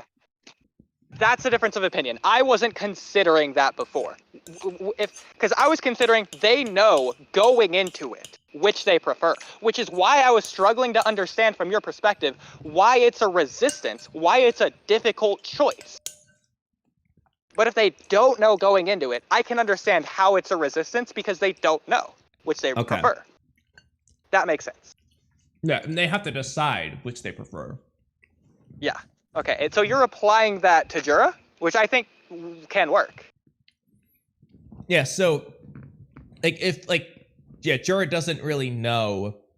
In this case, he's just kind of saying like it is the case, but you could argue because he presents that desire, oh, there's no change to this, he probably doesn't know which he wants more. That's why he wants to just do both. But I think Jura, narratively, I would hope Jura would choose identity. Yeah. I just feel like there's a lot more to do there. That's interesting. That's really interesting. Okay. God, holy crap, Kamui. Is that the first time we've ever done that? Done what? To where we, ironic I'm going to say this, resist the urge to move on and stay with something until we actually understand the disagreement. No, it's not the first, because there was another, I don't remember these off the top of my head. We've had a couple of these where we've done that. I feel like it's different. Probably it's like it was almost a misunderstanding behind the root of the issue the whole time. Yeah. But that was like vehemently disagree, and we went through this like 6 times before we finally came to that. Well, I'm glad. Yeah, I don't know. I'm glad I said the last done it part before, then, with the 90-20. Yeah, I agree. Yeah. Like, if we've done it before, it's not been to this degree. It feels like the meme of the guy who's, like, digging in the tunnel, and then he gets, like, 90% of the way to the diamonds and then turns around. You know what I'm talking about? Yeah, I know. Yeah, a lot of times we just turn around before we get there. This time we got the diamonds. Struck gold, baby. Well, I mean, it's a good conversation. Like I said, I know. I feel like, I hate to say it, I think we care about this Jura stuff more than our fans. Maybe not our fans, but a lot of fans. But yeah. Like, to me, no one's doing this. Mr. Smiling would disagree, because I think he was going on the other day about the identity thing. I think this is the thing to talk about with Two Blue Vortex. Yeah. If you're not talking critiques, you're talking this. Now, but this is different from, but narratively anyway. In terms of like future plot threads, foreshadowing and stuff, well, this actually kind of works for that too. There's other things you can talk about, of course, but I think thematically, he just wants power scaling. That's all he wants. Yeah, that's what. But like, thematically, this is the thing to talk about. I think if you're talking Naruto, thematically, well, there's a lot to work with in every arc. But that's just what. Yeah, I don't know. If we're gonna do like a freaking Boruto analysis video, we're talking about Jura. There's no way around it. It's the thing. I'm literally a screenwriter. About. Yeah. This is not only the most important thing to talk about, it's the only thing that needs to be talked about. Yeah, it's the only narrative plot thread. It's the only thing. But it like I said, I don't know, we've hated on Boruto a lot, and we will continue to. But I really like what they're doing in terms of Jura and Hidari and Jura Hidari and Kawaki alone, not in juxtaposition to Himawari or Boruto's tricky so far. He's just not been there enough. I don't, specifically Himawari then. I don't like it in juxtaposition to Himawari because of Himawari, but I like everything with Jura on his own. And we're going to keep talking about Jura. I guess that juxtaposition was thrown out the window this chapter, but we'll get into that some other time. Probably a different podcast, honestly, at this point. Yeah, I'm raring to go. I was debating on picking up work tomorrow, but I'm not going to pick up at this point probably, which means I can just stay up all night talking about this chapter. Anyway. How long have we been live so far? Are we still live? 3 hours, yeah. Yeah, we have. Okay. I was worried there for a second. Anyway. So going back to the want versus need versus really need thing. So it's tricky to say that Jura's goal, his want, is to evolve. Oh yeah, so I never finished reading Jura's dialogue. In short, while we are still existence is known as the divine tree, we are experiencing an unprecedented state in which we each possess independent consciousness. There is no major change to our goal of devouring the Asusuki, Boruto, and Kawaki. It's interesting that he says and instead of or, because you only need to eat one, just pick one. And evolving into our final form. Moreover, there is one thing I'd like to declare to you. This is also just weird English, I hate to say. Let me look up moreover real quick. As a further matter, besides, I don't feel like besides is the right word. I feel like however is the right word, not moreover. Like, this is in direct opposition. It's not a besides fact. It's in direct opposition to this thing that he just said. It's that he's wants to eat Naruto. But anyway, I'm going to say however. However, there's one thing I'd like to declare to you right now. I don't even know why I feel this way myself. It's an instinctual desire, that's why it seems significant. I'm thinking of devouring Naruto Uzumaki. Why? He ain't an Asusuki, right? Bug knows. Anyway, correct. However, we are already a divine tree. This is so weird. Bro, no, you which aren't. is Shut it? up. Are you already a divine tree or not? And are evolving differently. I'm telling you, it's usual. like the identity. It's both at the same time. Yeah. We are evolving differently than usual. Thus, it appears some change is happening to our instinctual drive as well. Give in to your instincts, bend your ear to your inner voice, and do so, and in due time, it should come to you, your personal target. Blah, blah, blah, everybody's targets. I have just one question. Exactly what are we? A reasonable question, but ultimately it doesn't matter.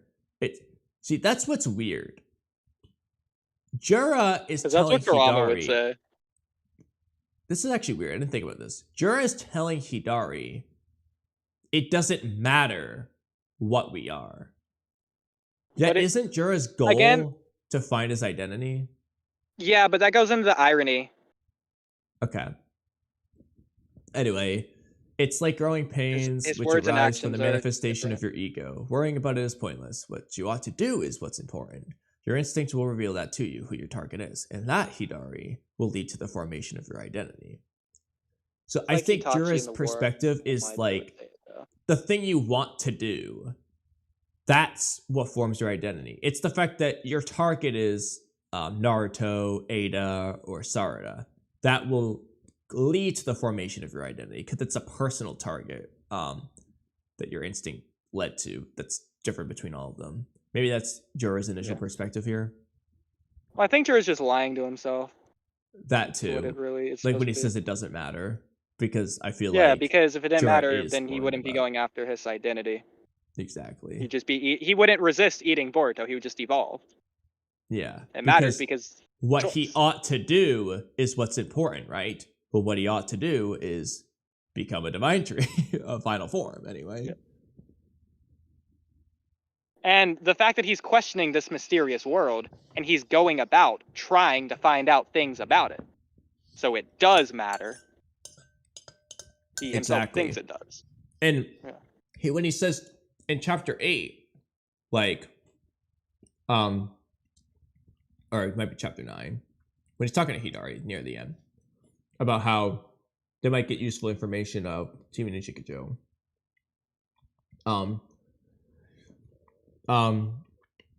Our target, they all knew this, blah, blah, blah. Fools, they don't seem too intelligent. That's not true. Something is driving them past their own survival instincts. What that something is likely to be crucial information for us. That's him wondering. He wants this information. That means he's wondering, like, what is making them surpass their natural instincts, because I think the wordage here seemingly doing the same is thing. Interesting. Yeah, so this is almost another distinction we could have made earlier with the cake thing. It's different ends of resistance. They are surpassing their instinct, whereas Jura was resisting his instinct. It's opposite ends of the instinct in a way.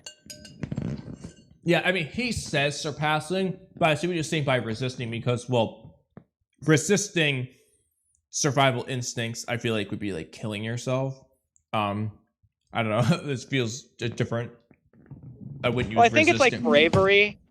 Like we were saying with bravery, it's like war vets going over, knowing they're probably going to die, but they're doing it anyways. I don't think that's resisting survival instinct. I think that's just surpassing it. Yeah. Resisting survival instincts just feels like not eating when you're hungry and you die. Yeah, exactly. Like, I will not do that thing. Yeah, but because rather, instead of stopping early, they're continuing past it. Yeah. Like that works with the cake. Okay. Good to know.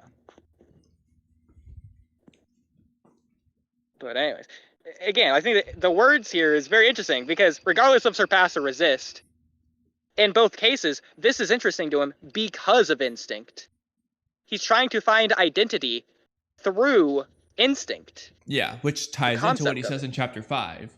That he feels that instinct will lead to the formation of their identity.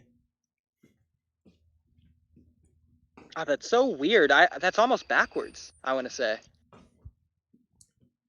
Because he's resisting instinct as well. So if he was trying to find his identity, then he would just eat Boruto. He would evolve and have his identity. So maybe I think it's like, this kind of goes into that narrative mask avenue then, where the lie. Jura thinks one thing consciously, I guess, but subconsciously feels another thing. So Jura thinks the instinct will give them their identity, when in reality, Jura doesn't consciously know this, but it seems more like what did you say just a second ago? Yeah, exactly. Well, something I'll add to that is he's blinded by his own hypocrisy. Yeah. He himself doesn't realize it. I'm trying to figure out how we could word this. I like this idea of a Jura character analysis that we're doing kind of live as we speak with no research, but it's fun. Yeah. This is fun. I like this. That's why I want to keep streaming.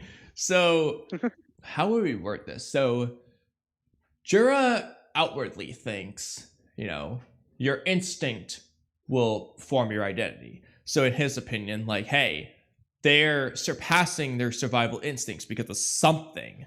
He seems to think it relates to their identity, probably. Maybe their identity surpasses... Maybe he thinks their identity... Maybe the answer is that their identity surpasses their instincts, but that he doesn't know that. Okay, let's start with that. Do you think Jura thinks, like, Inojine's identity is what's surpassing his survival instincts? Or do you think Jura doesn't know that, but that is the answer? Those are two different things, because in the latter case, Jura doesn't think that. He has to learn that. Whereas in the first case, that's what he thinks right now. Which do you think it is? This is so interesting, because this goes into the whole... This brings instinct into the conversation of the original theme of Naruto, basically enduring as a shinobi. What does that mean? Humanity, broken tool, all that. Wow, I love this. That's crazy. Well, Okay. I do think giving an that answer. this arc, in terms of like a lot of humanity stuff, does tie back into. I've referenced the Land of Waves a lot. You can do a lot of other arcs, but I almost feel like that's arguably the best one because there's so much. First of all, it's the first arc of part one, first arc of this arc series, but there's a lot to work with. But re-asking my I feel like their question. instinct leads them to being troubled or hesitant or wavering, which is what Himawari has, which is why Kurama is giving the answer that I think this arc is going to have, is that identity is not instinct. You will not find identity through instinct. So I feel like Himawari's instinct was to not use okay, so tying back into what we said, how it seems like at least individual identity is not instinct. It's almost like Kurama said, ignore your instinct. Ooh, this works. Yo, we gotta write this down. Hold on. Let me I like get my phone out. No, hold on. Yeah, this is perfect. This is perfect. This where Kurama. Okay, I gotta write this. I don't know where to write this. Okay, I have so many things.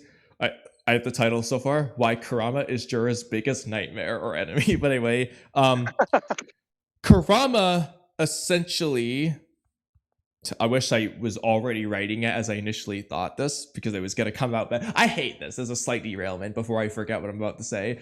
I do this thing a lot of times. So a lot of times I'm on the treadmill when I do it, or in my bed, where it doesn't really matter. I'm not writing it. I am thinking the most beautiful prose, perfect words, and then I pull up my phone and I cannot recall the beautiful words I thought, or I think it and I think it again, and I'm like, I got this. I can write this down later. And I just, it doesn't matter when. When I go to write it, I'm like, what the heck? I thought that so beautifully before. Why can't I do it again?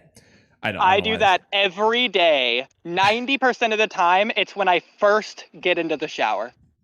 It's like the first 2 minutes of like a 10-minute shower. I'm just hating my existence the next 8 minutes. Yeah, sometimes I do in the shower too. And it's so annoying because it's like, it's the first way I thought of it. And I'm like, and then I regret myself because I'm like, I wish I was writing that down. But anyway, Kurama, is it exactly how you said it on stream? Because you could just timestamp it from like 3 minutes ago and come back to it later.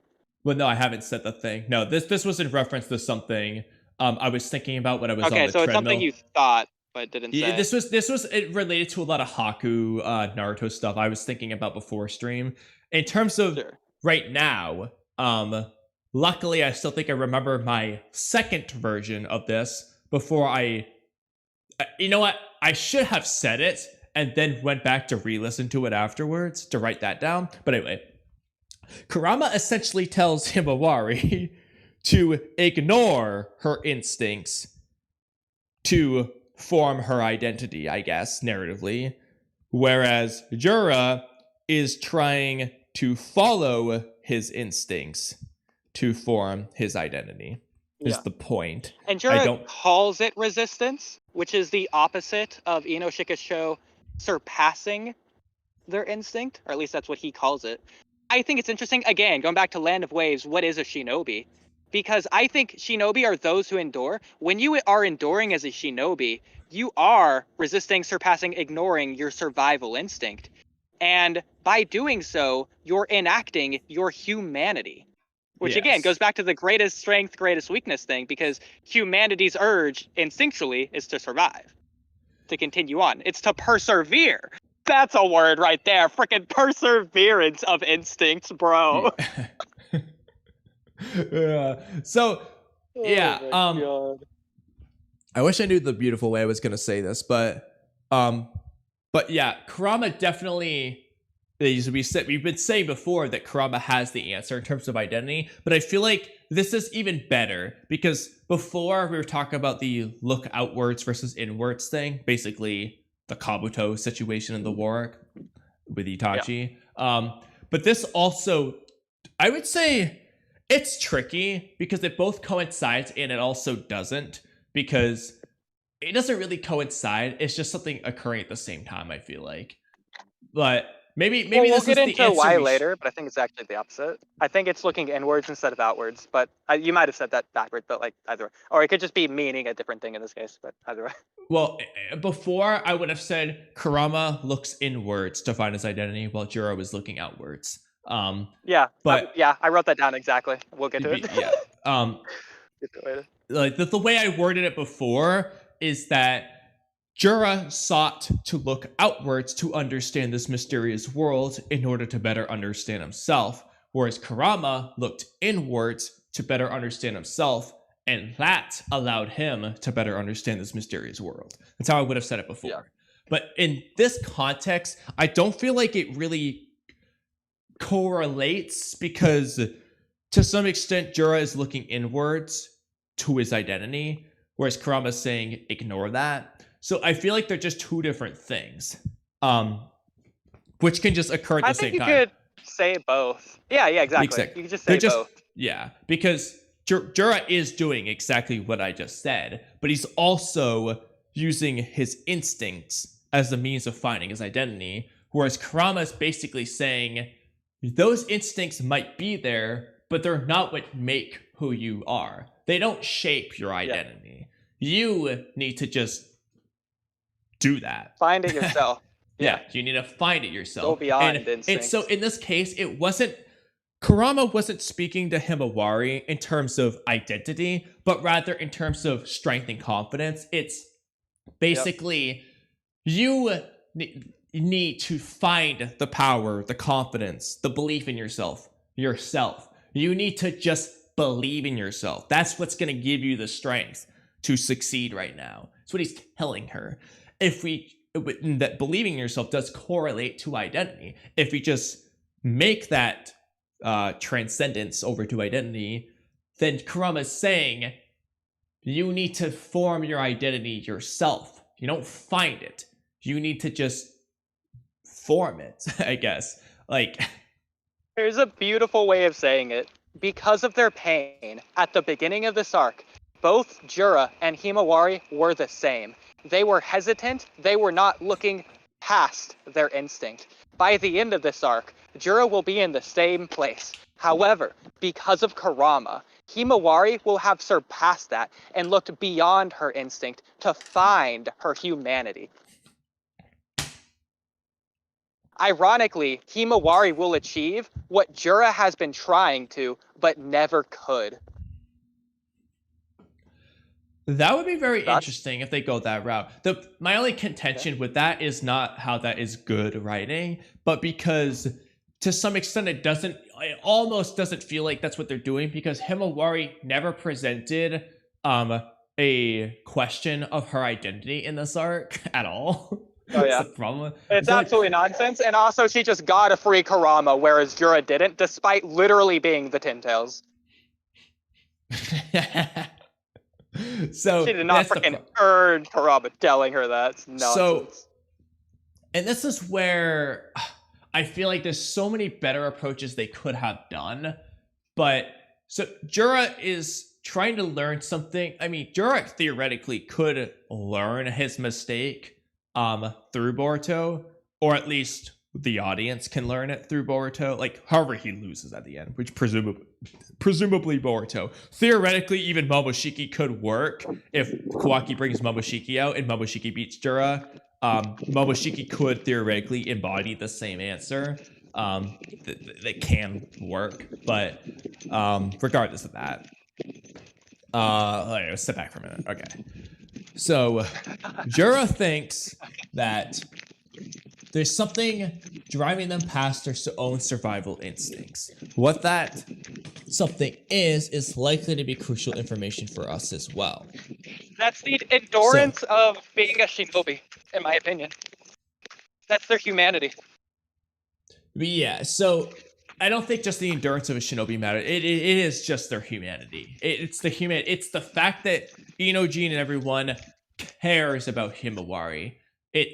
Well, those are basically one and the same. So yeah. So the answer is that's right. I literally said this earlier. That's so ironic because I said earlier how with the way we say humanity, we use humanity is notably not what humanity would mean like biologically, because to kill or be killed, well, that is humanity instinctually, biologically, all that evolution good stuff, but it's not how we call humanity. Like, we would say that's inhumane, basically what I said earlier anyway. So in this case, though, we just got to keep that in mind. So, instincts are human, but it's not what we're talking about.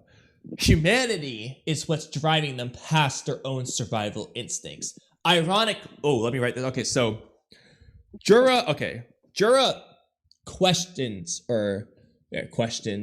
what is that something that's driving Team Inu Chika Show past their survival instincts. Why do I have to have typos? Past their own survival instincts. That something is humanity. The desire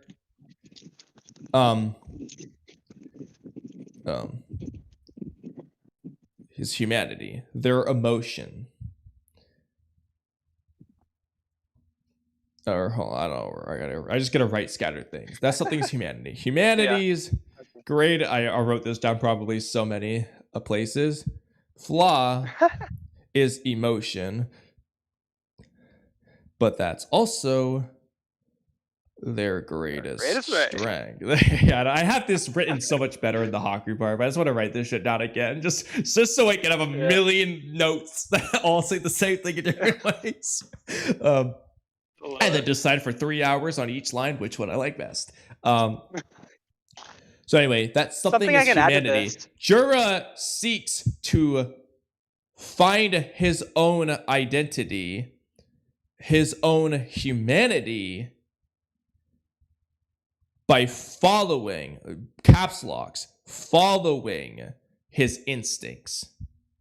Kurama, on the other hand, tells...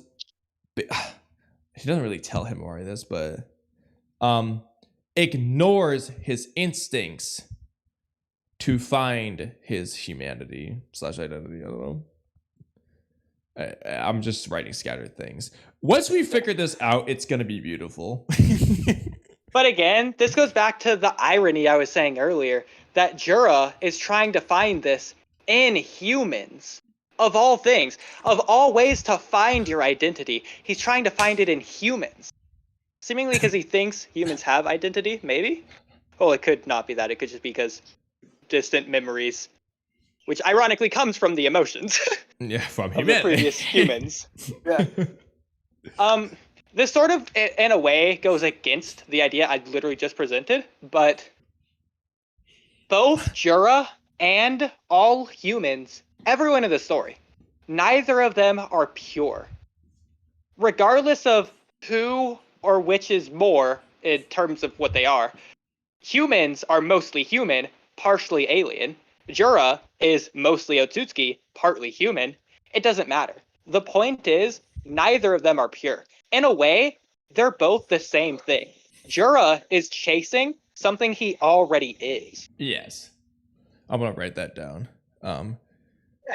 Jura is chasing something he already is. We said that earlier, but he already, Jura is looking for something he already has. It's all the same thing. I'll write that down too. Is looking for something. I was thinking externally in this case, whereas I meant it internally earlier.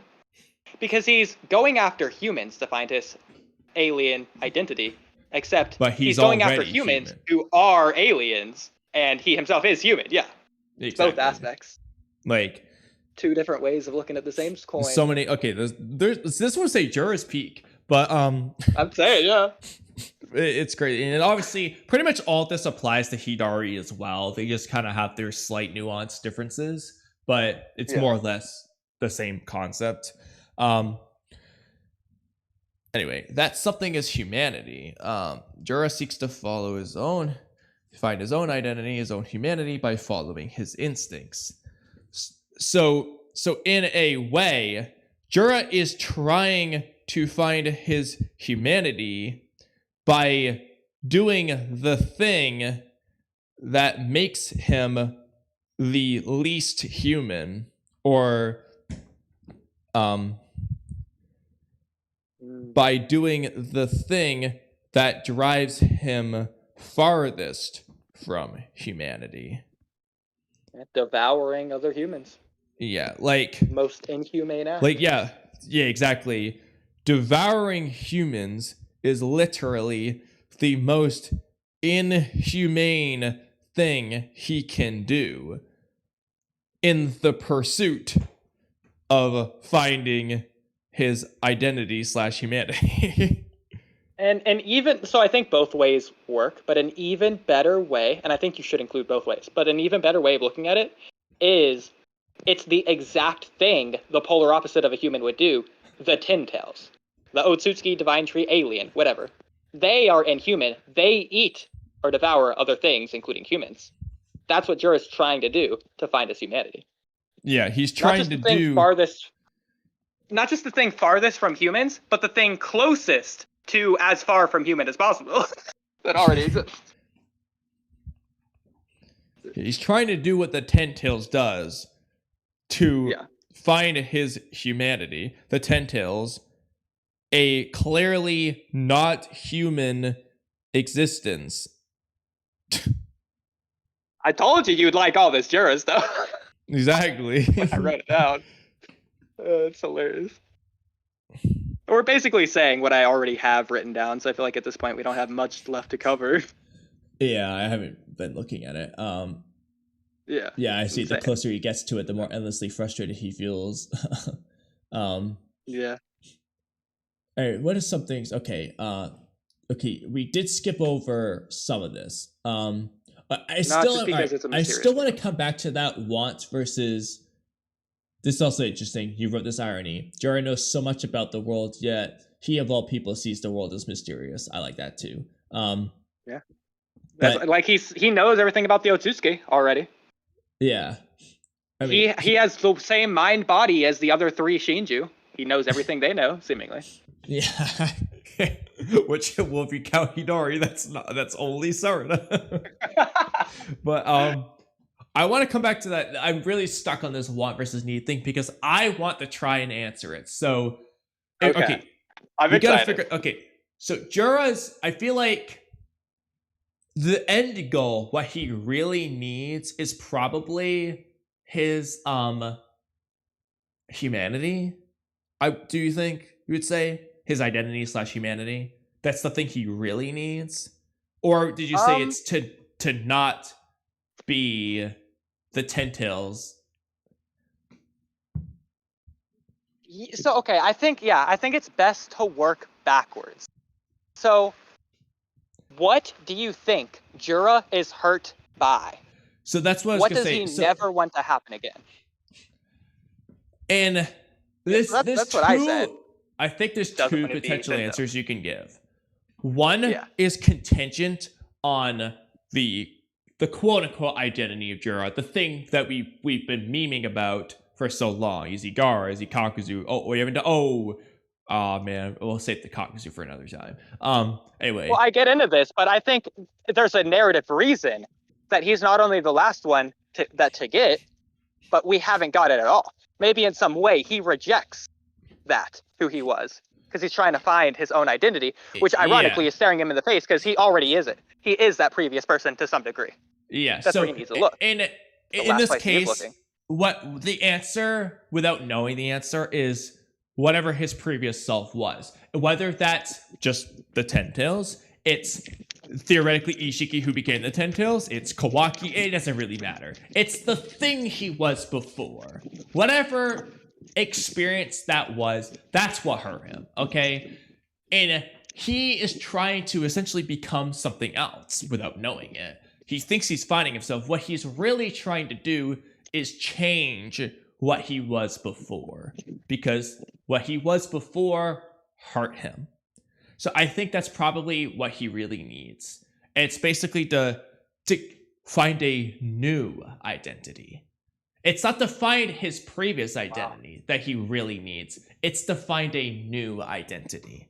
that's what he really needs. Would you agree with that? Yeah, bro, I don't know if this is just us.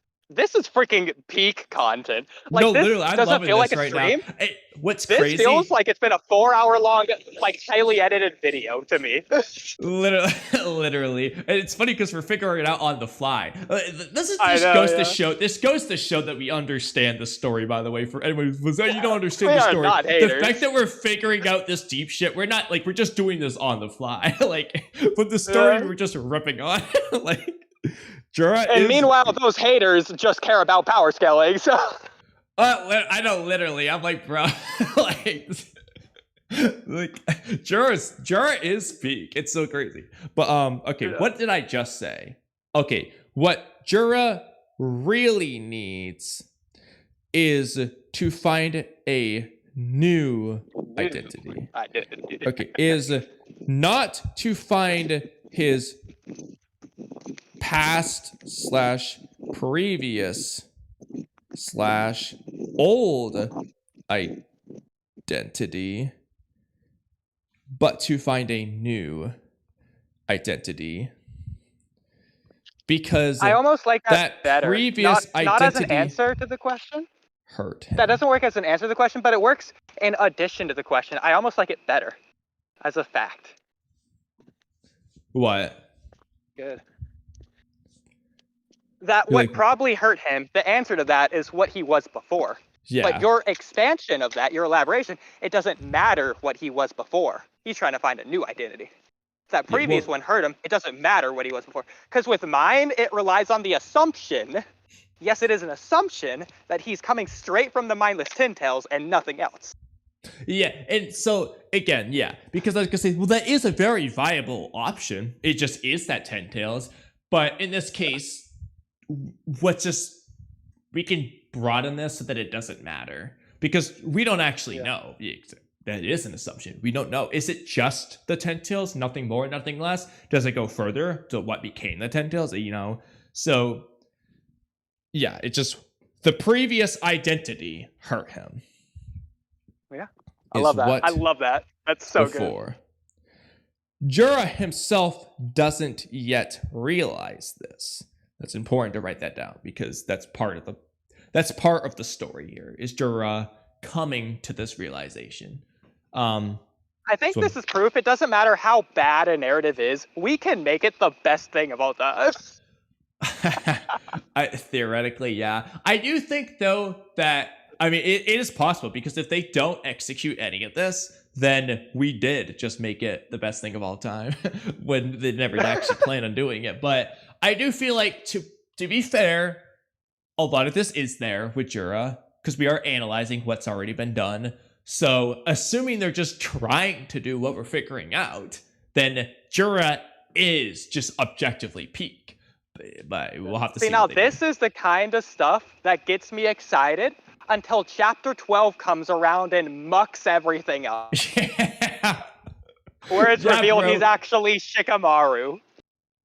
Literally, bro, because that's literally what happened to me, because with Inojine's death, I was just writing out why, like, thematically it's better if Inojin just dies. And now I gotta change the video to explain why thematically failed by saving Inojin. Like the video the day before Inojine's revealed to live, you're just going on about how he needs to die. Literally. How this like exploding with that. Literally. So no, and so you know what? I almost want to derail for a minute because like we've been talking about humanity a lot. So I do want to at least give one example of the fake out deaths for why thematically it needed to happen. So I for that video, what I want to do is break down kind of 3 categories. Many of these characters overlap. So the one I want to focus on, it's Sasuke and the Land of Waves, the one we keep talking about. So the 3 categories I've started with just to differentiate all my examples I came up with. Thematically relevant, them surviving is part of the theme in a sense. Future narrative implications, obviously Sasuke falls into this category, and then narrative rewards versus punishments. Those are kind of the 3 things I want to discuss separately, but I didn't want to use the same examples over and over again. So Sasuke for thematic. Okay, so why is Sasuke alive? Because Haku didn't kill Sasuke. It is that simple. But why does that matter? Because Haku couldn't be the shinobi the world wanted him to be. Haku was too human. He didn't have it in him to kill Sasuke. If Haku... I'll also say it's multifaceted. Haku's killed before. He was willing to kill here and now. In fact, he was willing to kill specifically Naruto and Sasuke. It's because of the actions of Naruto and Sasuke that Naruto and Sasuke made Haku choose not to kill them. If Haku was fighting Team 10, for example, he probably would have just killed them, because I don't think Team 10 would have done the same thing that Team 7 did, which wavered Haku in that way. So it's not like Himawari, to where it comes out of nowhere, Kurama, and just completely unearned. No, Sasuke lived because Sasuke earned living. It's not because Haku spared him randomly. Yes, and so that's where that's exactly what I want. I was going to use Might Guy as my example because you just said Sasuke earned life. So HotBoy already did it, but I'll reiterate that in a minute. But Might Guy is one of my what I want to call my cream of the crop example of narratively earning life. He got the narrative reward, but we'll come back to that. In Sasuke's case, though, regardless like how he got to it, whether he did earn it, fine. That's why I said Sasuke is in all of these categories. But anyway, but Haku, because of what, like I said, Haku can do the shinobi thing. He finds it difficult. Naruto and Sasuke exemplified why it's difficult for Haku. The conversation in the forest, the actions they did in the battle. It just, like, Haku just, like, I don't want to say vibed with them, but Haku vibed with them. Like, because Haku liked them.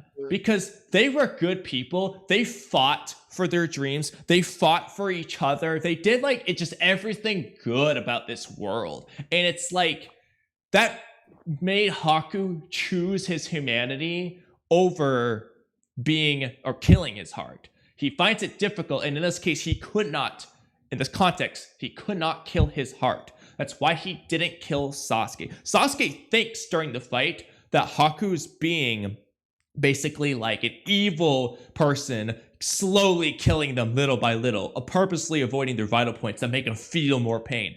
That's not what it was. What it was Haku was avoiding their vital points because Haku, in his heart, didn't want to kill them. So there's another aspect of this as well. It's not, you can't just look at the bridge, you have to look at the rest of the arc. You look at Naruto and Haku's first meeting. Naruto's asleep. Haku has the opportunity to strangle him. He considers it. Why? It's not because he's a broken tool or humanity or whatever. The reason he was going to kill Naruto, outside of the fact of obviously the plot of they're on the mission to build the bridge and Haku and Zabuza are against that, Naruto and Sasuke and Team 7 really serve as a threat to Zabuza. That is Haku's one and only goal, to protect him as the tool that he is. Exactly. The reason he doesn't do that isn't because Naruto isn't a threat or anything like that. It's because as long as Haku is still alive, it doesn't matter if he's a broken tool or not. If he's alive, he will protect Zabuza. And in the end, that's what he did. That's why the fight lasted as long as it did. Because Haku could neither kill them nor die. Haku could not let himself be defeated, because if he did, Naruto and Sasuke being a threat to Zabuza becomes a reality, and Haku could never allow that. Haku won't kill them, but he definitely won't allow them to hurt Zabuza. Exactly. And Haku for a moment starts to waver, thinking he's like a useless tool, a broken tool, because Naruto, when he was in Naito's form, was quote-unquote too strong. Like, he's useless to Zabuza at that point. But he found it. But he realized, like, no, I'm not. I can still protect Zabuza. That's why he stops Naruto from killing him in the end, because he protects him against Kakashi. But anyway, I forgot what I was saying before. You said that gold. Right. So no, that's why the fight goes on as long as it does, because he can neither win nor lose. And he could knock them out at any time. I want to include that as well. That's also like a third aspect. If he knocked them out, first of all, he doesn't lose. And second of all, he doesn't win because he doesn't kill them. They're not a threat to Zabuza. They're knocked out. The reason he doesn't do that, the reason he doesn't immediately just knock them out, make them irrelevant for both sides, is because he's acknowledging them as shinobi. He's a broken tool himself. These fledgling shinobi are new tools, quote unquote, humans. They're not broken. And they're finding their way. They're still wavering between tool and human. They're trying to find their way shinobi way. Naruto finds that in the end. By contesting against Haku in the way they did, enduring as shinobi, Haku respects that on a almost selfish, fundamental way that only uniquely him can do. That's why he allows the fight to continue on as well. Out of respect almost, acknowledgement, admiration. Yeah.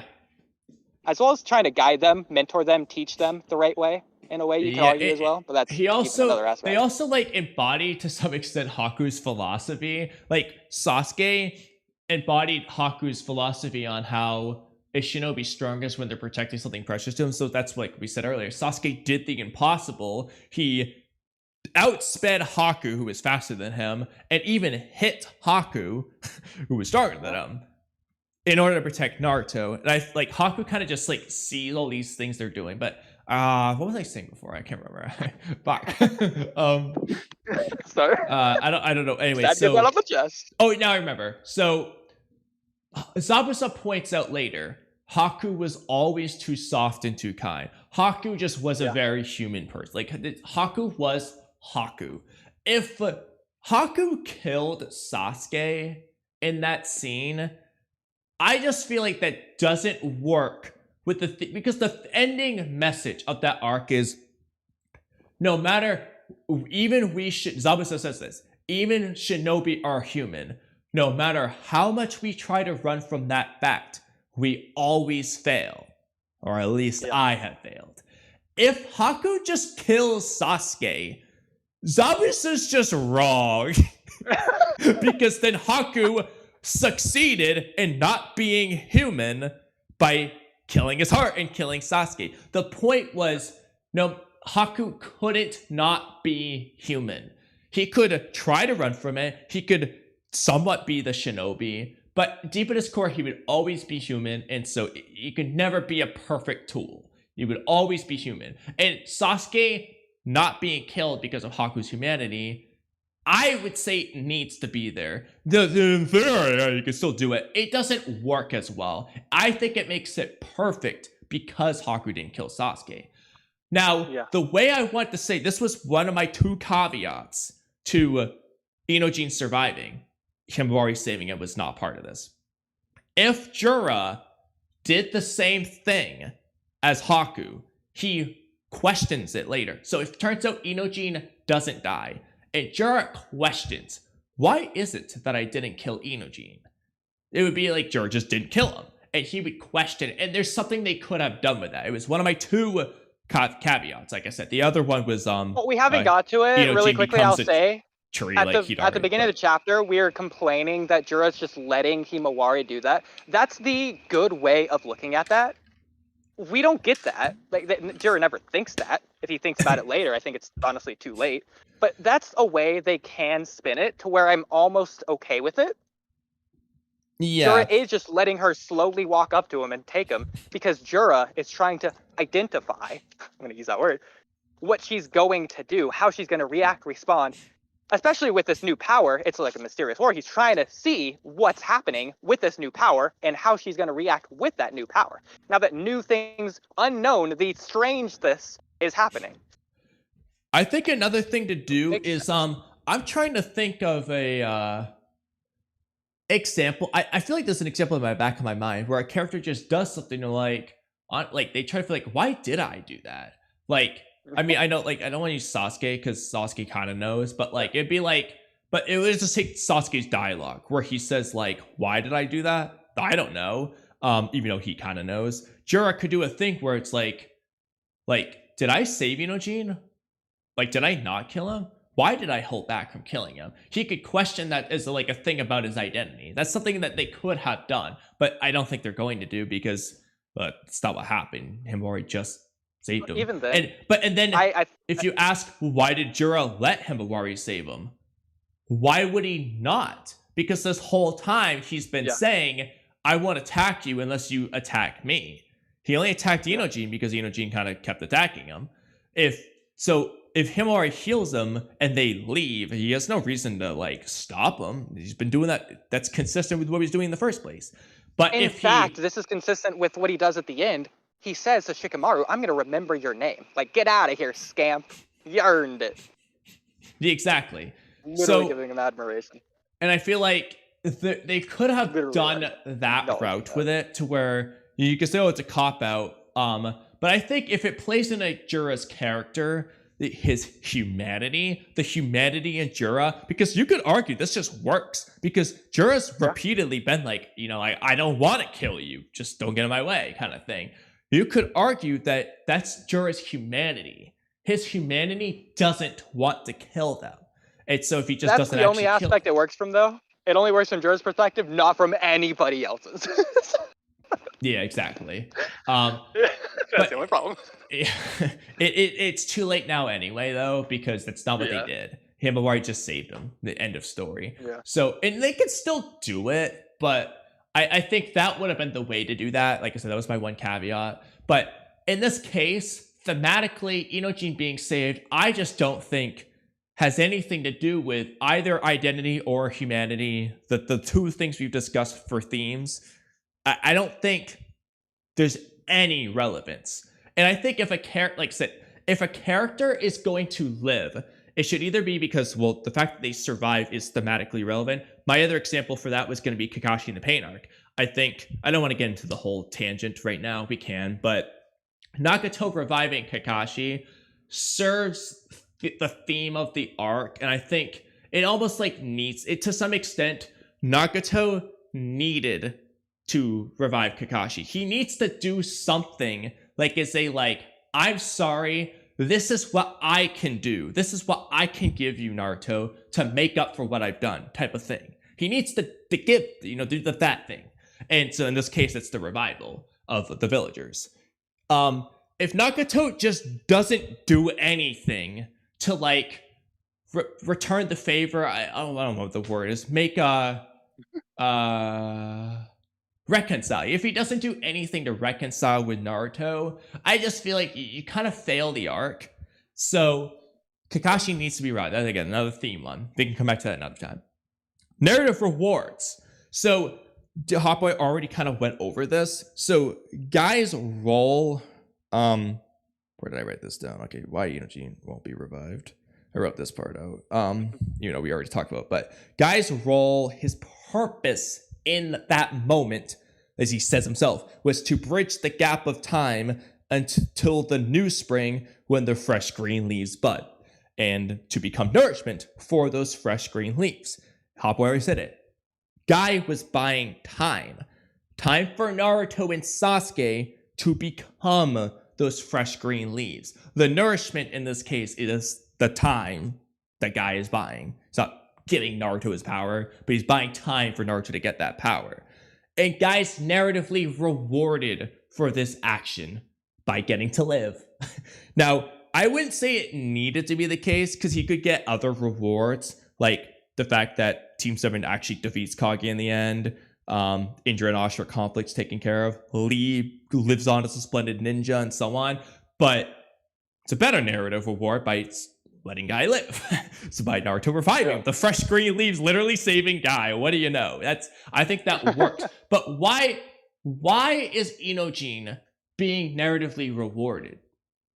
Why is Himawari being narratively rewarded? I can't give you a good narrative answer, because as far as we saw, Inojin was being human. I guess this is the only thing I could possibly grasp at straws for. Inojin was being human. He was trying to protect Himawari.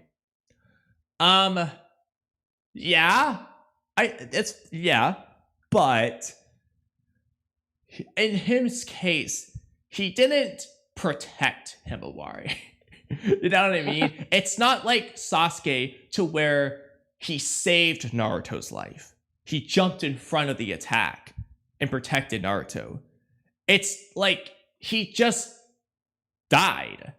It's not again. It's not like he. It's hypothetically- not that he jumped in. He tried to drag Himawari out of the tree and on accident ended up in the tree and got absorbed. It's just he just got stabbed over there. A better example, because this is similar to like a Martin Luther King movie I saw one time. Ironically, that was like animated. There was like some fictional thing where they go back in time. So in the Martin Luther King movie, he learns about what's gonna happen if he goes to take that speech, and he goes to do it, sacrificing his life anyways, because he considers his cause, his message, more important. I think what they could have done going this Inojin route is Inojin knows there's a possibility, he's taking a gamble, that if he goes and sacrifices his life, Himawari will use her Nine Tails power. If he knows that, and he goes to give his life, to let the others have a chance to beat Jura or to escape through that power, that would have been better.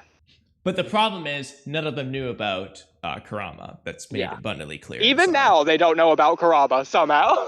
Yeah, so that's the problem with. But that would have worked.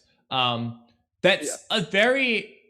This doesn't happen in Star Wars, like in terms of the saving. But that's kind of like what Obi-Wan does. He kind of lets him in the New Hope. He lets himself die to drive Luke forward.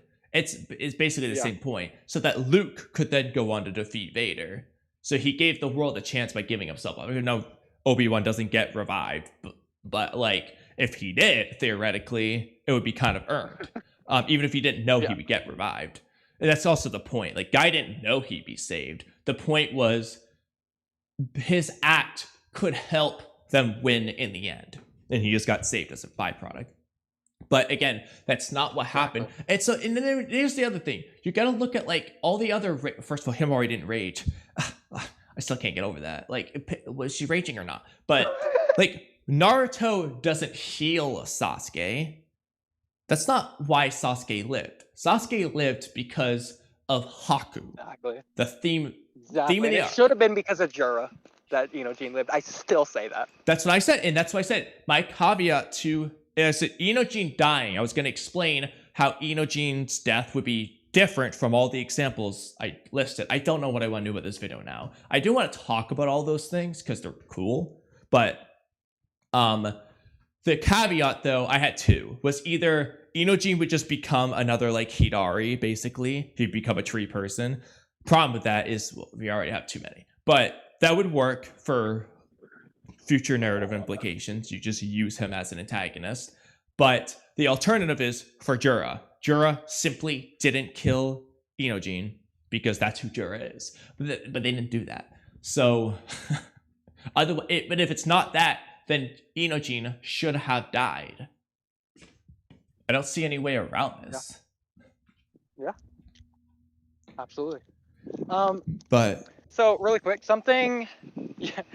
there's just no room in the conversation, so I literally just haven't been able to add this. I wanted to add it for like the past 10 minutes. Going back to like Land of Waves, Haku, Zabuza, that stuff. I know. It's so hard because we have so many things we want to say. I know. Literally, I've tried to get this in for the past 10 minutes, literally had nowhere to include it. But okay, I'll include it now. There is a caveat to that one line Zabuza says, Haku's too soft and too kind. That caveat is that he's too soft and too kind to kill you guys. Not that he's too soft and too kind in general. He is, but he can kill his heart, push that deep down, and become a shinobi if he must, in his own words. Exactly. To kill other people. And it seems weird for him to say that if he's never done it before. Like it's because he's too soft and too kind that him killing his heart and killing other people is what led to him being a broken tool in the first place. If he wasn't too soft and too kind, he wouldn't have to kill his heart, dig deep down to kill all those other people. He would just do it. Exactly. And then he'd be a perfectly fine tool. Exactly. But like Zabuza says, every shinobi is human. Haku in particular was more human than Zabuza was, in my opinion. Yeah. Because I think Zabuza was like one of the... We know that because Zabuza annihilated his entire academy class for the exam. So we know that Zabuza had an easier time killing his heart. I will say Zabuza is somewhat like lying to himself when he's saying, "Oh, it felt so good." I don't think Zabuza actually was like in love with killing, but it's just that he could do it. It's almost like cope. He's coping with the fact that he's become a shinobi tool, essentially. I think he convinced himself. I think he thinks it felt good, but I don't think it actually. But if you asked him at the end of the arc, do you think it felt good? He would probably say no. This is something I don't want to spoil. Like, I don't want to. So good. I don't want to. I don't want to spoil it. But JJK does basically what I just said with a character. I'm not gonna say who, but what I just said. They basically convinced themselves that the killing they did was good. But at the end of the battle, basically, he admits like it was the worst thing ever, and he's disgusted with it. But anyway, I like that character. I will say, that guy is cool. I'm gonna go get a misty breeze. Anyway, yeah. So the point, Haku was just like extra human, but so he is harder time with doing the shinobi philosophy. But yeah, he can do. Everyone could kind of do it, but for some it's hard to on for a while. Anyway, I don't remember how we got into that anymore. Besides the obvious, comparing. Cold and wet, but not too cold. It feels so nice. I'm gonna run through it. Okay, so I'm turning my camera on since it's light here. Okay. But we can move back to Jura. Yeah. Yeah, I was gonna say. I don't know if you want me to show your screen. Or, okay, you're just saying the light. Okay. I'm getting to. No. I'm gonna share my screen. Yeah. Well, I think we're pretty much caught up on chat, except for one comment I thought was funny. The latest Star Chicago comment, I think. Yeah. It is. That too, but I think it's something else. Well, I guess to be fair, I'm off tomorrow. If we just do more tomorrow, I'm not gonna pick up at this point. I don't think. I haven't decided. At this point, officially. I don't think we're actually gonna go over the chapter. I think we got to save that for another night. We're just doing the rest of Jura tonight. Yeah. Then all narrative. So we can do the chapter tomorrow, potentially, allegedly. We'll see. But or whenever we do it next. Yeah. So, anyway. And that'll work because chapter 11 makes no sense.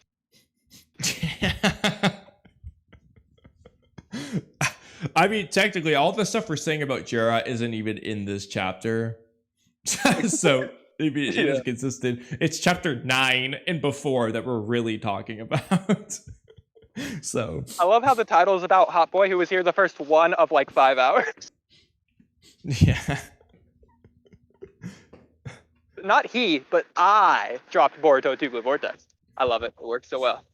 It's not clickbait. HotBoy did indeed do that. Yeah, and HotBoy is I at the time. You also actually no, it's not clickbait. You already dropped 2 Blue Vortex on stream. Yeah. No, I haven't uploaded that clip yet, but it should be in a playlist somewhere. Yeah.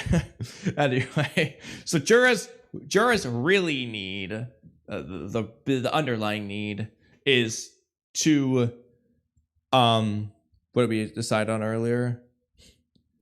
We decided to find a new identity, right? Is to stay as far away from his old identity as possible. That's finding his new identity. Yeah. Yeah. So then, all right, now we're gonna work a little bit more backwards. It's the need, not the really need, but like the middle thing, or the thing they think they need. I think actually what I would reword this is the thing they think they need versus the need. Because I think the need is the really need, really, and the think they need is the misconception. I would say think they need is the want, but I see what you're saying, though. It's because it just overlaps anyway. Because a lot of times the think they need, well, they still need it. I mean, I understand what you mean. Never say that to a different screenwriter. You're the only screenwriter I know, unless HotBoy. Well, is HotBoy a screenwriter or is he just a writer? I'm pretty sure I think he graduated with a screenwriting degree. He could have just graduated with a writing degree. Actually, now that I say that, I think he did just graduate with just a writing degree, not a screenwriting degree. Yeah, he's a writer. You're a screenwriter. There you go. But and I'm Kamui, the stats major.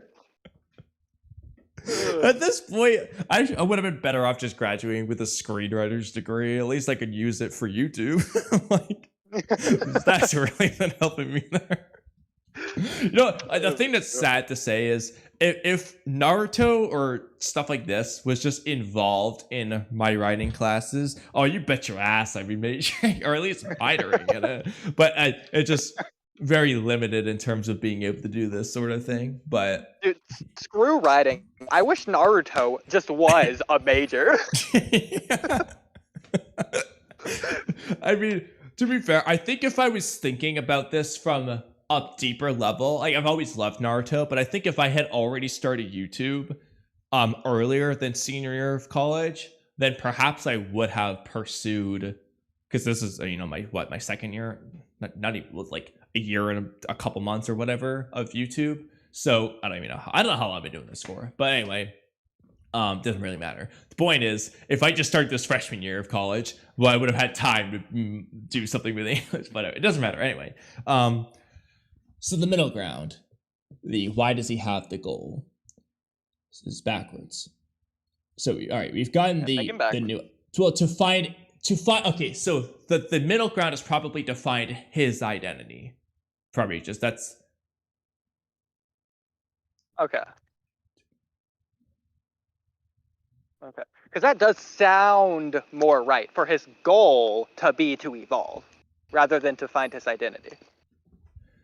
The problem is at the same time, it's almost like, this is where I was stuck earlier. The evolve thing, it's almost like the evolving... He almost considers it one and the same with his identity, in the same tier almost. Like they're almost synonymous to him. Here's what I'm about to say is both that and also the exact opposite. On one hand, yeah, it's like it's one and the same. They just go hand in hand. On the other hand, it feels like evolving is just the exact opposite path of finding his identity. It's like the path where he just becomes a regular plump tree and his identity is just forgotten, meaningless. And this identity search, it's like a sidestep that has nothing to do with that. I got something you're going to love. I almost want to use devolution, but it's almost like evolution in two different ways. He can either evolve as a human or as an Otsutsuki. I would like that evolving a lot in terms of Kawaki. Identity. I guess their alternative is evolve as a human or evolve as a Ten Tails. Yeah, that works. Which might just be the same thing anyway, but yeah. I love that. Because the ironically, okay. What's beautiful about that is, so we have Boruto trying to evolve as a human. He's foregoing the Otsutsuki. Kawaki is evolving as an Otsutsuki. He's foregoing his shinobi humanity. So they have the two direct, and then Jura's the one in the middle wondering, which way should I go? Kawaki and Boruto have already chosen their answers. Jura is finding his answer to that question. It would be very interesting if Jura's the one who chooses the middle first. But regardless, just seeing him do that would be good. Yeah, so this is my interpretation of Jura. I think regardless of how he gains identity, he will evolve. Or if he evolves, he will have gained his identity. So if he eats Boruto, becomes a chakra fruit, evolves, chakra tree, I don't care what he calls it, if he evolves, he will have gained his identity because he's evolved. I feel like with evolving, you will have gained the identity because you've changed into something unique. You've become one of your own. A special higher elaboration of power. I don't know, whatever. In that case, his identity, he will have found it in the Otsutsuki. His identity is that of the divine tree. Whereas, I think if he finds his identity through humanity, which seems to be the route they might be going, I feel like they could do this with different divine tree, by the way. No, I disagree. I think, this is just a hunch, complete intuition. I think if Jura doesn't eat his target, but instead finds his identity. He just accepts who he is, blah, blah, blah. He's like, I am Jura. This is my identity. I think, again, I have nothing to base this off of. Just the fact that he's a divine tree. No, I think he will physically transform. He will quote unquote evolve. Okay. I can't What do you think explain that why. would look like? I just think he will. Listen, I don't know what it's going to look like either way is the problem. Okay. Let me ask you a different question. Do you think his new appearance will look more human-like, more tree-like, or more, I guess, Otsutsuki-like, which is kind of like in the middle, oddly enough, but the alien-like? Tree-like doesn't even make sense. Okay, you know what? I think Otsutsuki-like works because Otsutsuki are like a mix between alien, tree, and human in the first place. Let me go with that one. Yeah, so... Which I think physically that makes more sense anyways. Since it's Otsutsuki shenanigans in the first place. So, I'm trying to think. Alright, so what do I want to say to expand upon this? Well, I like what you just said. So, in terms of so I guess he would have found his identity through, well, if he does the evolve thing, that's like the epitome of the opposite of Kurama's answer, I guess. Like, he's found his identity through instinct. He's just a divine tree. His instinct, anyway. His instinct just turns him into a tree. Not seemingly a non-unique tree, as far as we're aware. It would just be the same as any other tree. So there would be no individuality about him if he chooses that. In fact, I can see him having, like I said, written down, that's a bottomless frustration. If he does transform into the divine tree, I can imagine himself like seeing himself from a third person and just like frustratedly monologuing, "This is my identity," and he's just like pissed off about that. Like, it's just this. This is all I am. Like there must be more to it than that. This is after he evolved. Yeah, in a way, evolving is devolving narratively for Jura. So what I'm wondering then is, because I feel like each idea. All right, so obviously Jura's probably going to lose. Hang on. I have a beautiful way of wording this. For Jura, evolving is a step backwards. Yeah. That's beautiful. Yeah.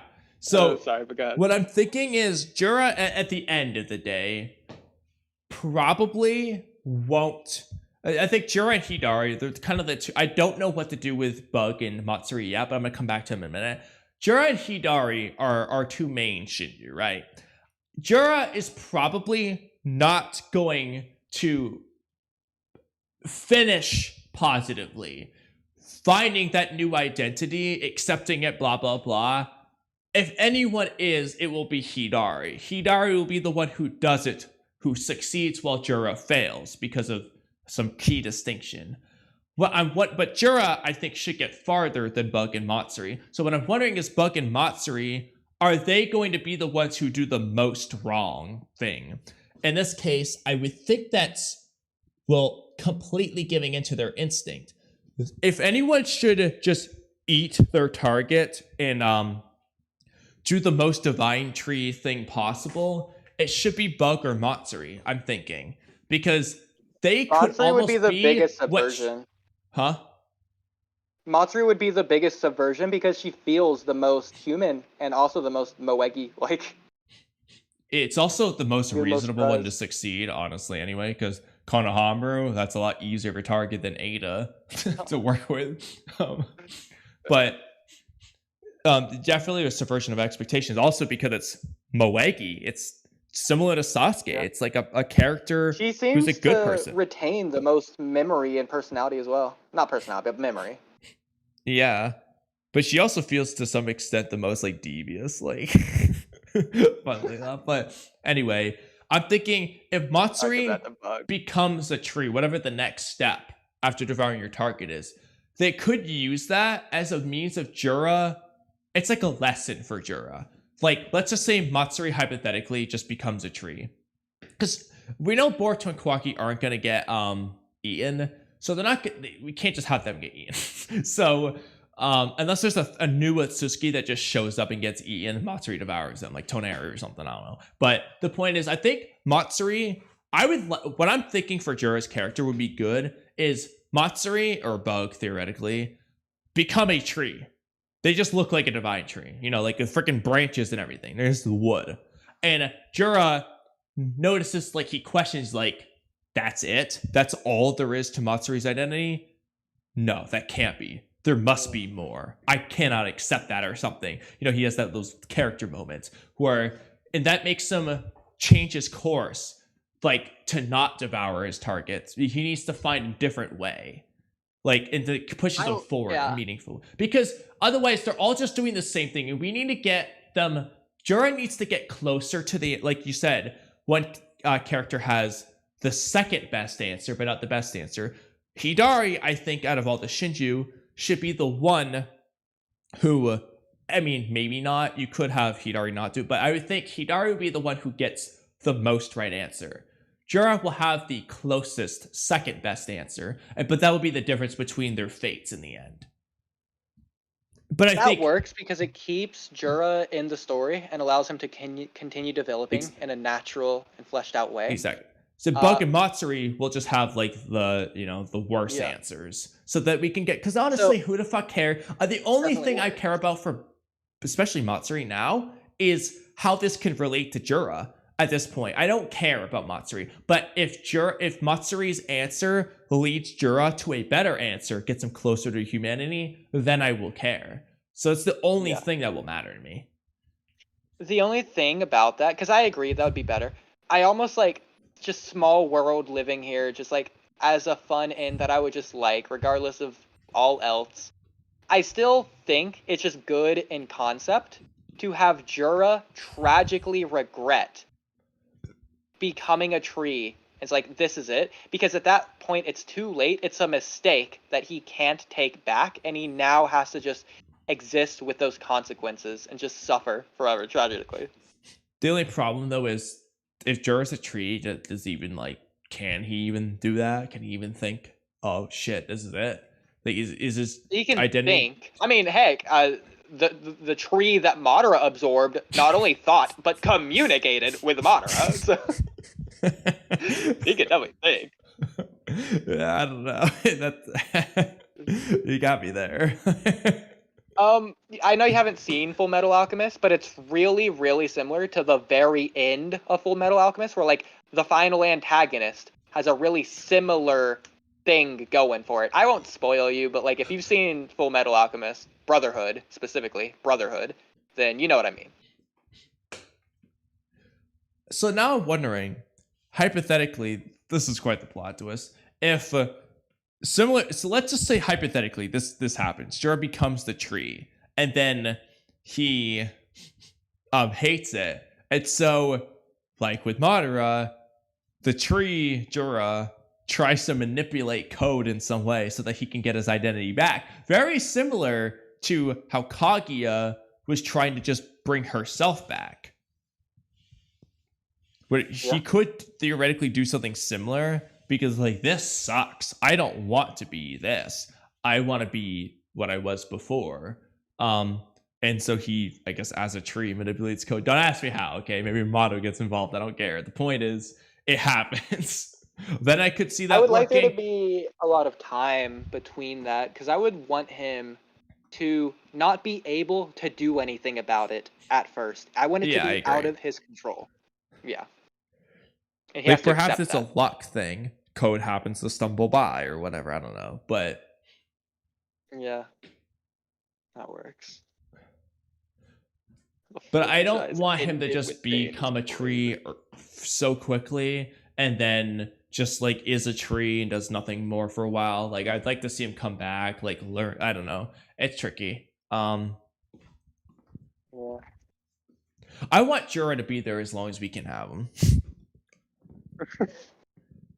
The only good thing of Two Blue Vortex. Yeah. And so I do think it would be very interesting if Jura facilitated the return of Ishiki in some manner. This relies on Ishiki being tied to the Ten Tails initially. But at this point, I also like Jura so much that I don't want it to be at the expense of Jura, though. And I don't really see how you could have Ishiki return without it being at the expense of Jura, is the problem there. I just don't see a way to do that because any ways for Ishiki to return at this point, I feel like there's no other ways. Like, the Karma Seal that Amato did clearly hasn't brought back Ishiki. Like, so that's not the way. So the only thing left is the 10 tails because of a variety of reasons, but that would... I mean, they could write it in literally any way. The same way Amato has a shutdown code, Amato could have a transform into Ishiki code that he can tell Delta at any time. Who knows? Yeah, but that would be very bad. So you got to think of a way that, like, is reasonable. Yeah, it'd be consistent.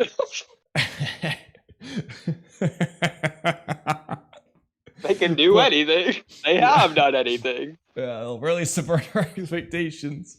I don't know. I personally do believe, though, that any sign of Ishiki returning is through that 10 tails that was in the codes dimension there. And so the only way I think the only way to do this, not at the expense of Jura, is if Jura isn't actually the main body of the 10 tails, and the main body of the 10 tails would just be Ishiki in this case. My problem then is, what the heck is the deal with Jura? Why does he have all these fancy symbols on his chest? Like, who the fuck is he? It's the way Soegi's got that. So it to doesn't be really fair, make... I'm okay with that, because even if Ishiki himself didn't have that, Ishiki still had stuff that, like, we've never seen before. Like, he was the Sage of 8 paths, and that was crazy at the time. If they just do that, I'm fine with it. No, but who would Jura be then? If Jura wasn't the main body of the 10 tails, he shouldn't be any average human. No, I'm saying if he just was Ishiki. No, and again, I'm fine with that as far as the Ishiki's return. That's basically my theory for if Ishiki returns, it's through Jura. What I'm saying is, it would be at the expense of Jura. If Ishiki, the actual Ishiki, returns to the story. I don't mean through Jura, but it's still Jura. I mean that Ishiki, we've got the guy in his wine and everything. He's talking to Kawaki about the good old days when he was beating his ass. I'm talking about that Ishiki returning. I don't see how we can do that without it being at the expense, the losing of Jura. We would lose Jura. Jura would turn into Ishiki. That's another way of putting it. Okay. But I like Jura. I don't want to lose Jura. So if they were going to do that, I feel like it needs to come way down the line for one thing. And I really need to be satisfied with what we've had with Jura so far. Then they can do it. But they can't do it, like, for a while in that case, I feel. Yeah. Because, like I said, like my theory on Jura is related to Ishiki. He is Ishiki. That's my number one theory right now. But I will say, as much as I love Jura, I would prefer Ishiki, assuming it's of the same quality as the Kara arc. Yeah, which we haven't got much with Jura to make us care. He's basically just Suigetsu, to where we just like him because he's quirky and cool. He's just been that. But, like, yeah. I hate to say we haven't got a reason to care, but it's almost like we've artificially manufactured our own reason to care. Yeah, the series didn't do that. The series did it for Ishiki. Yeah, and I would agree with that. I think if I had my way, we're gonna get a lot of good with Jura, and then eventually Ishiki returns. Jura becomes Ishiki, which ironically could tie into a. This could work one of two ways. It could either work as Jura finding his identity, coinciding with him being that identity, Ishiki, or Jura choosing the wrong answer that Hidari doesn't choose. So Jura, in this case, reverts back to his old identity. That would be Ishiki. Hidari doesn't revert to Sasuke. He forms a new identity, Hidari. That could work for that tragedy element that we were analyzing. If Jura actually, he does the wrong thing. He doesn't know it. He thinks it's right. And it's going to be Ishiki who fails in the end. But if Jura had chosen to be Jura, that he would have succeeded type of thing. I would be down with that, I think. Yeah. But Jura and Hidari are both asking, who are they? Hidari's just doing it in a different way. It means something different to Hidari. Yeah. Hidari's literally asking out loud. Yeah. The first one to ask it. Shows he cares. But I will say though, I hate to say it, but I'm not. If they bring back Ishiki, I'm not confident it will be as well written as it was before. And yeah, I feel like with HotBoy, every time I've asked this, he hasn't really answered what I feel like is the actual answer. I think HotBoy has implicitly said it. He does prefer Kodachi's writing, but I feel like he won't say it. He's implicitly said it because the point is, I think part of the problem is it's because, well, he doesn't actually, he's very skeptical about whether it's Kishimoto's writing. And I feel like he's taking that too much to heart because of what I'm saying is the current Boruto versus that. It's just allegedly Kishimoto's writing. I don't care if it actually is or not, but maybe. But I think you might be looking too far into it because again, I like watch HotBoy's like Boruto streams or whatever. He might have just said this, and maybe I'm just like looking too far into this myself, but he did say that he doesn't care about Boruto 2 Blue Vortex because it's clear who's in charge. That's obviously referring to the fact he doesn't think it's Kishimoto, but it's Kishimoto. Yeah. No, and so I think well, it's funny. I have been memeing. I want to say I invented the meme because I said this long before anyone has ever, I've heard anyone else say that's like long ago. I memed that Ikimoto must be writing Boruto once things went downhill with the time skip. That was my joke. That maybe Ikimoto is writing it and he's not a writer. He's just an artist. But it almost feels like that it just is the case, honestly, because some of the stuff we're saying, it's like, well, this doesn't feel like normal storytelling. Yeah. But weird. I don't know. I'm like, yeah, because like the freaking Minato manga, like, you know, HotBoy, us, Daigo, we all agree that feels so different from like, and even so, why does it get confusing though? It's the beginning of the code arc, in my opinion, because I would say up until, or at least for me, chapter 60, the first half of chapter 67. So basically up until Damon reflects Kawaki's attack and Kawaki's being. That part of the code arc is all great. It's after that that it starts to go downhill, in my opinion. The last few chapters of the code arc aren't bad, but some problems start. It starts with Momoshiki reviving Boruto, ironically, the rest of chapter 6-7. But there's a lot of things, like we said, Boruto just magically thinking he can control Momoshiki now. The problem. Things here, things there. It starts to go downhill. But the beginning of the prophecy arc is fine. Before that, for sure.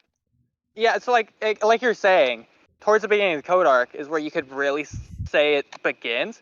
I think it becomes more and more noticeable. So I remember people weren't saying at the time this exact thing, but people were complaining when Kawaki left and Boruto was trying to convince Naruto for like 3 chapters straight that Kawaki left, and Naruto's just not believing him, and Boruto's not doing anything about it. I remember a lot of people were complaining, not only about the slow pacing, but the fact that it doesn't feel like the characters are being the characters. Also, kind of same with Kawaki leaving and what he says to Code, why he left, and that he just thinks it's going to work. I remember seeing people complain about that, but I'm more so okay with that.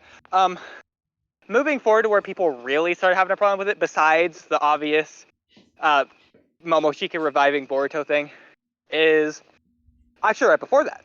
People started noticing. People, in fact, were given it the benefit of the doubt at the time. They were theorizing Kawaki was acting differently because of his karma seal. They thought he was acting more like Ishiki when he had his karma activated. And to be fair, at the time, that was a really good theory. Looking back in retrospect, I don't think they were intending or planning on doing that. I think that might have just been bad writing. Just out of character for Kawaki, because the plot demanded him to be the bad guy in that moment and kill Boruto. And even then, this might just be a personal gripe. I feel like the moment that Boruto and Kawaki call back to, like, oh, you promised to kill me if things get out of control. I feel like that's not big enough of a moment to have been a callback, if a moment at all. Like, they should have made a big deal about that original moment where Boruto promised that he'll just end himself. Considering that's like almost the conflict that goes on throughout all of the 2 Blue Vortex now. Well, the fact that Boruto's going against that. Not only that, actually, you just reminded me of something. It's not actually a callback because they don't actually ever say that in the first place to call back to. It's the same as the pancake thing. Yeah. They're calling back, but it's not in the story. They're pretending it was. They're making up. And that's where I first noticed it, I think.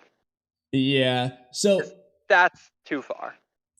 No, actually, yeah, you got a point, because I was gonna say it starts off. Maybe it's worse than I realize, because there's some things that are good, but about the code arc, and I was saying it starts to go downhill, but maybe it actually goes downhill more than I realized leading up to this, because I kind of overlooked some of this stuff. Now I will say, so this is what they say. Boruto, do you remember what I said to you once? Which is, I'll somehow get rid of your karma, I swear. Oh yeah, I remember. And then, so that is the callback, they show it. But then Boruto says, and I've come to realize today, that we're gonna have to go through with our last resort plan. They never said the plan. Not calling back now, to I didn't want to say that they've never said it, because I could just be misremembering it. But that's why I'm saying, and in fact, that doubled down on my point. If I am misremembering it, that's how small and insignificant the original scene they're calling back to was. When that should but they be never a big said moment. it. that there's no scene of them saying the last resort plan, because that's what I was gonna say. It's the pancake thing. Remember when I told you? Oh, remember when we decided on this plan? No, because you never said it in the first place. Like, versus, like, if anything, without context of the obvious, like what they're going for, the plan that they should be referring to is, oh, Kawaki should be like, yeah, so you're gonna go put a karma on code or what? Like, yeah, I agree. Yeah, that's completely the plan they discussed. 100%. Not this. Yep. I was literally thinking that. I didn't say it, but I was thinking that exact thing. That exact thing. The only that was like the last resort plan, because Boruto was like, well, I don't really want to do that if I don't have to. Like, okay, there you go. Yeah. Now, I'm not going to go as far to say that I realize now that it's actually fallen apart way earlier, and the code arc actually sucks now that I think about it. I think the code arc overall is good. It just starts the downfall. Yeah, because I was going to say overall it just has a couple big biter grapes. Yeah, well, because, and I would agree. I still think the code arc is overall good up until, like I said, that the first half of chapter 67. I was actually overlooking some of these flaws, though, so I would move my starting point earlier then, because some of the complaints they said, oh, it's slow. Shut up, I don't care. That wasn't a problem to me. The problems I was looking at were other things, but yeah, I agree. This callback thing is just another sign. It's the same writers who's doing it now. But it is interesting to note that, but was the rest of this arc pretty much at least somewhat drafted by Kodachi? Because regardless of when he left off, like, Kishimoto just continued what he was already doing. So did Kodachi already write out some of this stuff? Is that why some of it is good? Well, here's the thing. Because obviously, he should have next chapter already in his mind when he's doing this chapter. The farther and farther you get down the line, the more faded it gets, or the more he's going to change it as time goes on. The same applies, though, for Kishimoto adapting Kodachi's scripts. Because it doesn't matter whether or not Kodachi wrote it, because Kishimoto can just change it, or just remove it entirely, or add his own things. And so... Because hypothetically, Kodachi could have had a flimsy idea of the entire story through the rest of 2 Blue Vortex to the very, very end of the story. We'll never know. And there's no way to even come close to any definitive conclusion because of that second aspect I just said, the fact that Kishimoto can just choose what he wants to adapt or not. Yeah. Or how to adapt it. So I really want Kodachi on the podcast. You gotta find because a way. I just feel like a lot of the flaws we've discussed just aren't in the first several arcs of Boruto. They're just not there. Yeah. Like what what are the flaws that people complained about? Okay, the art, not Kodachi, so we can ignore that from here. The Momoshiki arc being a readaptation of the Boruto movie, I'm not gonna count that. That's not a flaw. Exactly. Yeah. I'm not gonna count that. Okay, Mujina Bandit's boring. Okay, that's fair. That's fair. The out arc, anyone complaining about the out arc is stupid. It's my stance on that. Mujina Bandits is boring, but still good. Exactly. I don't like it, but it's still good. Yeah. Yeah. In the out arc, I just think is good, and I do like it. But I think a lot of people care less about that theme. But the thing was, it was executed well, and that's why the out arc worked so well, in my opinion. It was very well executed for what it was. Ironically, it's a theme that no one cares about, but is probably relevant to like the most amount of people out of like any theme in this day and age. It's also the one of the arcs that called back to the Land of Waves arc the most in its own way. Like with the tool stuff, like Shinobi and Duel, like humanity, like all that stuff was in that arc. But everybody loves the Kawaki arc. It's just like, what complaints do people have about the Kawaki arc? Maybe that Ishiki died? The villain lost? Mostly complaints are just with the anime, which I have complaints with the anime adaptation of that arc too. Yeah, but that's that's not Kodachi writing the manga, so like, we can't really count that. It's just like, there's so many more critiques. Now, on the flip side, I feel like, well, I don't know if this is true, because when I was like being the anime YouTuber viewer versus the YouTuber, like I remember like everyone was hype as hell. Like Kashikoji versus Jigen, the biggest thing ever. Naruto versus Delta, this is huge. Like everybody was like gassing it up. So like, in fact, if I look at views, I'm pretty sure like Anime Balls Deep and then we're getting way more views during a lot of the Kodachi stuff than they were freaking now. So like, is that even, I can't even say it is more hype now. I just feel like I'm just on Twitter now when I wasn't on Twitter before. Like, man, I've said this before. Naruto and Sasuke versus Jigen was otherworldly. That changed the game for Boruto going forwards. Yeah, like, and for the whole community. Yeah, so I feel like Jigen starting to do things at all. Like Jigen going to the Ten Tails dimension was revolutionary at the time. I remember. Again, like I've said it before, the most hype I've ever been for Boruto. I've been texting my friend at that moment, my coworker. Yeah, like that's how we bonded. And like there's the new Atsuki, and then this guy's got the same horn as him. Like these things were huge. People were so much going on, and this is all just background stuff. They're not even trying to call attention to it, but it's huge things. And really cool. I think if I had to pick the biggest gripe people may have had with the Ishiki arc, it's probably the first chapter of the Yamato interrogation, which was a lot of recap. I'll admit, there's a lot of stuff that we already knew. But it was one chapter, and they moved on to the stuff we didn't know. And even then, technically, stuff it's recontextualized information, you could say. Because we didn't know everything, but we kind of knew it at the same time. But the next chapter, it's all the new stuff about Ishiki. So I got my answer, but it applies to only literally as I was reading it, because within the same chapter, like halfway through, I realized how wrong I was. So it applies only to the chapter that starts with Team Inoshikacho training, and it entirely changes the moment Amado arrives. At first, I was like, what is this? Why are we getting pages of this? Cut back to the important stuff, and then they immediately do. It is the important stuff. Exactly, it's a motto. Or like setting the scene. Yeah, literally just like an introduction panel or page.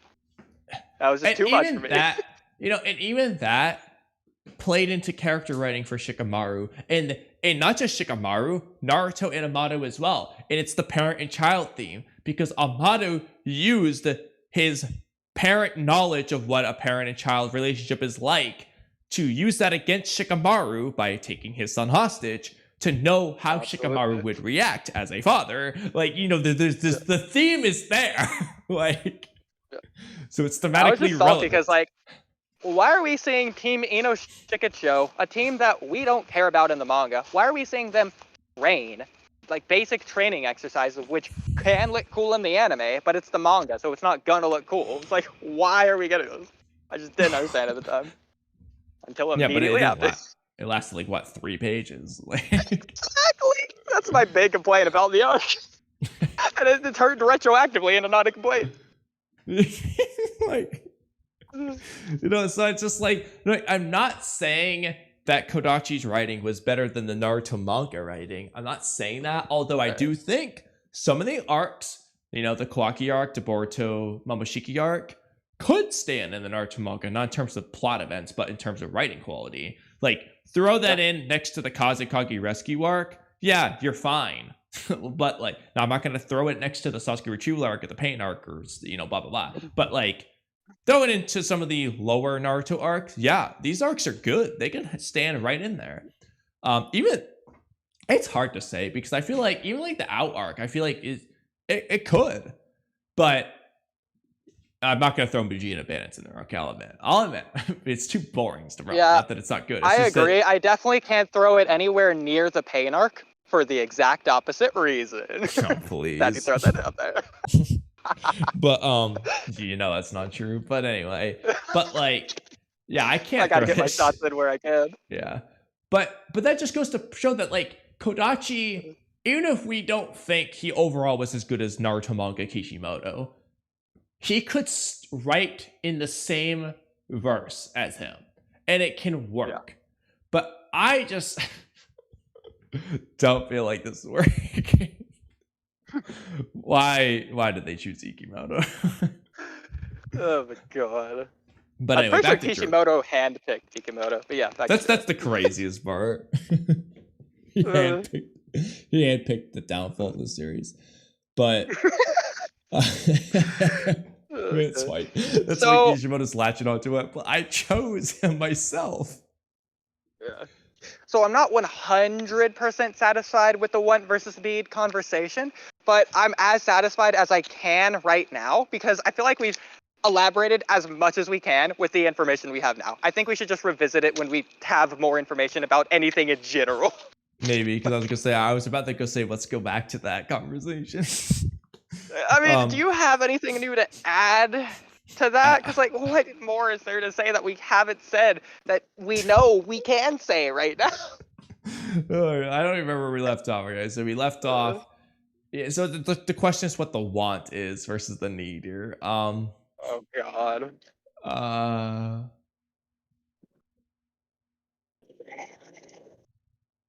So, do you think Jura, regardless of want versus need, do you think Jura has to consume a chakra fruit to evolve? Or does he evolve when he makes a chakra fruit? Or is it through the process of evolution that afterwards he makes a chakra fruit?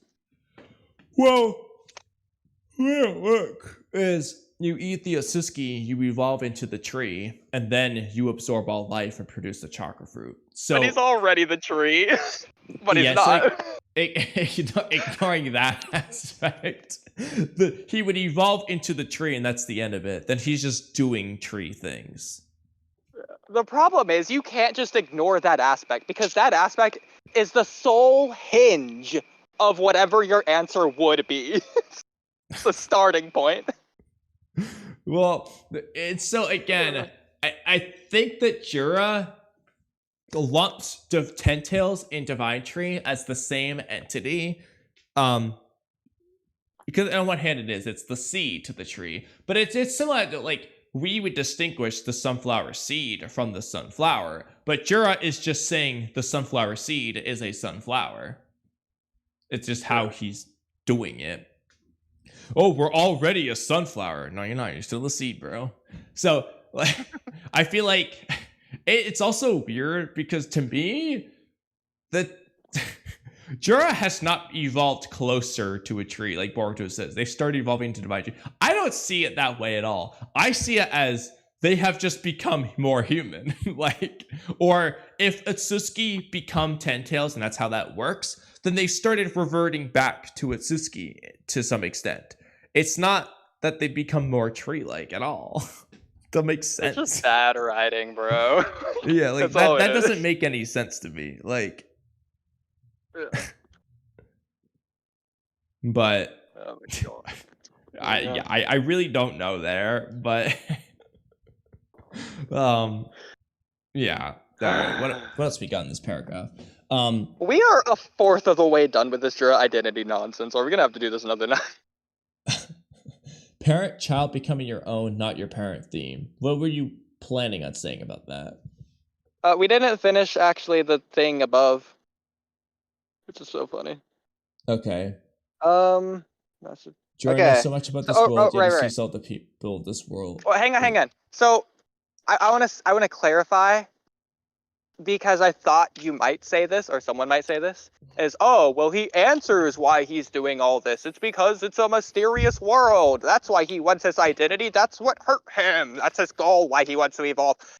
No. I'm gonna shut that down. No, I was not going to say that. That's the reason he says, not the reason he means. We've already basically covered that, though. So. Yeah. Okay. So the irony, and we've already covered this as well, Jura knows so much about the world, yet he of all people sees the world as mysterious, especially considering he reads. Yeah. And like he loves knowledge and bookstores and all this, and he has all this knowledge on these bookstores and Konoha and everything. Yeah, he loves bookstores. It seems like the only information he doesn't have is the only information he wants to have. Yeah. Again, irony. There you go. Because he already has it. That's why he can't find it when he's looking around the world. Yeah. Okay. So moving on to the next thing, I guess. What is it? Parent-child becoming your own / not your parent theme. Well, yeah, I mean, that's just what this is. I mean, we've already gone over that. Like, we've said everything we can on Jura. That's what I feel like, but it just goes back to this theme. Regardless of parent and child, if you want to meme that Jura is the child of the Ten Tails or Ishiki or whatever, then parent-child, there you go. It just is child. Or he literally says he was born. So, I think the becoming your own theme works a lot better in the same way Jiraiya isn't Kashin Koji. I think Jura will just become into his own. But like, that's the point. I just feel like I'm just saying obvious stuff that I don't even need to say. I just want to point out that Jura develops that theme further. I just want to point that out. Yeah. I feel like some stuff is so obvious or common sense that people, because it's so obvious and common sense, people don't even think to stop to consider it. So maybe someone out there just had a realization. There you go. It's possible. Yeah. You know, and if that's you, I'm glad we could help. It's like the guy that says, "Where's my glasses?" Away, so hopefully I don't need to like see. That's fine. Well, actually, I can bring my phone with me. Sure. I just won't be able it's to like change the guy the screen. It's like the guy that's been looking for his glasses for 2 hours straight when they've been on his head the whole time. Yes. That's literally Jura.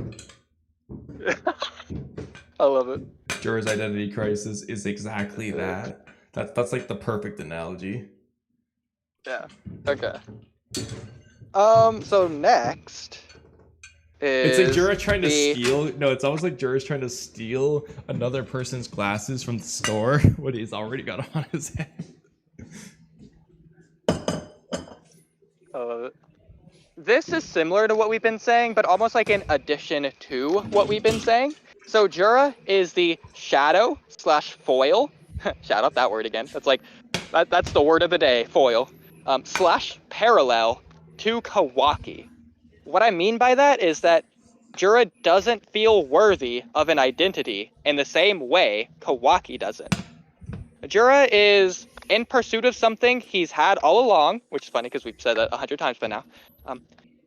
Jura refuses to acknowledge it, same way that Kawaki does, and ironically is blinded to it. Again, same with Kawaki. Especially, like, the thing I'm talking about Kawaki is specifically, you already know. Just don't call me big brother, Himawari. Yeah, exactly. You're saying things I would agree with. Things I'm saying in my Kawaki analysis. Yeah. Well, I wouldn't necessarily agree, but narratively I'll point it out. Yeah. Well, it's a Kawaki narrative analysis, so you would agree. There you go. Yeah, but I think it's just really interesting how both Kawaki and Jura embody all of this. I'll say it once again to consider it from both Jura and Kawaki's standpoint. They both don't feel worthy of an identity. They're both in pursuit of something they've had all along. They both refuse to acknowledge it because they both are ironically blinded by it. Or to it, whatever. So I will say it would be particularly interesting. This works for both Ishiki or Kawaki being like the originator of Jura, because if it is Kawaki, I think that's pretty obvious. I was thinking that when I was writing that, funny enough. If it's Ishiki though, Ishiki's supposed to be on the same wavelength as Kawaki, so there's that aspect. So they would just be doing There's the same a lot of things. parallels between those two as well, anyways. Yeah, exactly. So either way, that would work. For the same reasons, really. One is just it's the literal character. The other one is like the paralleled character. Yeah. And now you're gonna switch headphones because they're dying. All right, chat. How you doing tonight? It is sort of 3:30 a.m. and I've been walking. I've been outside for almost a solid 12 hours now. Not straight, but I've been pretty much outside exclusively since the power went out. So. What's your battery looking like? And that's when the stream ended. It is at 8%. That sucks because I ain't gonna hold you. This has been one of my favorite podcasts. I feel like we say that all the time, but like I just don't want to stop. How long have we been going so far? I don't know. At least 4 hours. Honestly, I don't know what I would cut up out of this one. Like I would cut up maybe cut it into like the story playlist when I was going through those sprinklers or looking at the snake or whatever. But like the rest of it's been following along everything else. It's sort of hard to cut this one up in general. So. Yeah, and they've all been long segments too. Like our derails were like long, like consistent things. So I kind of don't like cutting up whenever I'm walking or like when you're still walking because it just sounds worse, which is more understandable for podcasts or like live streams, I should say, but not as much so for like a couple minute long video. I prefer to have the higher quality audio for those videos, especially considering how many videos I make anyways. I could just choose to have the higher quality ones. I know, we're still scheduled through August. And I've been cutting back too. I only made like 3 videos from the last stream. I know, instead of the normal 16. The problem is we just have so many things we like and want to be a video. Yeah. Okay, so next on Jura thing. So this goes along with the shadow foil parallel to Kawaki.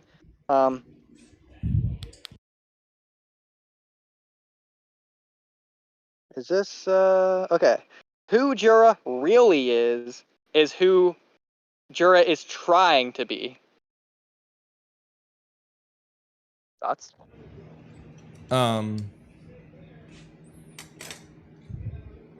Well, that's hard to say because we don't know exactly who Jura is trying to be, unless you. The easy way to frame it to be that would be the identity thing. Like Jura already has the identity he's trying to find. If you mean it from that perspective, then obviously. I feel like I'm just rewording everything we've already said. Now, what's interesting though is I do think, in my opinion, where Kawaki isn't trying to be who he really is. It's the opposite. Jura's trying to be what he really is, and he already is. Whereas Kawaki is, in my opinion, rejecting it, which you've already kind of discussed to some extent, narratively anyway. He's rejecting who he really is, which again has that parallel. I feel like this works a lot better for Kawaki. But like, if it works for Kawaki and Kawaki's supposed to be parallel for Jura, then it also parallels to Jura. So I think it works. It's a lot more interesting to discuss with Kawaki, though, I will admit. Yeah. But like you have the parallel, like opposite inverse parallel dynamic there. But yeah. And next, following off of that, we've already discussed this, but Hidari asks, "What are we?" And Jura deflected. I think was an interesting answer. Instead of answering what they are, or I don't know, let's go find out, or oh man, gee, I'm sure excited to find the answer, he says it doesn't matter. I think the deflection, when you like analyze media and you like see when characters deflect or why they're deflecting, That's like I a think you can mask. break it down almost. to a pretty break it down to a pretty not broad, but like specific thing that they're trying to accomplish when they do it, whether they recognize it or not. So there's just another example of that. Very interesting.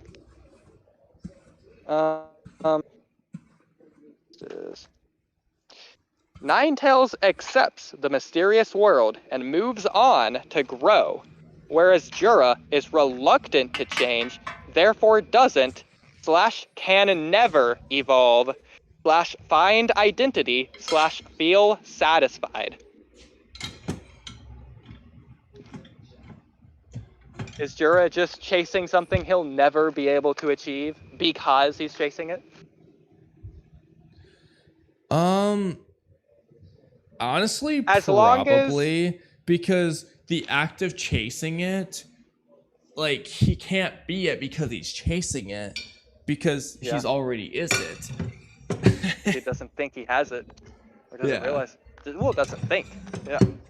Because the reason why he'll never, like, he can't do it is because, well, he'll never find it, because he thinks he doesn't have it, which means he thinks he needs to find it, which he can't do. He can never find it. He just isn't. He'll never find it externally because it's only internally, the one place he's never going to look. Exactly. The only way he'll find it is if he stops chasing it and starts accepting it. I'm glad we're on the same page on this, by the way. Like, imagine if we just weren't. You know what's heated debate tonight. Oh my god, that'd be crazy. What's insane is how this so perfectly, you're gonna laugh at this. It so perfectly embodies something Rock Lee says in the junior exams when he thinks he tricked the examiner into being the next match. He says sometimes the surest way to find something is to stop trying to hit it. Or it's the surest way to hit something is to stop trying to hit it. That's literally what Jura needs to understand it in this case. That's so funny. The surest way for Jura to find his identity is to stop trying to find his identity. That's a rewrite. What if Jura was in the tuning exams? It all hinges on that moment. I think, wait, hold on. Have we just found a Jura is Rock Lee argument just now? That's a clip. I mean, it does look, Jura's claw mark does look kind of like a wig. Yeah, I mean, hey, it's like pretty good blowing in the wind.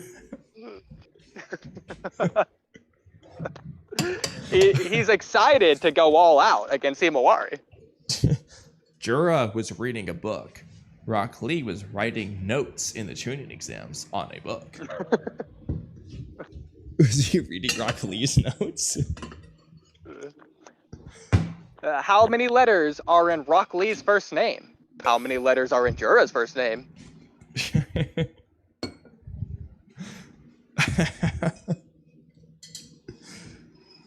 Oh my god.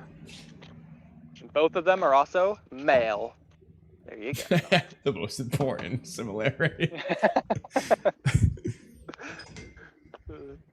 Well, it's important because Matsuri, the only female, comes from the only female. Exactly. Consistent. But anyway, I forgot what we were saying before this. Yeah, so the fact that Jura is chasing it because he thinks he doesn't have it is why he'll never get it. Because the only way he can get it is by realizing he already has it. If he's chasing it because he doesn't think he has it, he'll never find it. I had a beautiful way of saying it earlier, but I forgot, and it would just be rewording it. So, yeah.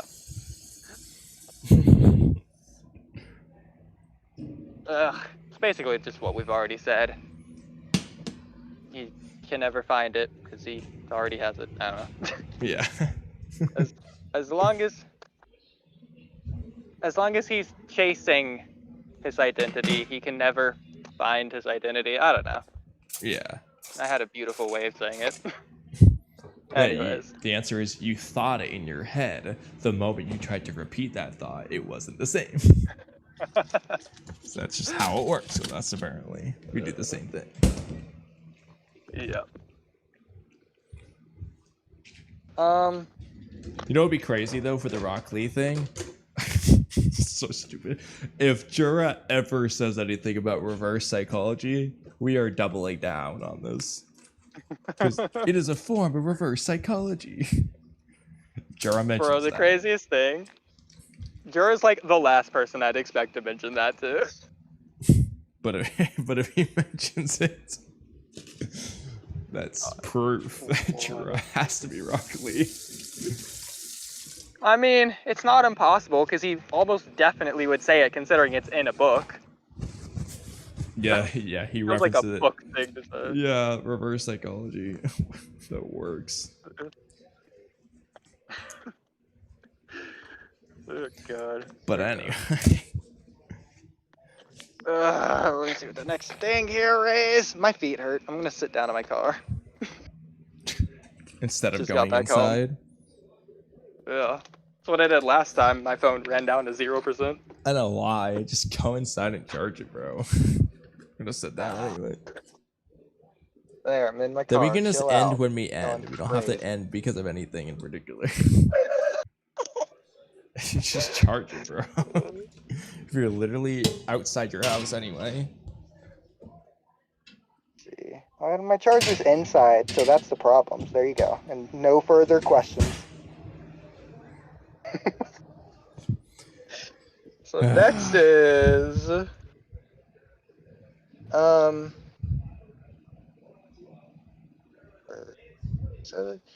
is this just a feeling / desire Jura has simply because that's who Jura is, or is there no reason to it? What I'm thinking about this is like, did Obito love Rin just because he's Obito, or was it because of other factors involved, such as, oh, he's the black sheep of the Uchiha clan, he considered himself a failure, Rin, the things that she said to him, or did he just love her because he just did love her? Similar to that. So, like, why is Jura doing this? Is it just because he's Jura, or are there other reasons at play? What is this that you're referring to that Jura's doing? Everything? Oh, well, okay. I didn't know if you had anything in particular. Well, this gets back into the rewrite thing about Enogene. I think it would have been really good to have a contrast of things. Like Jura, doing the devouring target thing. That's not because he's Jura, but because the instinct, outside factors, he thinks that will help him find it. But if he hypothetically just didn't kill Enogene because he just is Jura and Jura didn't want to kill Enogene, that would have been a good thing to work with, but that didn't happen. So I would say the target specifically, more specifically actually, is just finding his own identity. But yeah.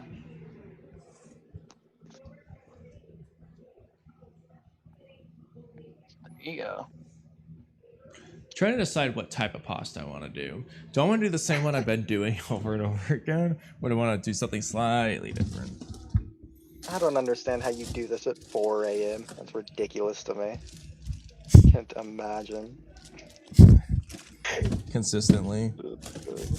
Oh no. So I'm sorry. So your answer was which one?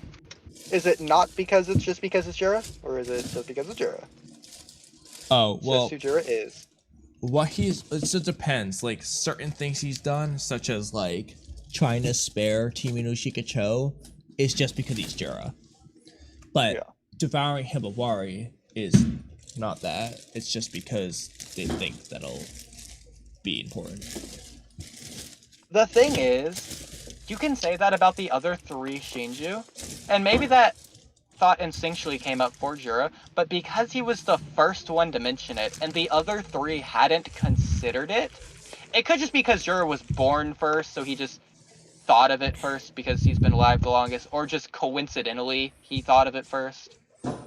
Maybe the others would have come to the conclusion, but if Jura never said it, would Matsuri have even developed a target in the first place? It doesn't seem like it, because she wasn't even thinking about it. But again, they were just born, so like, who knows? No way of knowing. Yeah.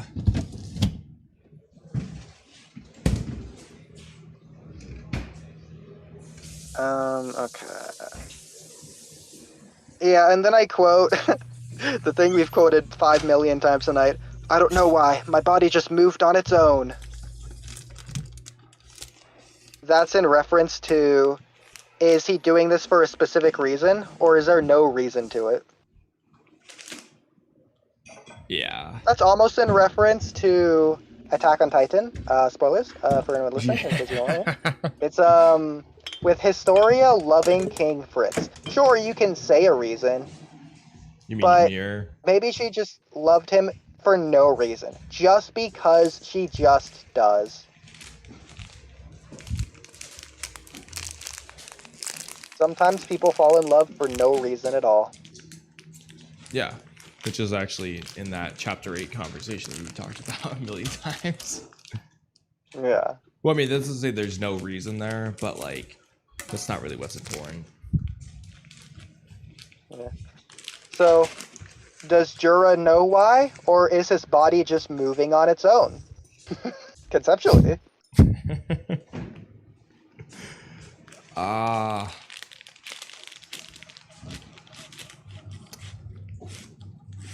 I think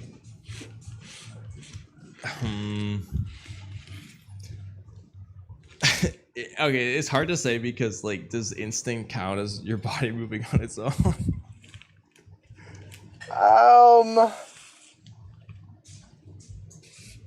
Yes. In context, no. Yeah, that's the problem, because I'm like, well, what he's doing is the instinct, which is kind of the body moving on its own. But like, that's not like, it's the reverse interpretation. Yeah, I would say subconsciously only.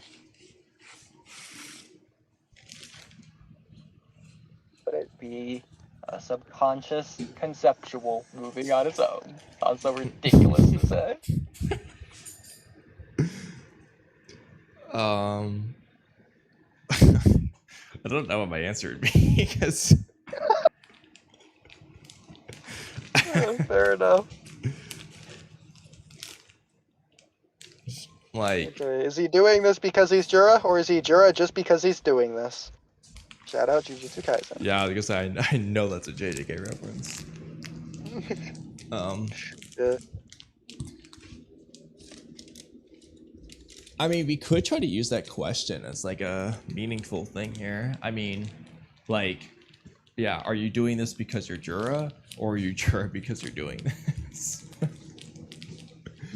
Ridiculous. Are you devouring none of the people others because you're consider Jura, themselves Jura. or are you Jura because you're devouring people?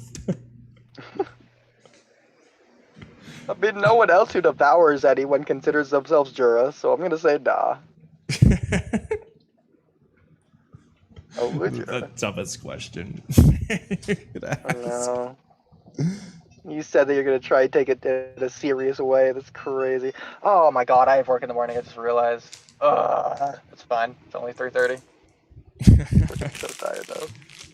I should not have walked so far. My feet are gonna be tired in the morning. Whatever. Okay. Next one.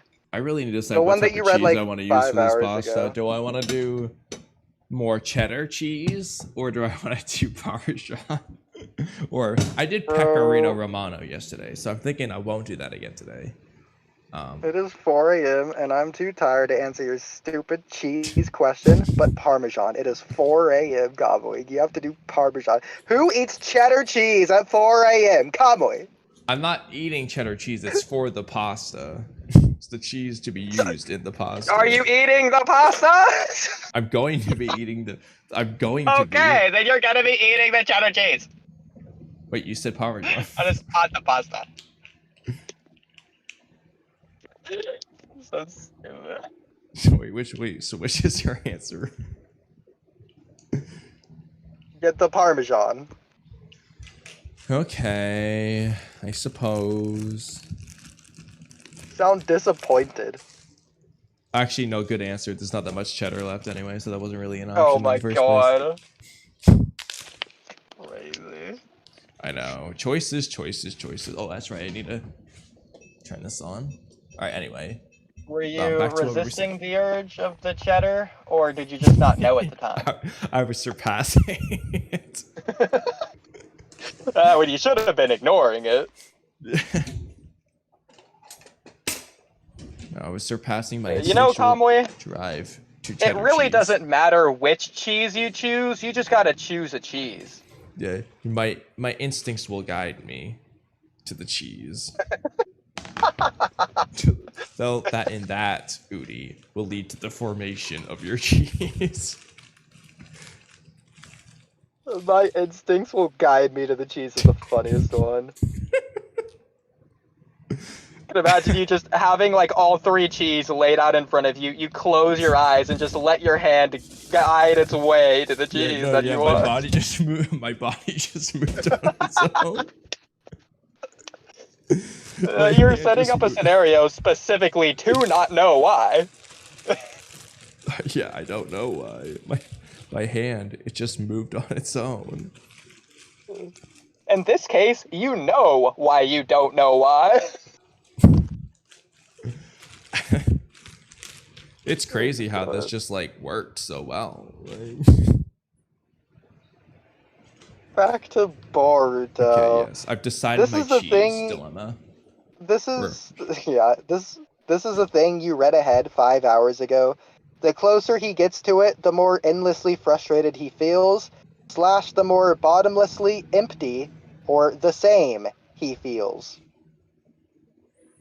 We've already elaborated on that. Did you have anything new to say on that? No, I feel I like agree. we did discuss that pretty good earlier, so. We've killed that horse. Especially with him becoming a tree and how we would think then, the tragic mistake. I feel like that would be a perfect element to play with there. We've also beat this horse to death. The conflict, contradiction, hypocrite, lie, mask, wound. There you go. Thoughts? You didn't even say anything, but I agree. I said everything. In parentheses, to have an actual conversation on this, and I somehow, surprisingly, haven't mentioned this yet, even though I've considered mentioning it earlier, but I knew I had written it down, so I was going to save it for now. The contradiction in the fact that Jura gave himself a name, yet is trying to find his identity. Exactly. He identifies by Jura. Yeah, at least Obito identified as quote-unquote no one. Or Madara, or Toby. Yeah. Which were not his identities, but like other people's identities he copied. Jura's identifying by his identity. Yeah. There's some extra layers of irony. Which makes me narratively want each Shinju to have came up with their own name, or just know their own name, rather than Jura just giving it to them, so that they're all in the same boat with that irony. Yeah. I would agree with that. Like if they just came up with their names. Happened off screen, so we'll never know. To be fair, I mean, the problem is we don't actually know what led them to decide their names, but like Matsuri's name, it just seems like she just took part of Moegi's last name and just made it her name, Kazamatsuri. Yeah. Like, whereas Jura could be like, he named himself after the Tentails. Bug, we don't know the name of, but for all we know, the goofiest one, he just named himself Bug. But then Hidari, it's the question of, well, regardless of who named him that, why did they name him that? Because as far as we can tell, well, Hidari allegedly doesn't know anything about Sasuke. So he didn't name himself after Sasuke's left hand or anything, even if Kishimoto or whoever did. Jura didn't do that, or Hidari didn't do that. Did Jura really think that deeply though? If bro's over here naming Bug and Matsuri after Matsuri's last name or Moegi's last name, is he really gonna go that deep for Hidari? Like, so I would like to know, like, where they came up with the names they did. I'm still low-key, intrusive thought, wondering if they didn't intentionally do the Matsuri name thing. They just subconsciously did. And it's supposed to be an original name. Or even worse, coincidentally did. I mean, that is possible, but at the same time, Jura does seem to be just named after the Ten Tails, and we don't know Bug's name to really comment on that one. Fair enough. Well, actually, I feel like this is an important part to mention this as well. I was considering this. It could also be a thing in the same way that Jura's the only one who we don't know who he came from. Bug is the only one we don't know the name of. I think... I don't want to have a long conversation on this right now, but like, it could be really interesting if Bug rejects identity altogether. He's not going after his target for identity. He's going after his target because he just desires to for fun or whatever else. They could go that route. I mean, I do think they devious. could do something with it, because ironically also Bug is the first one we were introduced to, and we immediately knew who he came from, because we were basically shown it. It was obvious. There was no mystery with him. It was immediately revealed. Bug also, ironically, was the one who was just like, why do you want to go after Naruto? He's not a Suzuki, right? He seems the most, like, on board. He was also the one who was most interested in devouring Boruto, too. Yeah. He might be like, the he one... would have ate Boruto if, like, Jura didn't stop him. He was trying to eat Boruto. So I feel like when it comes to a character like devouring the target and just doing the normal divine tree things, he's probably the one who would do it. The problem though is, well, again, they're not going to eat Boruto or Kawaki, so that means he would have to eat Ada. And that can't happen yet. It's too soon for Ada. Konohamaru, I think, is disposable like at any time, but Ada, no. They could introduce a new Otsutsuki. Or That's even have it be Akabi or something. Or Toneri or whoever. They could do that. But think about how ass that would be if they just introduced Toneri just for him to immediately get eaten. Like... This one would be crazy, but Orochimaru, because he is a Zetsu body. Which he doesn't anymore, but you know what I mean. I get... So my problem with all these ones is, if you're gonna do it, you just can't do it anytime soon. So you need to, we need to have spent, like, again, we've been waiting for Orochimaru so long. We need to spend some time with Orochimaru before we just kill him in this case. Or if it's Toneri, same thing. Or if it's a new Atsuki, same thing. It's like, we need to, like, it can't be done immediately. But, like, we don't have all day on these.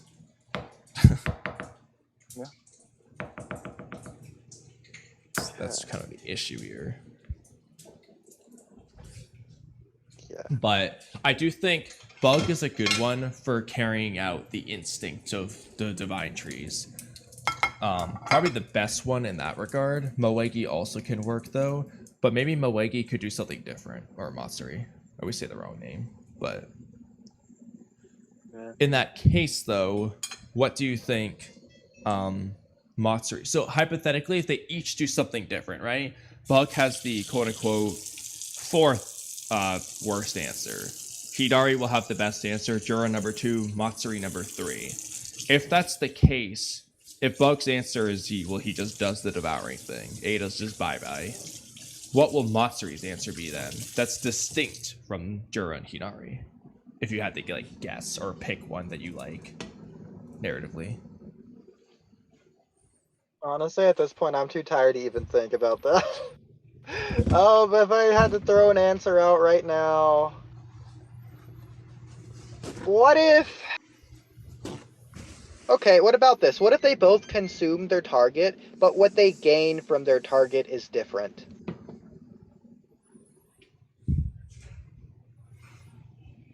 Doable. So, yeah. But it depends on why and how that relates. I think it should relate to their goal in some way. So maybe like what they wanted from their target gives them, because they want something different. That they got can something work. different. Something from the target. Obviously you can also say Ada has Otsuki shenanigans at play. So that was one thing I was gonna say. Is you could always just have it be like Bug kind of evolves. But that's not the story. You can't have that be the story. Is the thing. Yeah. That's only a plot thing that goes along with the story.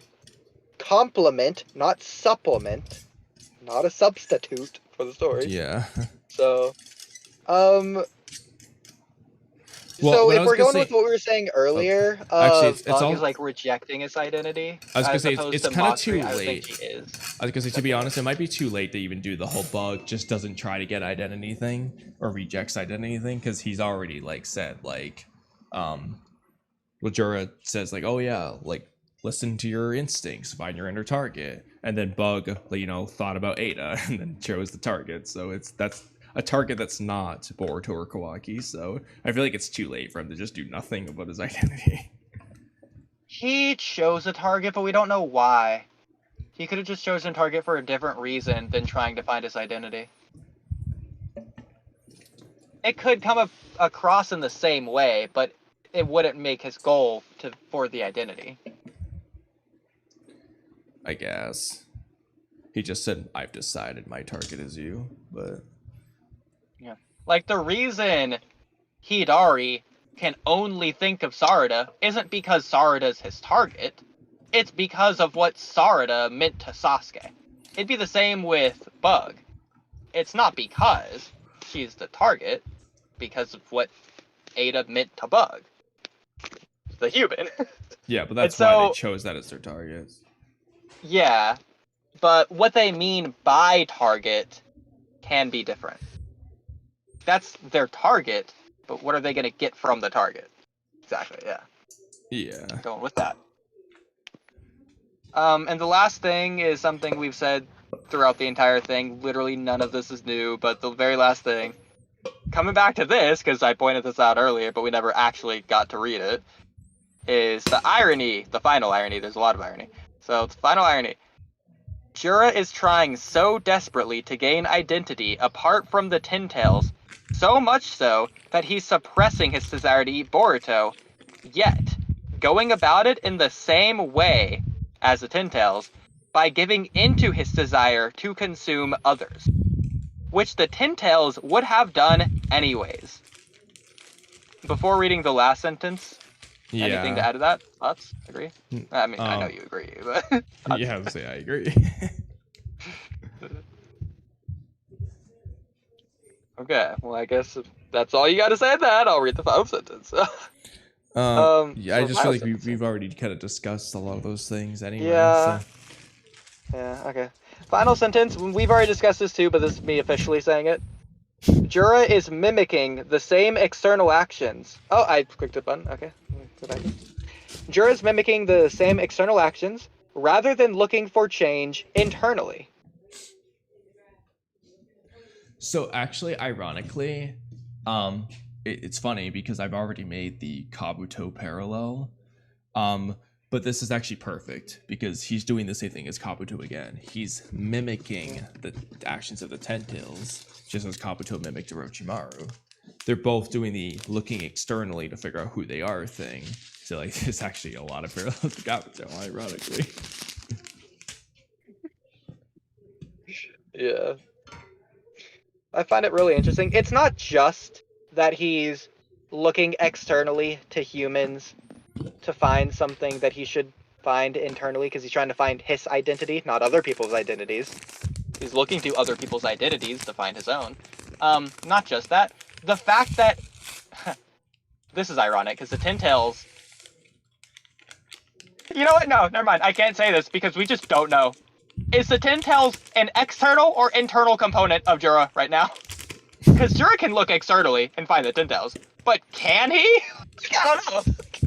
I was gonna make a point there, but I just don't know anymore. I mean, I was gonna say, ironically, he's looking externally, and the Tin Tails is an external thing he can look at to realize he's doing the same thing as the Tin Tails. But if the Tin Tails is internal, then he's not looking internally, but that's ironic. Still, I don't know. I mean, it still works in a different way, because the Tin Tails doesn't look internally. It just continues to consume mindlessly.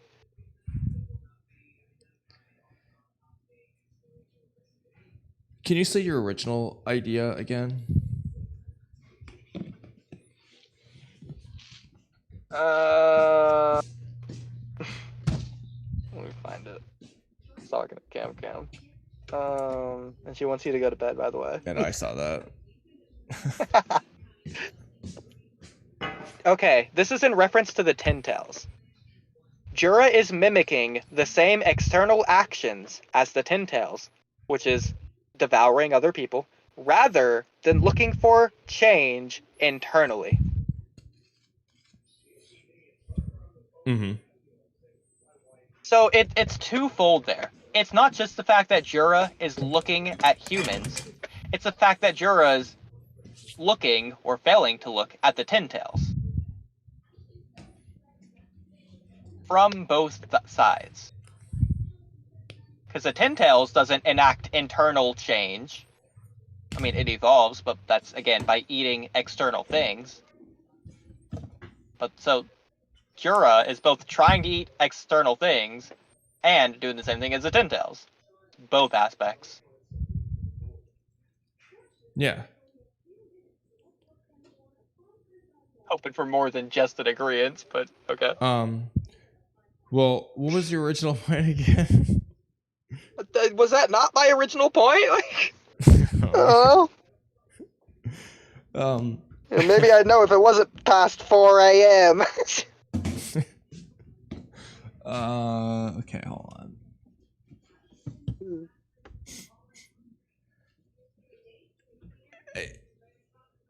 I feel like Jura, how do I want to say this? It's almost like he thinks that they're different from the Ten Tails now, and it's like he's trying to be different by gaining his identity, like understanding who he is, how he's different. Yet what he's doing is just the same thing as the Ten Tails. I don't know what to say. Like, Yeah. He's doing Ten Tails things to try and be different from the Ten Tails, or to understand how he's different from the Ten Tails by doing the same things the Ten Tails would do. At this point, we have genuinely, thoroughly exhausted Jura. For now. For now. I feel like we've barely touched on Hidari, but we've touched on him a little bit. Yeah, I mean, a lot of the stuff was obviously overlap anyway. Exactly.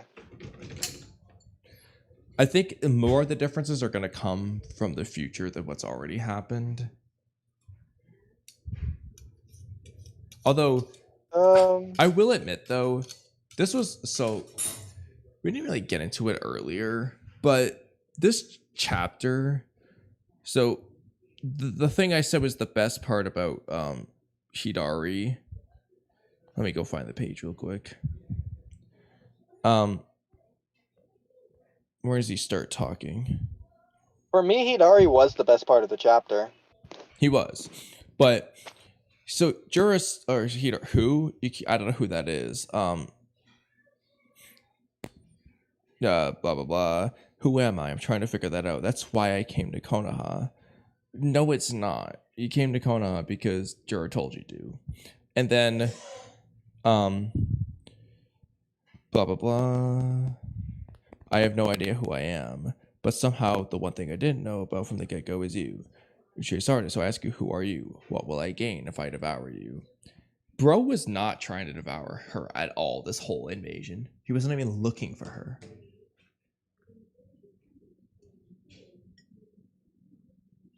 Yeah.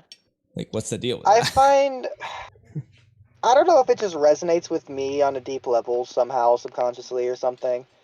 I just found it so impactful when he told Sarada, "Who are you?" No, I agree. You're it was asking very good. me all these questions. Do you even know yourself who you are? Because, like, Hidari's supposed to be the one who doesn't know who he is, and Sarada's supposed to be the one who knows who she is. But just asking that question to the one who's supposed to know who she is from the one who doesn't know who he is. I just love it. I thought that was great. Because that means, what does it mean to know yourself in a way? Like, what even is identity? Exactly. But I know, I agree. It was really good. But my thing was, it's a little bit weird that Hidari this whole time just wasn't after his target. Like, Sarada just came to him. That's the only reason he stopped and bothered with Sarada. Before then, he was literally looking for Naruto, not his target. In fact, I think they went too far with that dialogue. I wish they didn't add, "What will I gain from devouring you?" Just leave it at, "I don't know who I am, but do you know who you are?" And whatever else he said, but you get the idea. That would work very well if Hidari was going to choose a different answer about what his target, like what it means to have a target, if he wasn't going to devour her, and he was instead just asking questions. Yeah. But too late for that, but...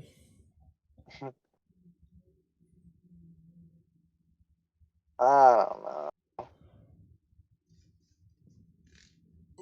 But, yeah. I feel like that's probably good. Good as far as Hidari goes, anyway. For now. Yeah. Until we think of another 6 hours of something else to say. Yeah, I don't know if we should, discuss, like, anything else, or just be done at this point.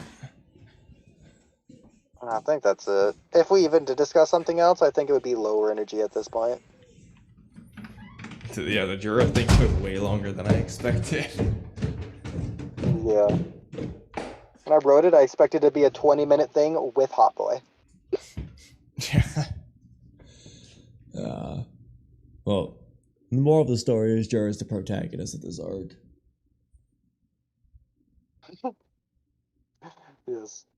Moral of the story, he has identity. We could look at comments, I guess, but there's quite a few, actually, looks like. A little bit, yeah. Since last time, I'm kind of surprised. Kawaki eclipsed boring tone in his debut. Just hate how he's written now. Did he mean boring toe and it's a top? It's probably a typo. No, boring tone is to say that boring toe is boring. Code. Yeah, I figured, but like, why add the NE at the end? Yeah. Yeah, boring toe. I think it's either a typo or it's supposed to be Baryon mode. Typo. Nah, because he has Baryon Naruto after that. That's why I was saying that, actually. Baryon Naruto was the ending of Burrito for me. Loved that form and arc. I mean, he's saying burrito, so maybe boring tone isn't a typo. Yeah, I don't know. In some ways, Baryon mode does feel like the end of Boruto. Like, you could, in some regards, end the series at the end of that, like, arc. Yeah, with some small corrections, like deal with code, obviously. Don't leave it was a loose thread. And don't have the Kawaki dialogue at the end. But also, I guess, what about Momoshiki is the problem. We gotta deal with them. And just remove the flash forward scene entirely in this case. Yeah, remove the flash forward scene too. And figure out the Momoshiki problem. The breaking the horn just stops Momoshiki. Maybe just get rid of the prophecy entirely. Yeah, that too. I mean, at this rate. It just don't have Momoshiki give Boruto karma. No, the actual time they could have just ended it early is the Boruto movie, though. I stand by that. That would have been a perfectly good ending. Sure. Yeah. Just I do feel like the that's movie. ending Naruto rather than ending Boruto because they haven't even begun Boruto. Yeah. That would really be an ending of Naruto, but the point is they could have ended there, debatably should have ended there at this point, but I don't want to take away from most of part 1 of Boruto is the problem. Only problem with saying that is Naruto the Last is literally called The Last. And I think it really works as a last thing. Like, it's tying up all the loose threads. You get everything plot-wise with Hamura and the world building. You get Naruto and Hinata that's been built up since freaking day 1. And then at the very, very end, after credits, not only do you get the credit scene of the wedding, you get to see the epilogue scene of, like, Boruto and Himawari, Naruto and Hinata's kids. Yeah, on one hand, I agree. On the other hand, it's not really tying up the loose ends because the Naruto manga already did that anyway. We already got Naruto with Hinata and having kids and all these in Naruto as Hokage and stuff that's already done in the last chapter anyway. Naruto the Last is just what happens before then.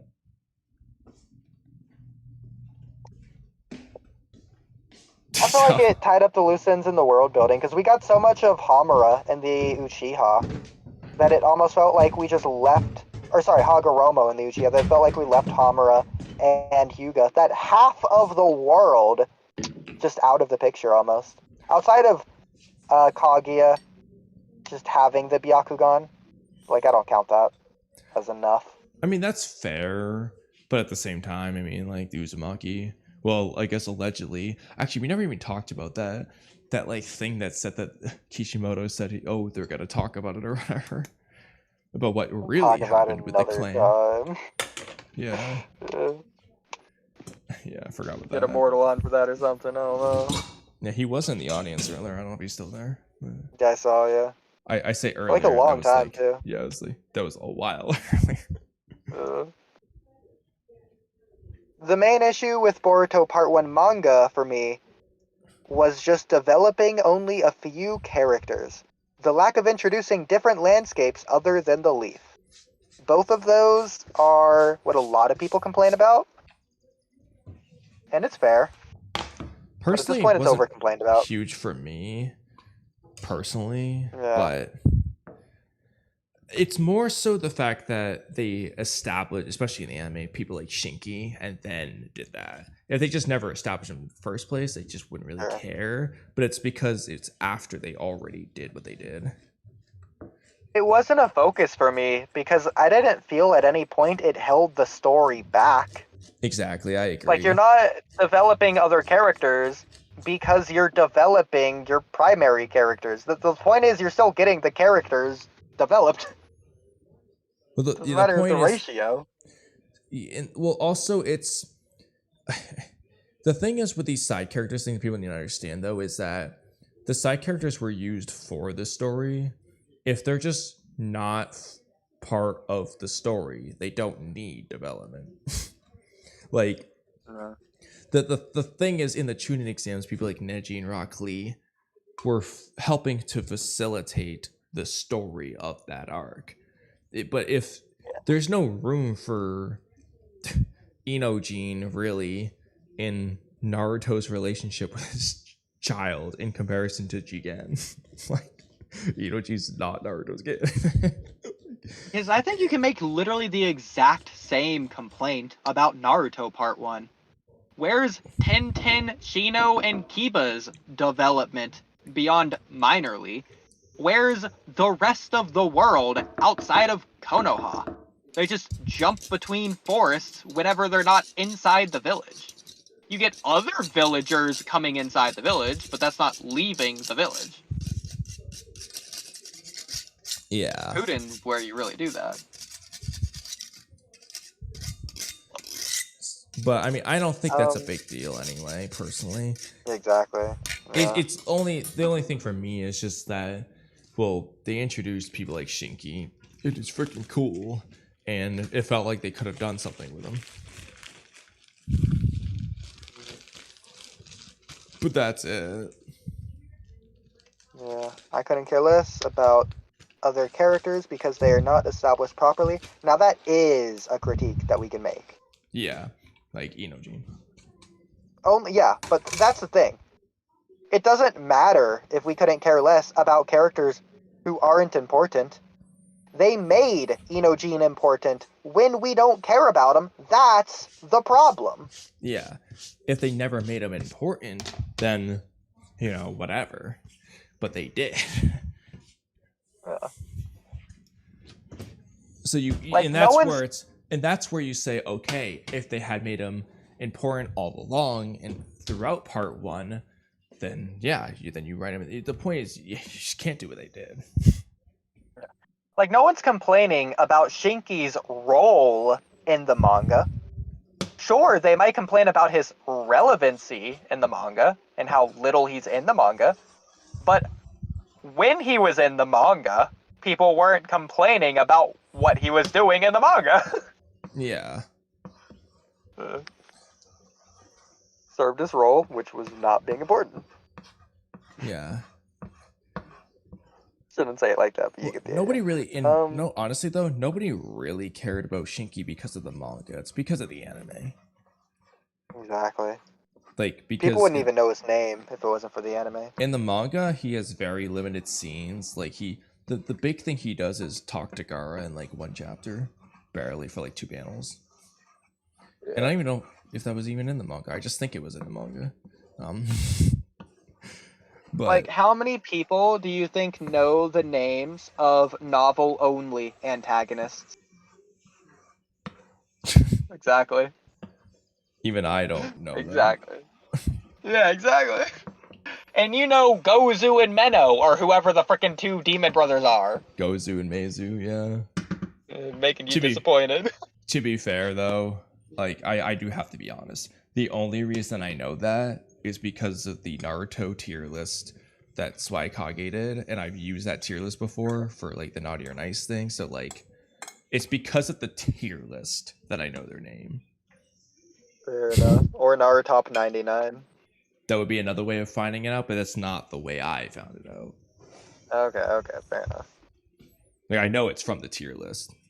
It's because of the naughty or nice tier list we did. That's why I know their names.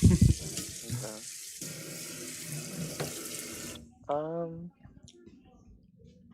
We have... is this next? Never mind, it's this one. Okay.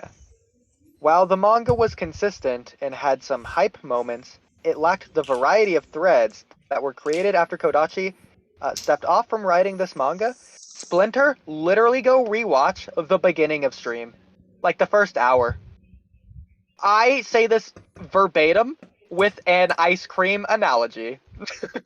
Yeah. In like 5 different ways.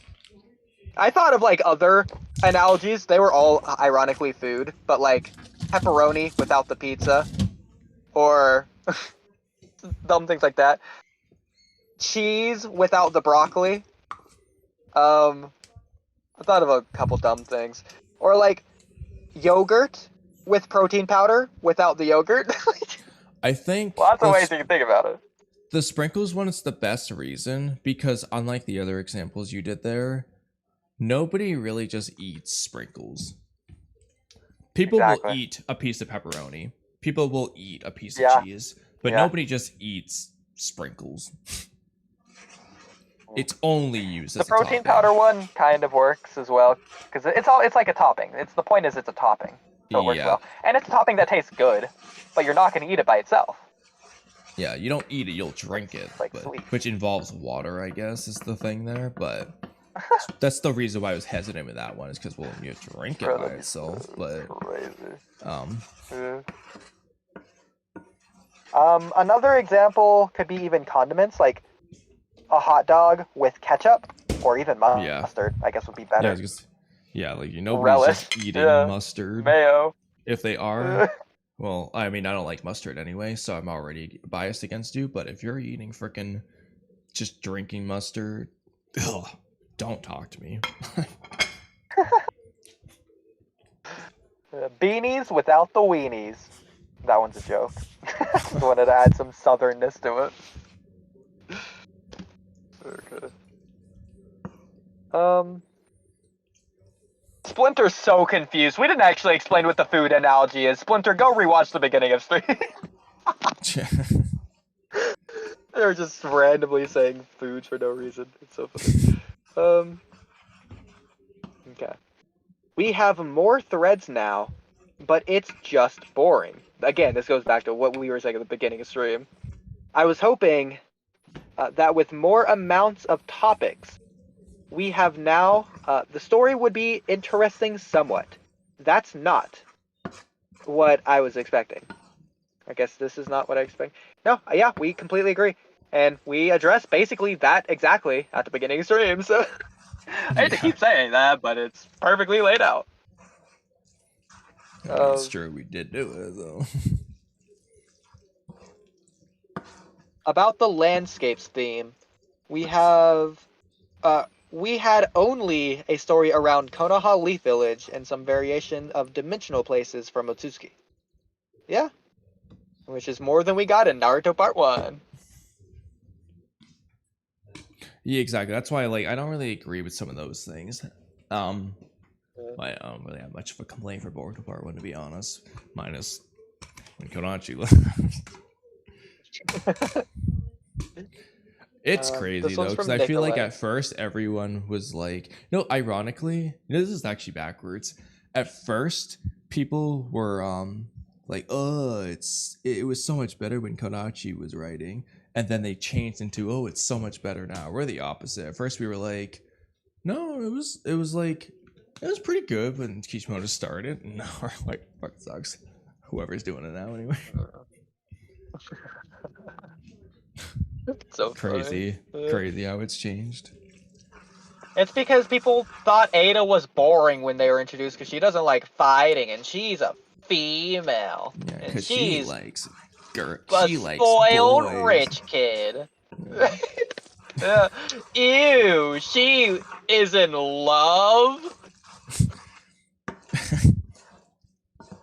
I feel like she's got cooties or something.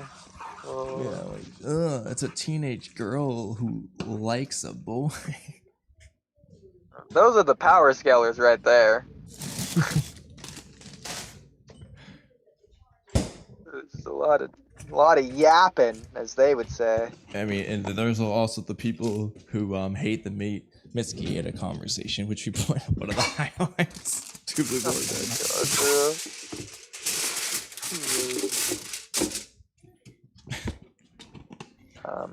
The last comment from Splinter is the fights and the pacing are another problem. I thought the fight was fine in this chapter. The one exception to the rule here. All the other ones, yeah, I agree. They all suck. I really and particularly love that one quick sequence of Jura and Hidari. Jura and Himawari. Jura flies up and then Himawari launches Tail Beast Bomb. That one in particular was good. The rest of it I didn't really care for.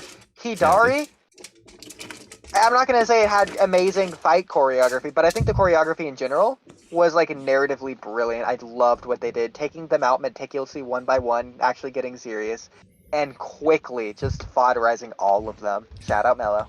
Yeah, and the way he did it was good too. So yeah.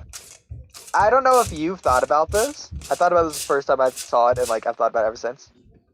It's basically what Jogo does in JJK. Yes. Like literally, so good. Except, unlike Jogo, he doesn't really take him down. He kind of does, I guess, but like Konohamaru's fine. Whereas Jogo actually just like burns them. Like he gets them good. Like.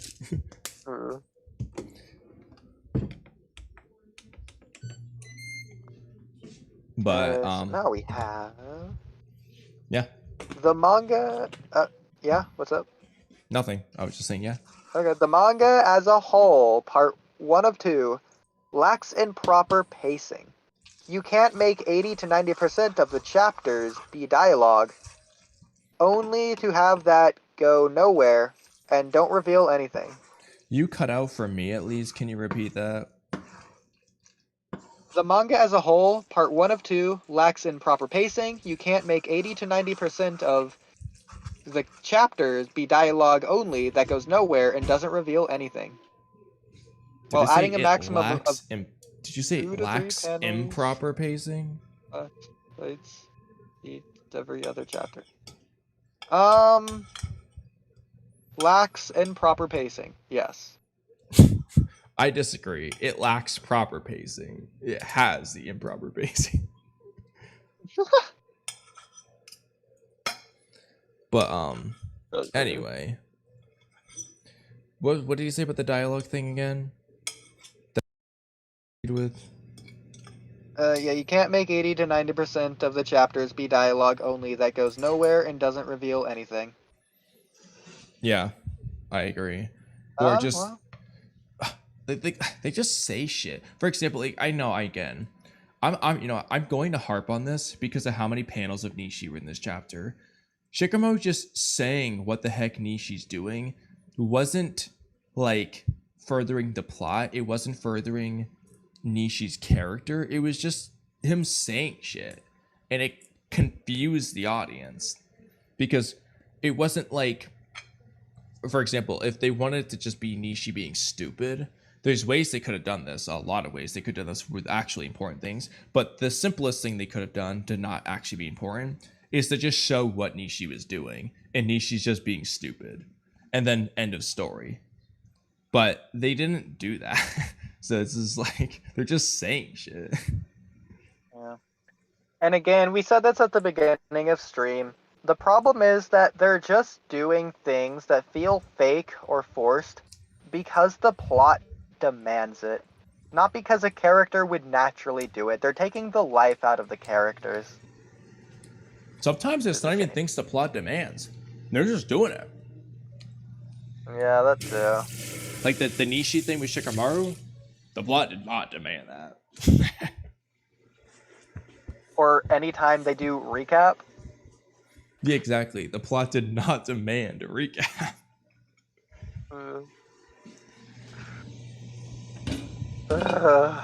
Oh, also, I hate to go back to this, but Boruto expresses, this is what, again, I said, we're not following, I don't think we're following the thing that HotBoy was saying, because Boruto expresses pretty early to Shikamaru what his goal is. You know, he doesn't want to, you know, like, make Kawaki look bad. He just wants to slug him a little bit, right? But then he just avoids doing it, and then he just does it, and he's already done it. So we're not following Boruto's goals. He's already done it. He did it immediately. Bro, it'd be so funny if when he zoomed by him this chapter, he just like sucker punched him against the cheek, just on his way. Doesn't slow down or anything. Yeah, he slugs him again. Just like slaps his jaw on the way. That's so good. But also, I am kind of curious what you think about this. I feel like there's, I could be wrong. I don't see, I know you said earlier, like, well, why would Kawaki just like release Momoshiki, who's already stronger? I genuinely don't see anything else for Kawaki here, because Kawaki's like desperate to do something almost. And if Boruto just like wins hypothetically or makes Jura retreat, I mean, Jura's gonna retreat somehow anyway. Kawaki needs to do something. Like, he's not just gonna let Boruto have his way, right? If he turns on Boruto, then why on earth? He's not gonna get anyone's support. They're all gonna get in his way because they're like, wait, Kawaki, Boruto just saved Himawari from Jura. Why are you going after him? Blah blah blah. Kawaki needs to give them a reason again to he's gonna be back in square one, where he was in chapter 79. Everyone got in his way. Kawaki needs to give them a reason to target Boruto, and the only thing that can do that is Momoshiki. I feel like the way it's heading, that has to be how this arc ends. I feel like if it's not, then I don't know. we'll get into this more next chapter. I just want to say my piece on this and just move on. Because we'll talk about it more next chapter, or sorry, next stream. That's how tired I am. You can tell at this point. I was gonna say, damn, you're really gonna make me wait a whole month? That's hilarious. No, Himawari, assuming she's talking about Kawaki and not Boruto, she just does call Kawaki responsible. And so, I feel like she's saying that for a reason, because based off these past 3 years, regardless of what the context is, he's been responsible with the power he's been given. He's being responsible. I feel like that's just not something Kawaki would do. Maybe if he's pushed into a corner and doesn't think about it, he could make a mistake, and that could be his flaw. Maybe. But especially with the fact, this is especially the fact, even if you think, oh, he's just the worst Hitler in the world, no human empathy at all, he doesn't care for a single person there, he's willing to let Sarada or anyone get in danger. Boruto right now needs to be with Himawari. Kawaki's not gonna put Himawari in danger like that. Well, no, it would be after like, he's not holding Himawari fighting Jura and stuff. I mean, I'm assuming that Boruto's gonna become Borushiki in the village if they're doing not out of the village. And I don't think they're defeating the Shinju. Well, I mean, like all the targets need to be with Boruto. Like, if the targets don't stay with Boruto, the Shinju are just gonna keep chasing down the targets. So you can't have Boruto separate from them for the time being. I think they have to stay with them for the rest of the arc. I mean, I could be wrong, but it just makes sense to me. That does make sense, I'll admit. But in regards to the responsible thing, I don't know, bro.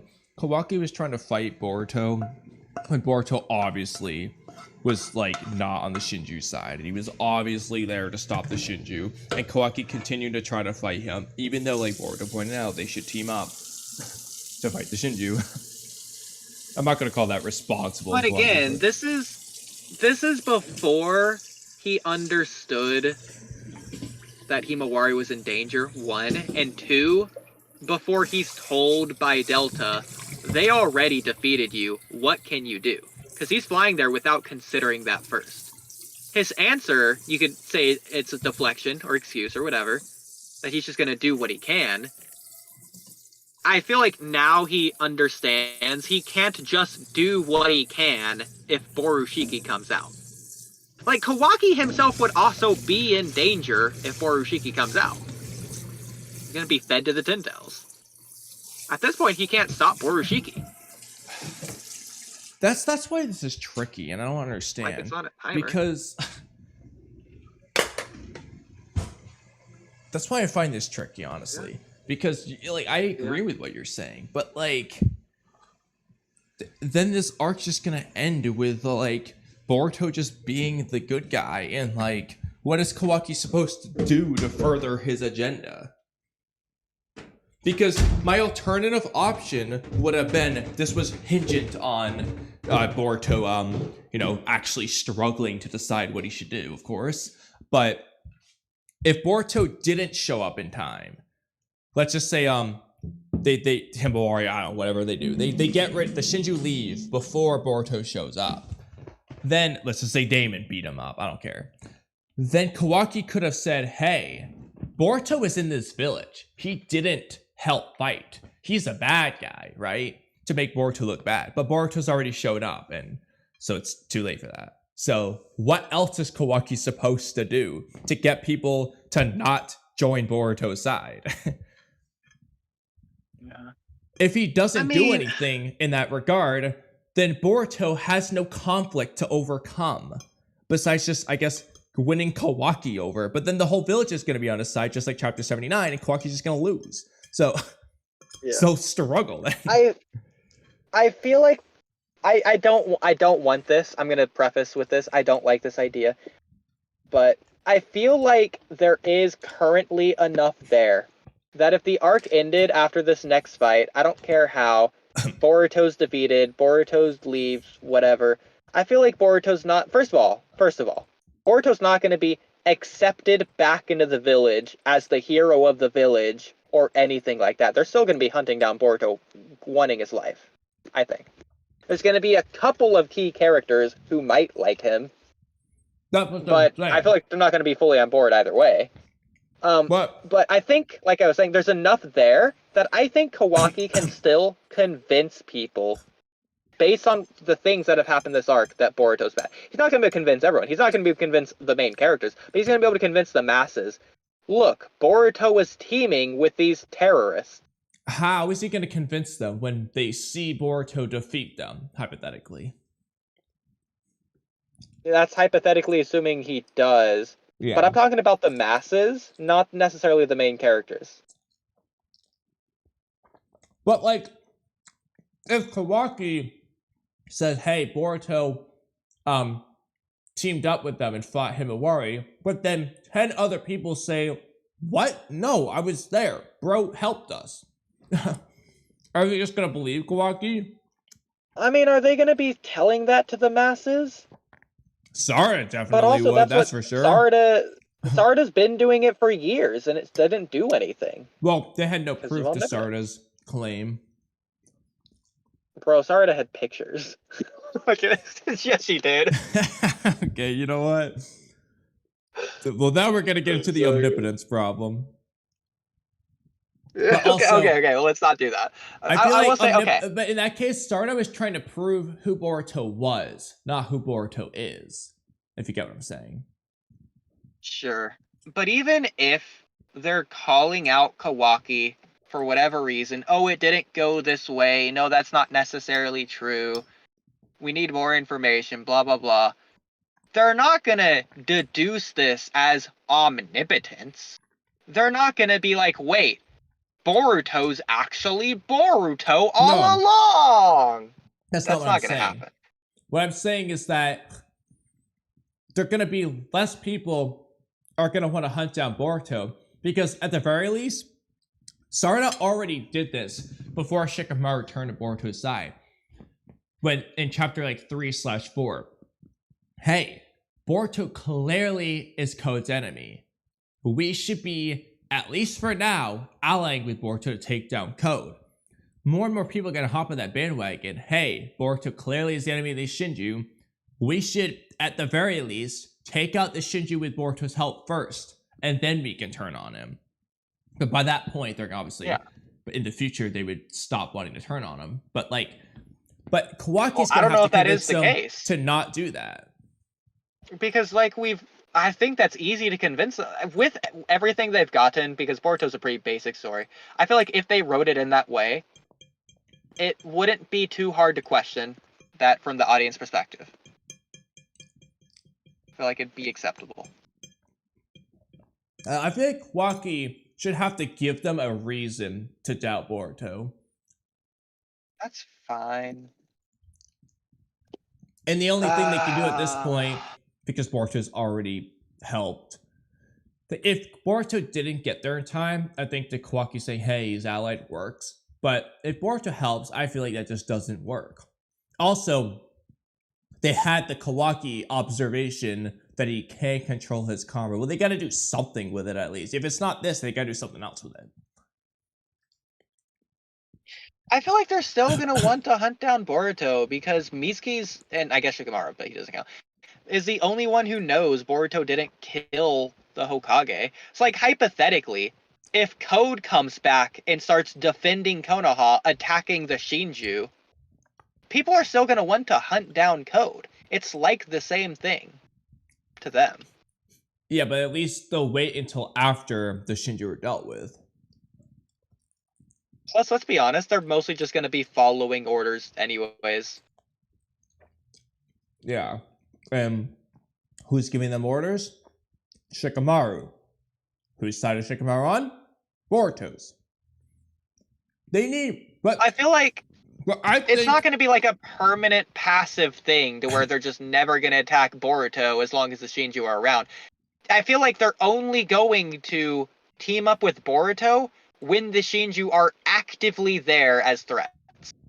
The moment the Shinju leave Konoha, Boruto's an enemy again. I mean, it really depends on Shikamaru's approach to everything. Because Shikamaru's trying not to come off too strong with this, but he's effectively used this with this invasion. Like, hey, Kawaki, leave Boruto. He's helping us fight anyway. Go help the Shinju fight too, alongside him. Yeah. And if Shikamaru continues to do things like that, and you have like other people advocating, some people might be like coming around to the idea, at least for the sake of the ally.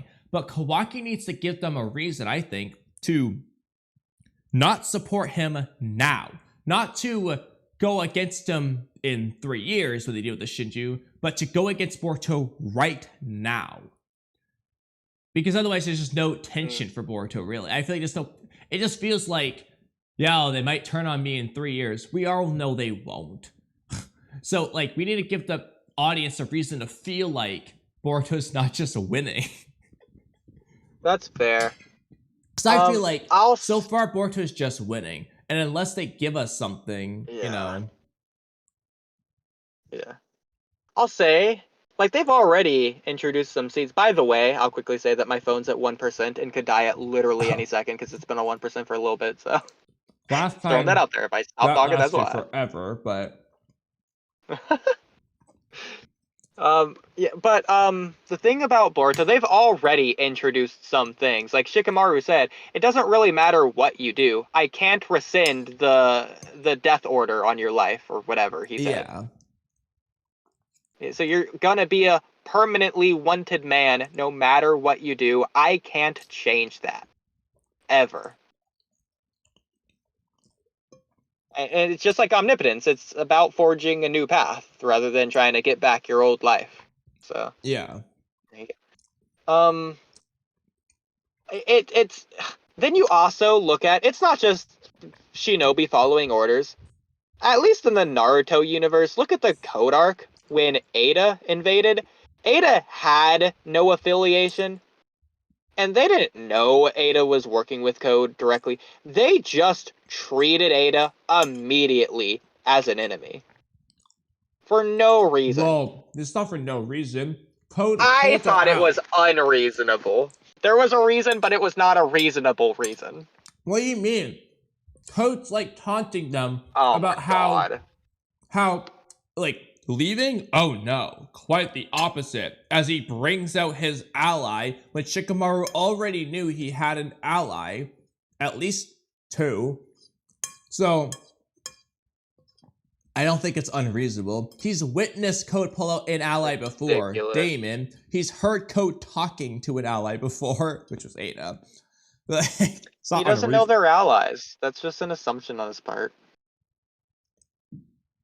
I mean, yeah, but like to assume she's not an ally is a very poor assumption to make. On the contrary, because Code is pulling her out. Why is the only way it works is if Ada is secretly not Code's ally, but pretending to be Code's ally. But if that's the case, she has to come across as Code's ally, because if she can't deceive Code, like if she can't deceive Shikamaru, I feel like it's like, how is she going to deceive Code? I understand Shikamaru's smart and can see through things, but like generally speaking, like she's got to be able to deceive her enemy if she's going to deceive her ally. Like say what you want about it. Maybe it's a hot take. I'm fine with that. I still think I'm right. I think it's ridiculous, so there's no way I'm going to be convinced otherwise.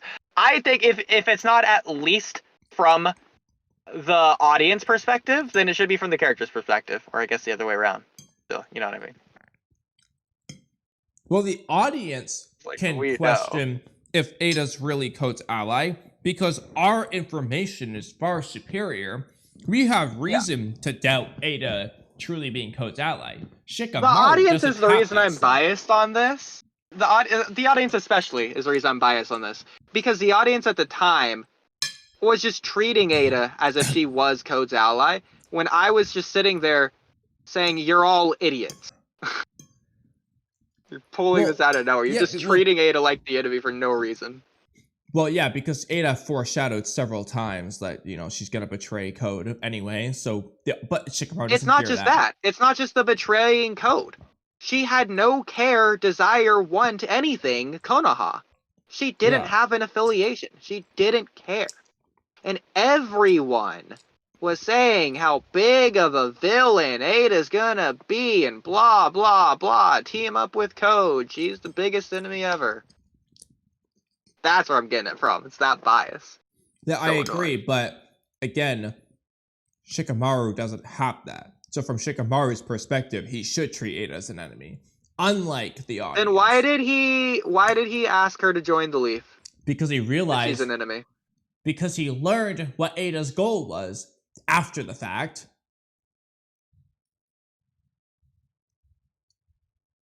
Kind of nonsense. He didn't know that Ada liked Kawaki until a chapter into her invasion. And realized that, hey, this might work. Just because someone's talking to someone does not make them allies. Just because Code pulled someone out of the claw marks does not make that an ally. Bro was literally asleep. He's not an ally. That was a big... It's a clear implication that they are allies, at least temporarily. I disagree. Because Code's the one that did everything there. Neither of them did anything to help him. He was talking to Ada. And yes, she did. Because Ada guided him to Kawaki. Of course, Shikamaru doesn't know that, but... It looked like Amado was talking to people. If Kurotsuchi or Sai... everybody thought it was sus. Amado talking to Sai. Okay. Yeah, everyone thought it was sus. No one was saying he has an ally. Some people... Katasuke and Sai aren't questioning Amado on who his secret ally is, who's an enemy of the Leaf or whatever. Well, that's the problem.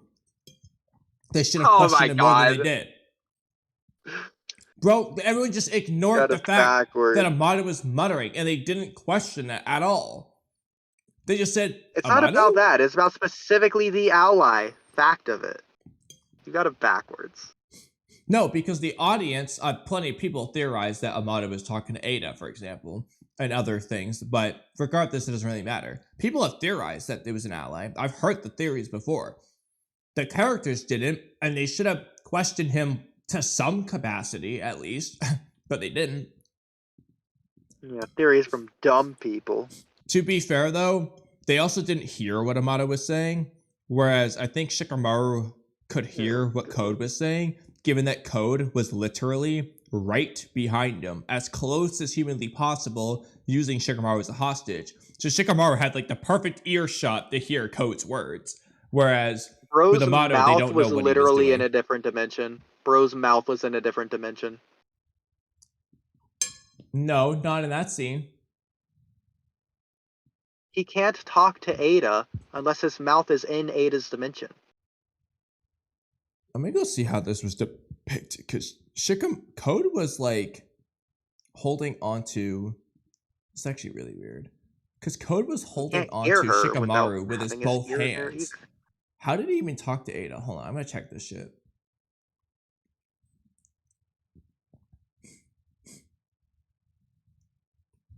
While you do that, I'm gonna catch up on chat and hope my phone doesn't die. Oh, there it goes. Shikamaru... Hold on. Code isn't covering his mouth. He's just talking out loud and Ada's responding. Dude, this is a plot hole.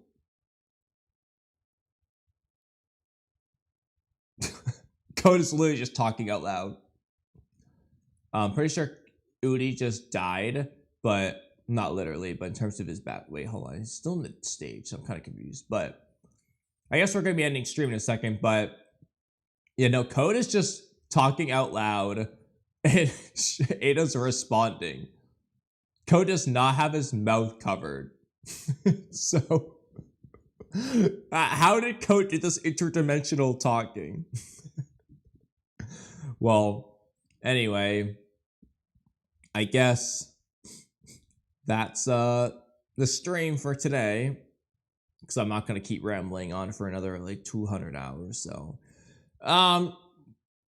this was the Walky Talky podcast. Hopefully you walkied as much as we did, and probably didn't talky as much as we did, but that's okay. Over and out. Bye.